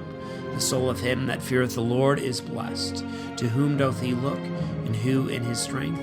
The eyes of the Lord are upon them that fear him. He is their powerful protector and strong stay, a defense from the heat, and a cover from the sun at noon. Preservation from stumbling, and a help from falling. He raiseth up the soul, and enlighteneth the eyes, and giveth health and life and blessing. The offering of him that sacrificeth of a thing wrongfully gotten is stained, and the mockeries of the unjust are not acceptable. The Lord is only for them that wait upon him in the way of truth and justice. The Most High approveth not the gifts of the wicked, neither hath he respect to the oblations of the unjust, nor will he be sanctified for sins by the multitude of their sacrifices. He that offereth sacrifice of the goods of the poor is that one that sacrificeth the son in the presence of his father. And the bread of the needy is the life of the poor. He that defraudeth them thereof is a man of blood. He that taketh away the breath gotten by sweat is like him that killeth his neighbor. He that sheddeth blood, and he that defraudeth the labor of his hire are brothers. When one buildeth up and another pulleth down, what profit have they put the labor? When one prayeth and another curseth, whose voice will God hear? He that washeth himself after touching the dead, if he toucheth them again, what doth his washing avail? So a man that fasteth for his sins, and doth the same again, what doth his humbling himself profit him? Who will hear his prayer? He that keepeth the law multiplieth offerings. It is a wholesome sacrifice to take heed to the commandments, and to depart from all iniquity. And to depart from injustice is to offer a propitiatory sacrifice for injustices, and a begging of pardon for sins. He shall return thanks that offereth fine flour, and he that doth mercy offereth sacrifice. To depart from iniquity is that which pleaseth the Lord, and to depart from injustice is an entreaty for sins. Thou shalt not appear empty in the sight of the Lord, for all these things are to be done because of the commandment of God. The oblation of the just maketh the altar flat, and is an odor of sweetness in the sight of the Most High. The sacrifice of the just is acceptable, and the Lord will not forget the memorial thereof. Give glory to God with a good heart. Diminish not the firstfruits of thy hands. In every gift show a cheerful countenance, and sanctify thy tithes with joy. Give to the Most High according to what he hath given to thee, and with a good eye do according to the ability of thy hands. For the Lord maketh recompense, and will give thee 7 times as much. Do not offer wicked gifts, for such he will not receive. And look not upon an unjust sacrifice, for the Lord is judge, and there was not with him respect of person. The Lord will not accept any person against a poor man, and he will hear the prayer of him that is wronged. He will not despise the prayers of the fatherless, nor the widow when she poureth out her complaint. Do not the widow's tears run down the cheek, and her cry against him that causeth them to fall. For from the cheek they go up even to heaven. And the Lord that heareth will not be delighted with them. He that adoreth God with joy shall be accepted, and his prayer shall approach even to the clouds. The prayer of him that humbleth himself shall pierce the clouds till it come nigh. He will not be comforted. And he will not depart till the Most High behold. And the Lord will not be slack, but will judge for the just, and will do judgment. And the Almighty will not have patience with them, that he may crush their back. And he will repay vengeance to the Gentiles, till he have taken away the multitude of the proud, and broken the scepters of the unjust, till he have rendered to men according to their deeds, and according to the works of Adam, and according to his presumption, till he have judged the cause of his people. And he shall delight the just with his mercy. The mercy of God is beautiful in the time of affliction, as a cloud of rain in the time of drought. Have mercy upon us, O God of all, and behold us, and show us the light of thy mercies, and send thy fear upon the nations that have not sought after thee, and they may know that there is no God besides thee, that they may show forth thy wonders. Lift up thy hand over the strange nations, that they may see thy power. For as thou hast been sanctified in us in their sight, so thou shalt be magnified among them in our presence, that they may know thee, as we have known thee, that there is no God beside thee, O Lord. Renew thy signs and work new miracles. Glorify thy hand and thy right arm. Raise up indignation and pour out wrath. Take away the adversary and crush the enemy. Hasten the time and remember the end, that they may declare thy wonderful works. Let him that escapeth be consumed by the rage of the fire, and let them perish that oppress thy people. Crush the head of the princes of the enemies that say, there is no other besides us. Gather together all the tribes of Jacob, that they may know that there is no God besides thee, and may declare thy great works. And thou shalt inherit them as from the beginning. Have mercy on thy people, upon whom thy name is invoked, and upon Israel, whom thou hast raised up to be thy firstborn. Have mercy on Jerusalem, the city which thou hast sanctified, the city of thy rest. Fill Zion with thy unspeakable words, and thy people with thy glory. Give testimony to them that are thy creatures from the beginning, and raise up the prophecies which the former prophets spoke in thy name. Reward them that patiently wait for thee. Thy prophets may be found faithful, and hear the prayers of thy servants, according to the blessing of Aaron over thy people, and direct us into the way of justice. Let all know that dwell upon the earth that thou art God, the beholder of all ages. The belly will devour all meat, yet one is better than another. The palate tasteth venison, and the wise heart false speeches. A perverse heart will cause grief, and a man of experience will resist it. A woman will receive every man, yet one daughter is better than another. The beauty of a woman cheereth the countenance of her husband, and a man desireth nothing more. She have a tongue that can cure, and likewise mitigate and show mercy. Her husband is not like other men. He that possesseth a good wife beginneth a possession. She is a help like to himself, and a pillar of rest. Where there was no hedge, the possession shall be spoiled. Where there was no wife, He mourneth that is in want. Who will trust him that hath no rest, that long lodgeth whosoever the night taketh him? As a robber will be appointed, that skippeth from city to city. Every friend will say, I also am his friend. But there is a friend that is only a friend in name. Is not this a grief even to death? But a companion and a friend shall be turned to an enemy.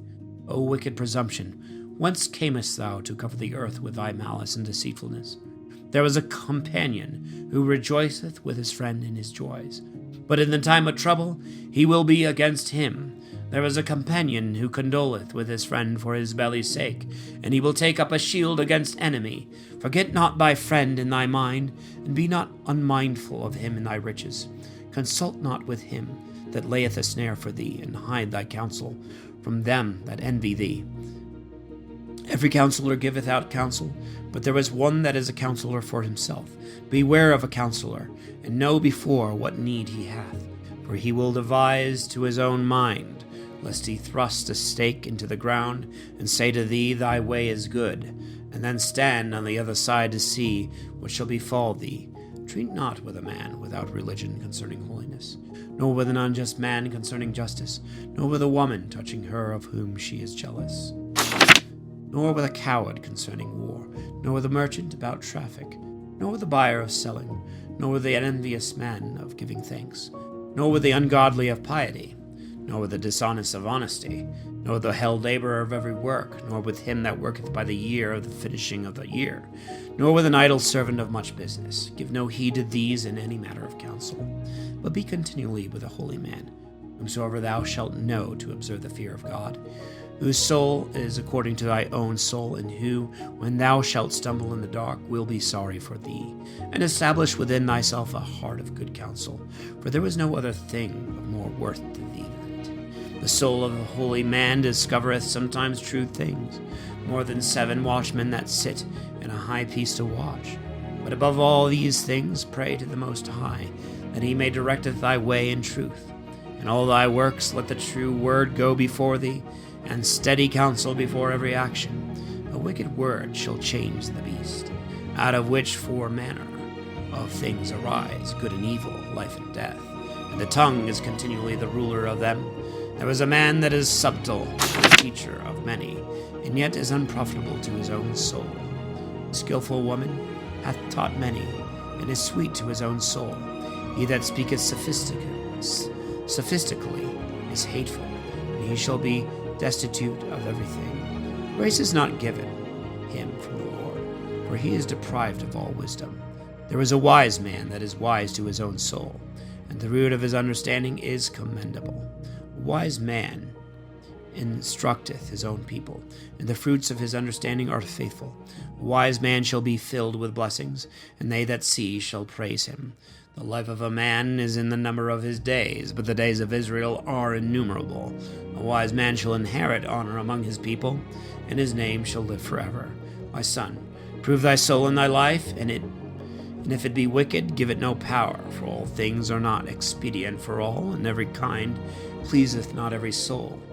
Be not greedy in any feasting, and pour not out thyself upon any meat, for in many meats there will be sickness, and greediness will turn to choler. By surfeiting many have perished, but he that is temperate shall prolong life. Honor the physician for the need thou hast of him, for the Most High hath created him. For all healing is from God, and he shall receive gifts of the King. The skill of the physician shall lift up his head, and in the sight of great men he shall be praised. The Most High hath created medicines out of the earth, and a wise man will not abhor them. Was not bitter water made sweet with wood? The virtue of these things is come to the knowledge of man, and the meat High hath given knowledge to men, that he may be honored in his wonders. By these he shall cure, and shall allay their pains, and of these the apothecary shall make sweet confections, and shall make up ointments of health, and of his works there shall be no end. For the peace of God is over all the face of the earth. My son, in thy sickness neglect not thyself, but pray to the Lord, and he shall heal thee. Turn away from sin, and order thy hands aright. Cleanse thy heart from all offense. Give a sweet savor, and a memorial of fine flour, and make a fat offering, and then give place to the physician. For the Lord created him, and let him not depart from thee, for his works are necessary. For there is a time when thou must fall into their hands, and they shall beseech the Lord, and he would prosper what they give for ease and remedy, for their conversation. He that sinneth in the sight of his Maker shall fall into the hands of the physician. My son, shed tears over the dead, and begin to lament as if thou hadst suffered some great harm, and according to judgment cover his body, and neglect not his burial. And for fear of being ill spoken of, weep bitterly for a day, and then comfort thyself in thy sadness, and make mourning for him according to his merit for a day, or two, for fear of detraction. For of sadness cometh death, and it overwhelmeth the strength. And the sorrow of the heart boweth down the neck. And the withdrawing aside sorrow remaineth, and the substance of the poor is according to his heart. Give not up thy heart to sadness, but drive it from thee, and remember the latter end. Forget it not, for there was no returning. Thou shalt do him no good, shalt hurt thyself. Remember my judgment, for also shall be so. Yesterday for me, today for thee. When the dead is at rest, let his remembrance rest, and comfort him in the departing of his spirit. The wisdom of a scribe cometh by his time of leisure, and he that is less in action shall receive wisdom. With what wisdom shall he be furnished that holdeth the plough, and that glorieth in the goad, that driveth the oxen therewith, and is occupied in their labors, and his whole talk is about the offspring of bulls? He shall give his mind to turn up furrows, and his care is to give the kine fodder. So every craftsman and workmaster that laboureth night and day, he who maketh graven seals, and by his continual diligence varieth the figure. He shall give his mind to the resemblance of the picture, and by his watching shall finish the work. So doth the smith, sitting by the anvil and considering the ironwork. The vapour of the fire wasteth his flesh, and he fighteth with the heat of the furnace. The noise of the Father is always in his ears, and his eye is upon the pattern of the vessel he maketh. He setteth his mind to finish his work, and is watching to polish them to perfection. So doth the potter, sitting at his work, turning the wheel about with his feet, who is always carefully set to his work, and maketh all his work by number. He fashioneth the clay with his arm, and boweth down his strength before his feet. He shall give his mind to finish the glazing, and is watching to make clean the furnace.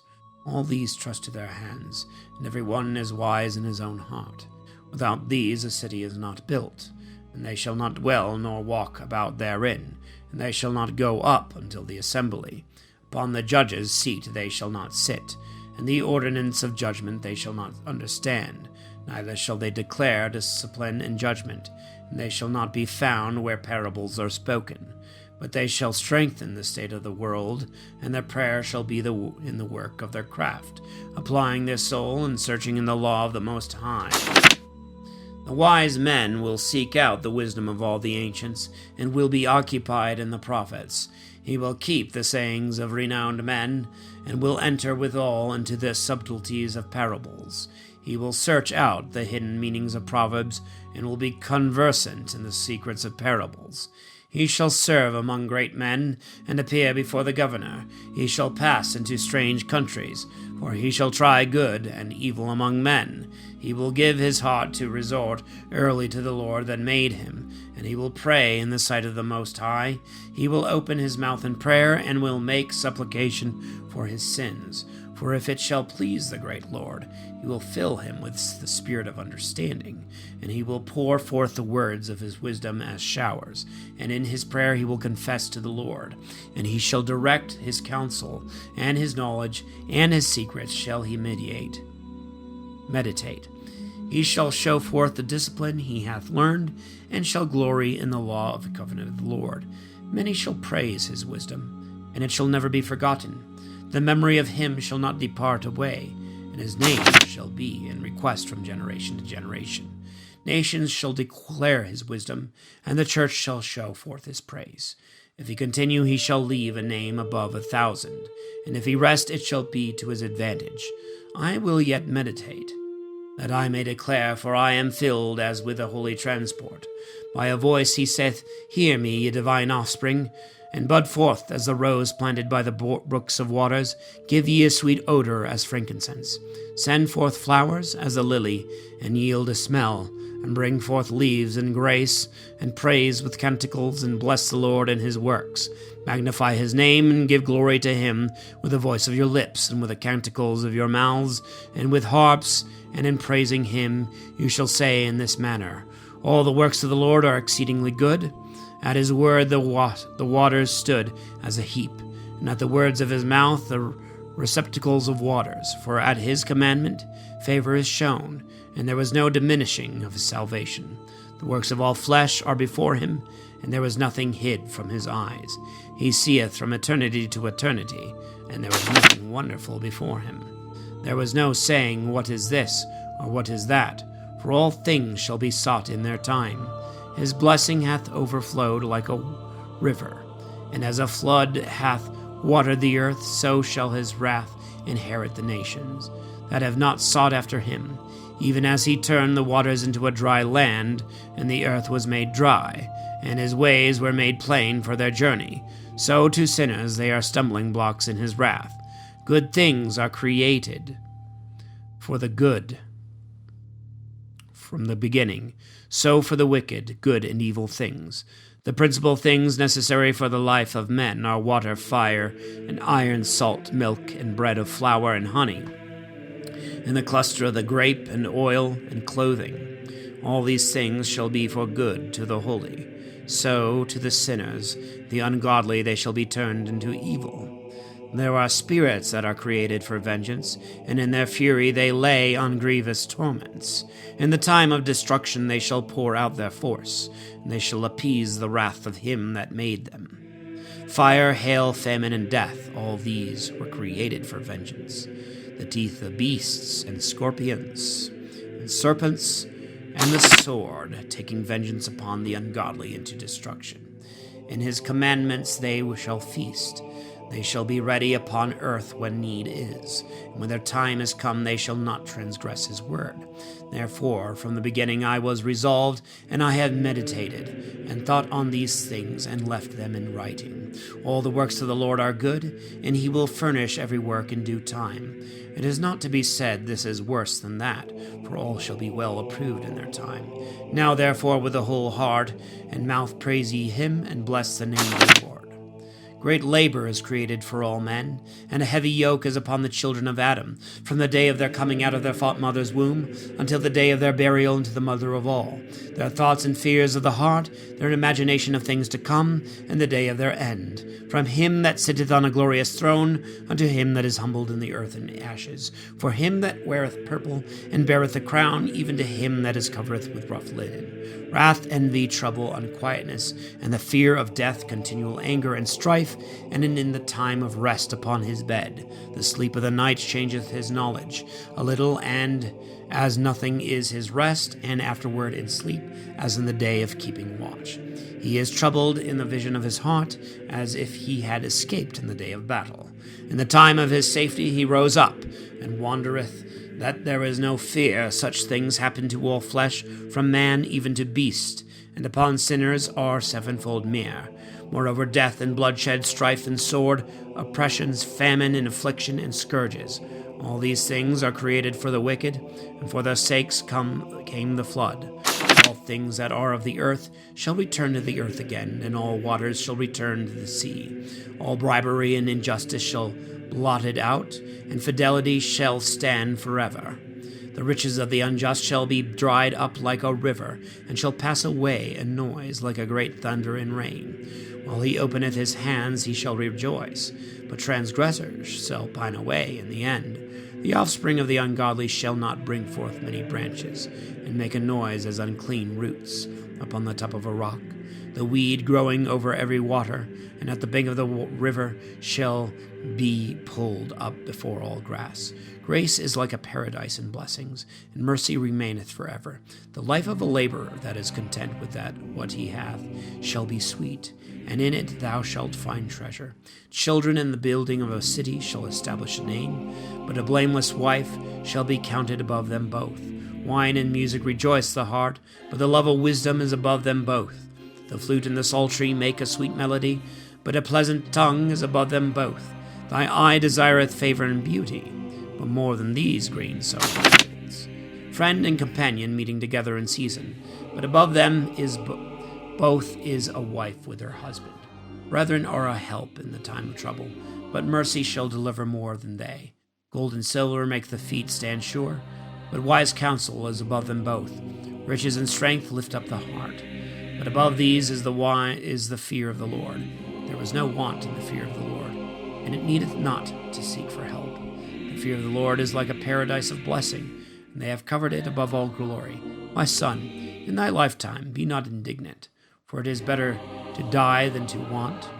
The life of him that looketh toward another man's table is not to be counted a life, for he feedeth his soul with another man's meat. But a man well instructed and taught, will look to himself. Begging will be sweet in the mouth of the unwise, but in his belly there shall burn fire. O death, how bitter is the remembrance of thee to a man that hath peace in his possessions, to a man that is at rest, whose ways are prosperous in all things, that is yet able to take meat. O death, thy sentence is welcome to the man that is in need, and to him whose strength faileth, who is in a decrepit age, that is in care about all things, and to the distrustful that loseth patience. Fear not the sentence of death. Remember what things have been before thee, what shall come after thee. This sentence is from the Lord on all flesh. What shall come upon thee by the good pleasure of the Most High? Whether 10 or 100 or 1,000 years, for among the dead there is no accusing of life. Children of sinners become children of abominations, they that converse near the houses of the ungodly. The inheritance of the children of sinners shall perish, and with their posterity shall be a perpetual reproach. The children will complain of an ungodly father, because for his sake they are in reproach. Woe to you, ungodly men, who have forsaken the law of the Most High Lord. And if you be born, you shall be born in malediction. And if you die, in malediction shall be your portion. All things that are of the earth shall return into the earth. So the ungodly shall from malediction to destruction. The mourning of men is about their body, but the name of the ungodly shall be blotted out. Take care of a good name, for this shall continue with thee. More than 1,000 treasures, precious and great. A good life hath its number of days, but a good name shall continue forever. My children, keep discipline and peace, for wisdom that is hid, and treasure that is not seen. What profit is there in them both? Better is the man that hideth his folly, and the man that hideth his wisdom. Wherefore have a shame of these things I am now going to speak of. For it is not good to keep all shamefacedness. And all things do not please all men in opinion. Be ashamed of fornication before father and mother, and of a lie before a governor, and a man in power, of an offense before a prince and a judge, of iniquity before a congregation and a people, of injustice before a companion and friend, and in regard to the place where thou dwellest, of theft and of the truth of God, and the covenant, of leaning with thy elbow over meat, and of deceit and giving and talking, of silence before them that salute thee, of looking upon a harlot, of turning away thy face from thy kinsman. Turn not away thy face from thy neighbor, and of taking away a portion, and not restoring. Gaze not upon another man's wife, and be not inquisitive after his handmaid, and approach not her bed. Be ashamed of upbraiding speeches before friends, and after thou hast given, upbraid not. Repeat not the word which thou hast heard, disclose not the thing that is secret. So shalt thou be truly without confusion, and shall find favor before all men. Be not ashamed of any of these things, and accept no person to sin thereby, of the law of the Most High, and of his covenant, and of judgment to justify the ungodly, of the affair of companions and travelers, and of the gift, of the inheritance of friends, of exactedness, of balance and weights, of getting much or little, of the corruption of buying, and of merchants, and of much correction of children, and to make the side of a wicked slave to bleed. Sure, keeping is the good over a wicked wife, where there are many hands. Shut up and deliver all things in number and weight, and put all in writing that thou givest out or receivest in. Be not ashamed to inform the unwise and foolish, and the aged, that are judged by young men, and thou shalt be well instructed in all things, and well approved in the sight of all men living. The father waketh for the daughter, when no man knoweth, and the care for her taketh away his sleep. When she is young, lest she pass away, in the flower of her age, when she is married, lest she should be hateful in her virginity. Lest she should be corrupted, and be found with child in her father's house, and having a husband, lest she should misbehave herself, or at the least become barren. Keep a sure watch over a shameless daughter, lest at any time she make thee become a laughingstock to thy enemies, a byword in the city, a reproach among the people. And she make thee ashamed before all the multitude. Behold, not everybody's beauty, and tarry not among women. For from garments cometh a moth, from a woman the iniquity of a man. For better is the iniquity of a man than a woman doing a good turn, and a woman bringing shame and reproach. I will now remember the works of the Lord, and I will declare the things I have seen. By the words of the Lord are his works. The sun giving light hath looked upon all things, and full of the glory of the Lord is his work. Hath not the Lord made the saints to declare all his wonderful works, which the Lord Almighty hath firmly settled to be established for his glory? He hath searched out the deep and the heart of man, and considered their crafty devices. For the Lord knoweth all knowledge, and hath beheldeth the signs of the world. He declareth the things that are past, the things that are to come, and revealeth the traces of hidden things. No thought escapeth him, and no word can hide itself from him. He hath beautified the glorious works of his wisdom, and he is from eternity to eternity, and to him nothing may be added, nor can he be diminished, and he hath no need of any counselor. Oh, how desirable are all his works, and what we can know is but a spark. All these things live and remain forever, and for every use all things obey him. All things are double one against another, and he hath made nothing defective. He hath established the good things of every one, and who shall be filled with beholding his glory? The firmament on high is his beauty, the beauty of heaven with its glorious show. The sun, when he appeareth, showing forth at his rising an admirable instrument, the work of the Most High.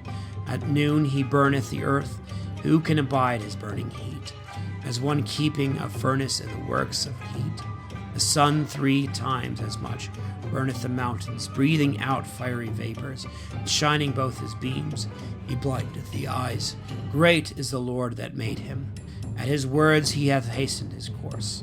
And the moon and all in her season is for declaration of times and a sign of the world. For the moon is the sign of the festival day, a light that decreaseth in her perfection. The mouth is called after her name, increasing wonderfully in her perfection, being an instrument of the armies on high, shining gloriously in the armament of heaven. To the glory of the stars is the beauty of heaven. The Lord enlighteneth the world on high. By the words of the Holy One they shall stand in judgment, and shall never fail in their watches. Look upon the rainbow. Bless him that made it.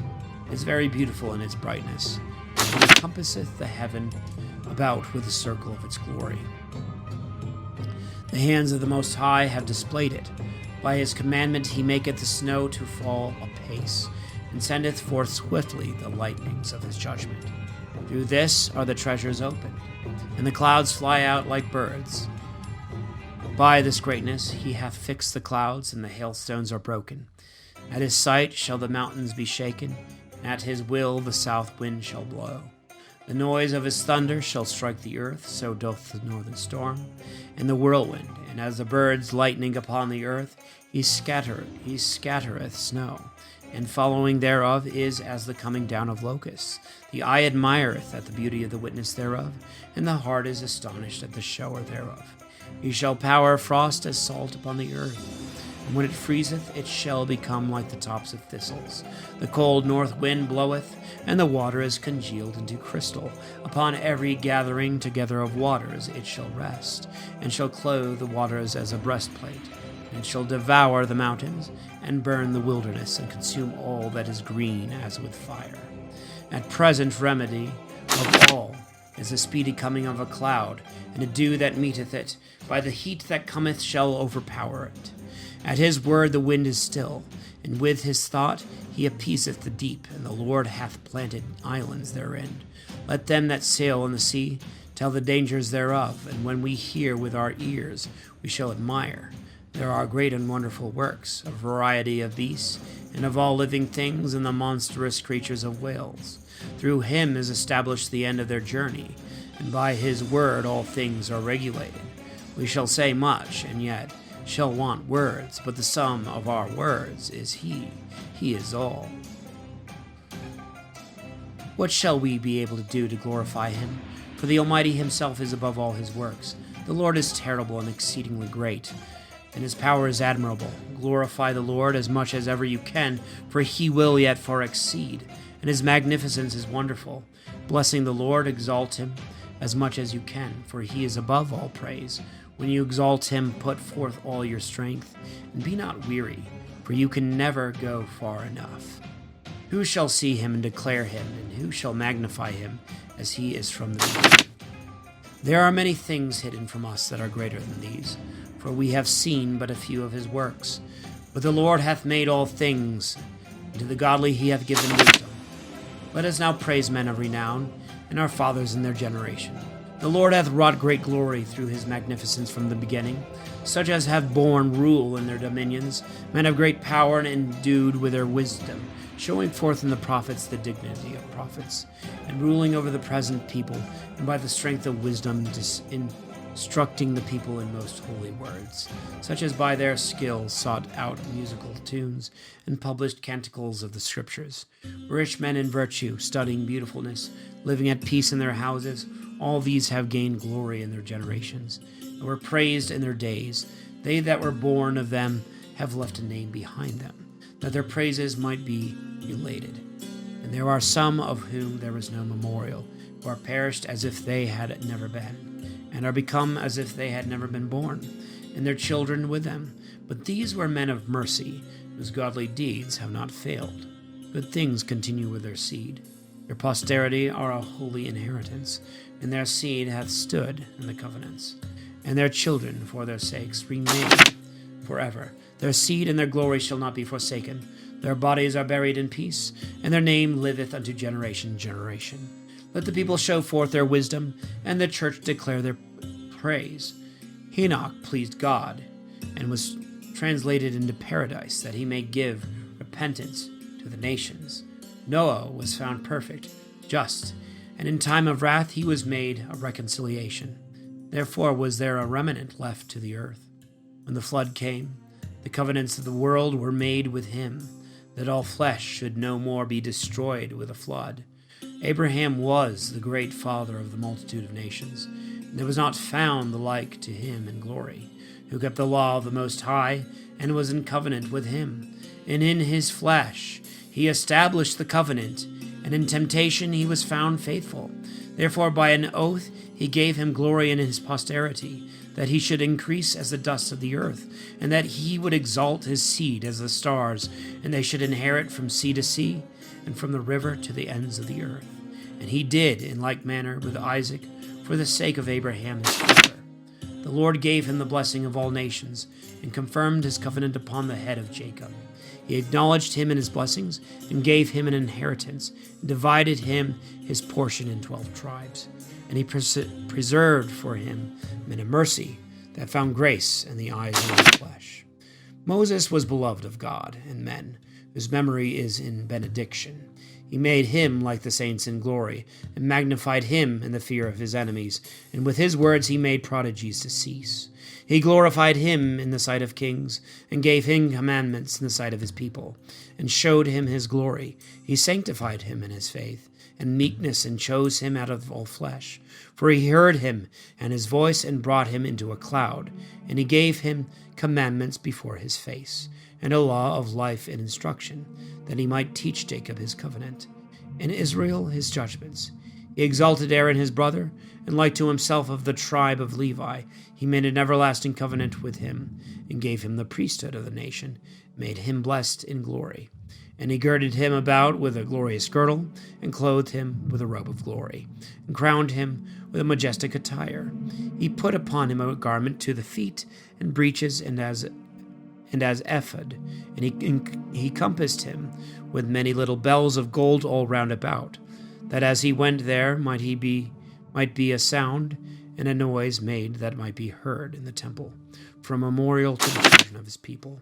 He gave him a holy robe of gold, and blue and purple, a woven work of a wise man, endued with judgment and truth, of twisted scarlet, and the work of an artist, with precious stones cut and set in gold, engraven by the work of lapidary, for a memorial according to the number of the tribes of Israel. And a crown of gold upon his mitre, within was engraved holiness, an ornament of honor, a work of power, and delightful to the eyes for its beauty.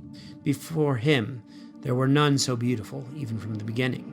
No stranger was ever clothed with them, but only his children alone, and his grandchildren forever. His sacrifices were consumed with fire every day. Moses filled his hands and anointed him with holy oil. This was made to him for an everlasting testament, and to his seed as the days of heaven, to execute the office of the priesthood, and to have praise and to glorify his people in his name. He chose him out of all men living to offer sacrifice to God, incense, and a good savor, for a memorial to make reconciliation for his people. And he gave him power in his commandments, and the covenants of his judgments, that he should teach Jacob his testimonies, and give light to Israel in his law. And strangers stood up against him, and through envy the men that were with Dathan and Abiram compassed him about in the wilderness, the congregation of Korah in their wrath. The Lord God saw, and it pleased him not, and they were consumed in his wrathful indignation. He wrought wonders upon them, consumed them with a flame of fire. And he added glory to Aaron, and gave him an inheritance, and divided unto him the firstfruits of the increase of the earth. He appeared them bread in the first place unto fullness, for the sacrifices also of the Lord they shall eat, which he gave to him and to his seed. But he shall not inherit among the people in the land, and he hath no portion among the people, for he himself is his portion and inheritance. Phinehas, the son of Eleazar, is the third in glory, by imitating him in the fear of the Lord. And he stood up in the shameful fall of the people. In the goodness and readiness of his soul he appeased God for Israel. Therefore he made to him a covenant of peace, to be the prince of the sanctuary and of his people, that the dignity of priesthood should be to him and to his seed forever. And the covenant to David the king, the son of Jesse, of the tribe of Judah, an inheritance to him and to his seed, that he might give wisdom into our heart to judge his people in justice, that their good things might not be abolished. And he made their glory and their nation everlasting. Valiant in the war was Jesus, the son of Nava, who was successor of Moses among the prophets, who was great according to his name, very great for the saving the elect of God, to overthrow the enemies that rose up against them, that he might get the inheritance for Israel. I'm assuming this is Joshua. How great glory did he gain when he lifted up his hands and stretched out swords against the cities, who before him hath so resisted. For the Lord himself brought the enemies.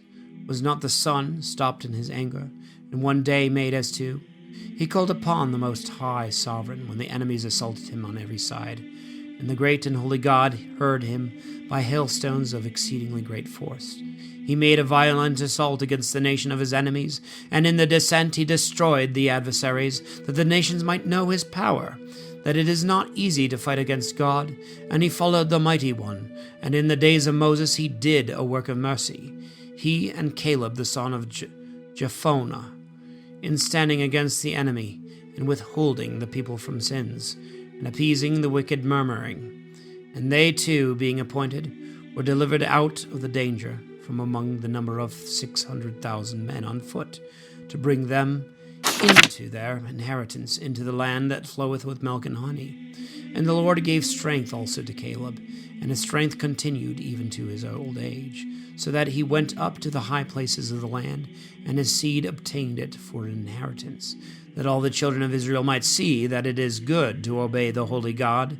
Then all the judges, every one by name, whose heart was not corrupted, who turned not away from the Lord, that their memory might be blessed, and their bones spring up out of their place, and their name continue forever, the glory of the holy men remaining unto their children. Samuel, the prophet of the Lord, the beloved of the Lord his God, established a new government, and anointed princes over his people. By the law of the Lord he judged the congregation, and the God of Jacob beheld, and by his fidelity he was proved a prophet. And he was known to be faithful in his words, because he saw the God of light, and called upon the name of the Lord God Almighty, in fighting against the enemies who beset him on every side, when he offered a lamb without blemish. And the Lord thundered from heaven, with a great noise made his voice be heard. And he crushed the princes of the Tyrians, and all the lords of the Philistines. Before the time of the end of his life in the world, he protested before the Lord and his anointed. Money or anything else, even to a shoe, he had not taken of any man, and no man did accuse him. And after this he slept, and he made known to the king, and showed him the end of his life. And he lifted up his voice from the earth in prophecy, to blot out the wickedness of the nation. Then Nathan the prophet arose in the days of David. And as the fat taken away from the flesh, so was David chosen from among the children of Israel. He played with lions as with lambs, and with bears. He did in like manner as with the lambs of the flock in his youth. Did not he kill the giant, and take away reproach from his people? And lifting up his hand with a stone and the sling, he beat down the boasting Goliath. For he called upon the Lord the Almighty, and he gave strength in his right hand, to take away the mighty warrior, and to set up the horn of his nation. So in 10,000 did he glorify him, and praised him in the blessings of the Lord, in offering to him a crown of glory. For he had destroyed the enemies on every side, and extirpated the Philistines, the adversaries, unto this day. He broke their horn forever. In all his works he gave thanks to the Holy One, and to the Most High with words of glory. With his whole heart he praised the Lord, and loved God that made him. And he gave him power against his enemies. And he set singers before the altar, and by their voices he made sweet melody. And to the festivals he added beauty. He set in order the solemn times, even to the end of his life, that they should praise the holy name of the Lord, and magnify the holiness of God in the morning. The Lord took away his sins, and exalted his horn forever. And he gave him a covenant of the kingdom, and a throne of glory in Israel. After him arose up a wise son, and for his sake he cast down all the power of the enemies. Solomon reigned in days of peace, and God brought all his enemies under him, that he might build a house in his name, and prepare a sanctuary forever. O how wise wast thou in thy youth, and thou wast filled as a river with wisdom, and thy soul covered the earth. And thou didst multiply riddles and parables. Thy name went abroad to the islands far off, and thou wast beloved in thy peace. The countries wondered at thee for thy canticles, and proverbs, and parables, and interpretations, and at the name of the Lord God, whose surname is God of Israel. Thou didst gather gold as copper, and didst multiply silver as lead, and thou didst bow thyself to women, and by thy body thou wast brought under subjection. Thou hast stained thy glory, and defiled thy seed, so as to bring wrath upon thy children, and to have thy folly kindled, that thou shouldest make the kingdom to be divided, and out of Ephraim the rebellious kingdom to rule. But God will not leave off his mercy, and he will not destroy nor abolish his own works. Neither will he out up by the roots the offspring of his elect, and he will not utterly take away the seed of him that loveth the Lord. Wherefore he gave a remnant to Jacob, and to David of the same stock. And Solomon had an end with his fathers. And he left behind him of his seed the folly of the nation, even Rehoboam that had little wisdom, who turned away the people through his counsel, and Jeroboam the son of Nebat, who caused Israel to sin, and showed Ephraim the way of sin, and their sins were multiplied exceedingly. They removed them far away from their land, and they sought out all iniquities till vengeance came upon them, and put an end to their sins. And Elias the prophet stood up as a fire, and his word burnt like a torch.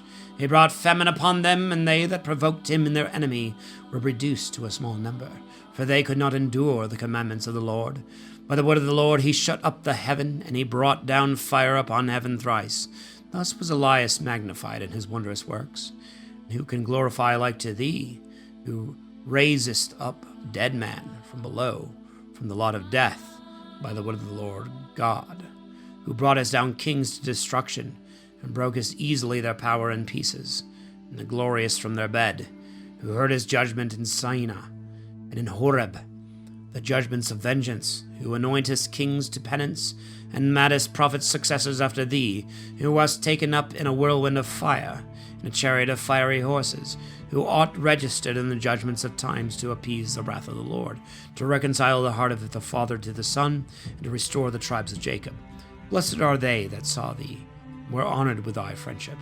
For we live only in our life, but after death our name shall not be such. Elias was indeed covered with whirlwind, and his spirit was filled up to in Elysius. And his days he feared not the prince, and no man was more powerful than he. No word could overcome him. After death his body prophesied. In his life he did great wonders, and his death he wrought miracles. For all this the people repented not, neither did they depart from their sins till they were cast out of their land, and were scattered through all the earth. And there was left but a small people, and a prince in the house of David. Some of these did that which pleaseth God, but others committed many sins. Zacchaeus fortified his city, and brought in water into the midst thereof, and he digged a rock with iron, made a well for water. In his day Sennacherib came up, and sent Rabshakeh, and lifted up his hand against them, and he stretched out his hand against Sion, and became proud through his power. Then their hearts and hands trembled, and they were in pain as women in travail. And they called upon the Lord who is merciful, and spreading their hands they lifted them up to heaven. And the holy Lord God quickly heard their voice, and he was not mindful of their sins, neither did he deliver them up to their enemies, but he purified them by the hand of Isaiah, the holy prophet. He overthrew the army of the Assyrians, and the angel of the Lord destroyed them. For Zacchaeus did that which pleased God, and walked valiantly in the way of David his father, which Isaiah the great prophet, and faithful in the sight of God, had commanded him. In his days the sun went backward, and he lengthened the king's life. With a great spirit he saw the things that are to come to pass at last, and comforted the mourners in Zion. He showed what should come to pass forever, and secret things before they came. The memory of Josiah is like the composition of a sweet smell made by the art of a perfumer. His remembrance shall be sweet as honey in every mouth, and as music at a banquet of wine. He was directed by God unto the repentance of the nation, and he took away the abominations of wickedness. And he directed his heart towards the Lord, and in the days of sinners he strengthened godliness. Except David and Hezekiah and Josiah, all committed sin. For the kings of Judah forsook the law of the Most High, and despised the fear of God. So they gave their kingdom to others, and their glory to a strange nation. They burnt the chosen city of holiness, and made the streets thereof desolate, according to the prediction of Jeremiah. For they treated him evil, who was consecrated a prophet from his mother's womb, to overthrow and pluck up and destroy, and to build again and renew. It was Ezekiel that saw the glorious vision, which was shown him upon the chariot of cherubims, where he made mention of the enemies under the figure of rain, and of doing good to them that showed right ways. And may the bones of the 12 prophets spring up out of their place, for they strengthened Jacob and redeemed themselves by strong faith. How shall we magnify Zerubbabel? For he was as a signet on the right hand. In like manner Jesus the son of Josedech, who in their days built the house and set up a holy temple to the Lord, prepared for everlasting glory. And let Nehemiah be a long time remembered, who raised up for us our walls that were cast down, and set up the gates and the bars, who rebuilt our houses. No man was born upon earth like Enoch, for he also was taken up from the earth, nor as Joseph, who was a man born prince of his brethren, the support of his family, the ruler of his brethren, The stay of the people and his bones were visited. After death they prophesied. Seth and Sem obtained glory among men, and above every soul Adam in the beginning. Simeon the high priest, the son of Onias, who in his life propped up the house, and in his days fortified the temple, by him also the height of the temple was founded. The double building and high walls of the temple, in his days the wells of water flowed out, and they were filled as the sea above measure. He took care of his nation, and delivered it from destruction. He prevailed to enlarge the city, and obtained glory in his conservation with the people, and enlarged the entrance of the house and the court.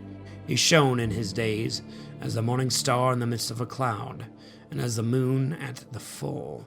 And as the sun when it shineth, so did he shine in the temple of God. And as the rainbow giving light in the bright clouds, and as the flower of roses in the days of spring, and as the lilies that are on the brink of the water, and as a sweet-smelling frankincense in the time of summer, as a bright fire and frankincense burning in the fire, as a massy vessel of gold, adorned with every precious stone, as an olive tree budding forth, and a cypress tree rearing itself on high, when he put on the robe of glory, and was clothed with the perfection of power. When he went up to the holy altar, he honored the vesture of holiness. And when he took the portions out of the hands of the priests, he himself stood by the altar, and about him was the ring of his brethren. And as the cedar planted in Mount Libanus, and as branches of palm trees, they stood round about him, and all the sons of Aaron in their glory. The oblation of the Lord was in their hands, before all the congregation of Israel, and finishing his service on the altar, to honor the offering of the Most High ring. He stretched forth his hand to make libation, and offered of the blood of the grape. He poured out at the foot of the altar a divine odor to the Most High Prince. Then the sons of Aaron shouted. They sounded with beaten trumpets, and made a great noise to be heard for the remembrance before God. Then all the people together made haste, fell down to the earth upon their faces, to adore the Lord their God, and to pray to the Almighty God, the Most High. And the singers lifted up their voices, and in the great house the sound of sweet melody was increased. And the people in prayer besought the Lord the Most High, until the worship of the Lord was perfected, and they had finished their office. Then coming down, he lifted up his hands over all the congregation of the children of Israel, to give glory to God with his lips, and to glorify in his name. And he repeated his prayer, willing to show the power of God. And now pray ye to the God of all, who hath done great things in all the earth, who hath increased our days from our mother's womb, and hath done with us according to his mercy. May he grant us joyfulness of heart, that there be peace in our days in Israel forever, that Israel may believe that the mercy of God is with us, to deliver us in his days. There are two nations which my soul abhorreth, the third is no nation which I hate. They that sit at Mount Seir, the Philistines, the foolish people that dwell in Sikkim. Jesus, the son of Sirach of Jerusalem, hath written in this book the doctrine of wisdom and instruction, a renewed wisdom from his heart. Blessed is he that is conversant in these good things, and he that layeth them up in his heart shall be wise always, for if he do them, he shall be strong to do all things, because the light of God guideth his steps. A prayer of Jesus, the son of Sirach. I will give glory to thee, O Lord, O King, and I will praise thee, O God, my Savior. I will give glory to thy name, for thou hast been a helper and protector to me, and hast preserved my body from destruction, from the snare of an unjust tongue, from the lips of them that forge lies, in the sight of them that stood by. Thou hast been my helper. Thou hast delivered me according to the multitude of the mercy of thy name, from them that did roar, prepared to devour, out of the hands of them that sought my life, from the gates of afflictions which encompassed me about, from the oppression of the flame which surrounded me, and in the midst of the fire I was not burnt, from the depth of the belly of hell, from an unclean tongue, from lying words, from an unjust king, from a slanderous tongue. My soul shall praise the Lord even to death.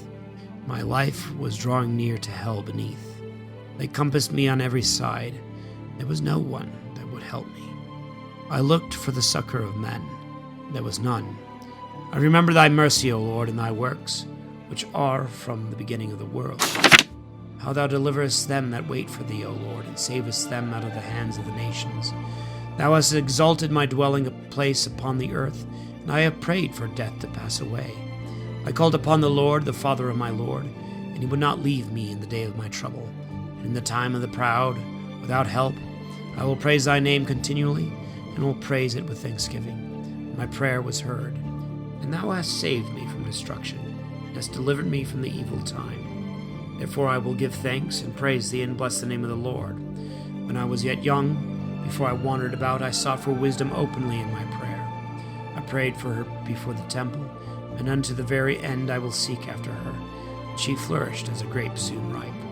My heart delighted in her. My foot walked in the right way. From my youth up I sought after her. I bowed down my ear a little, and received her, found much wisdom in myself, and I profited much therein. To him that giveth me wisdom will I give glory, for I have determined to follow her. I have had a zeal for good, it shall not be confounded. My soul hath wrestled for her, and in doing it I have been confirmed. I stretched forth my hands on high, and I bewailed my ignorance of her. I directed my soul to her, and in knowledge I found her, and possessed my heart with her from the beginning. Therefore I shall not be forsaken. My entrails were troubled in seeking her, therefore I shall possess a good possession. The Lord hath given me a tongue for my reward. With it I will praise him. Draw near to me, ye unlearned, and gather yourselves together into the house of discipline. Why are ye slow? And what do you say of these things? Your souls are exceedingly thirsty. I have opened my mouth and have spoken. Buy her for yourselves without silver, and submit your neck to the yoke, and let your soul receive discipline. For she is near at hand to be found. Behold with your eyes how I have labored a little, and have found much rest to myself.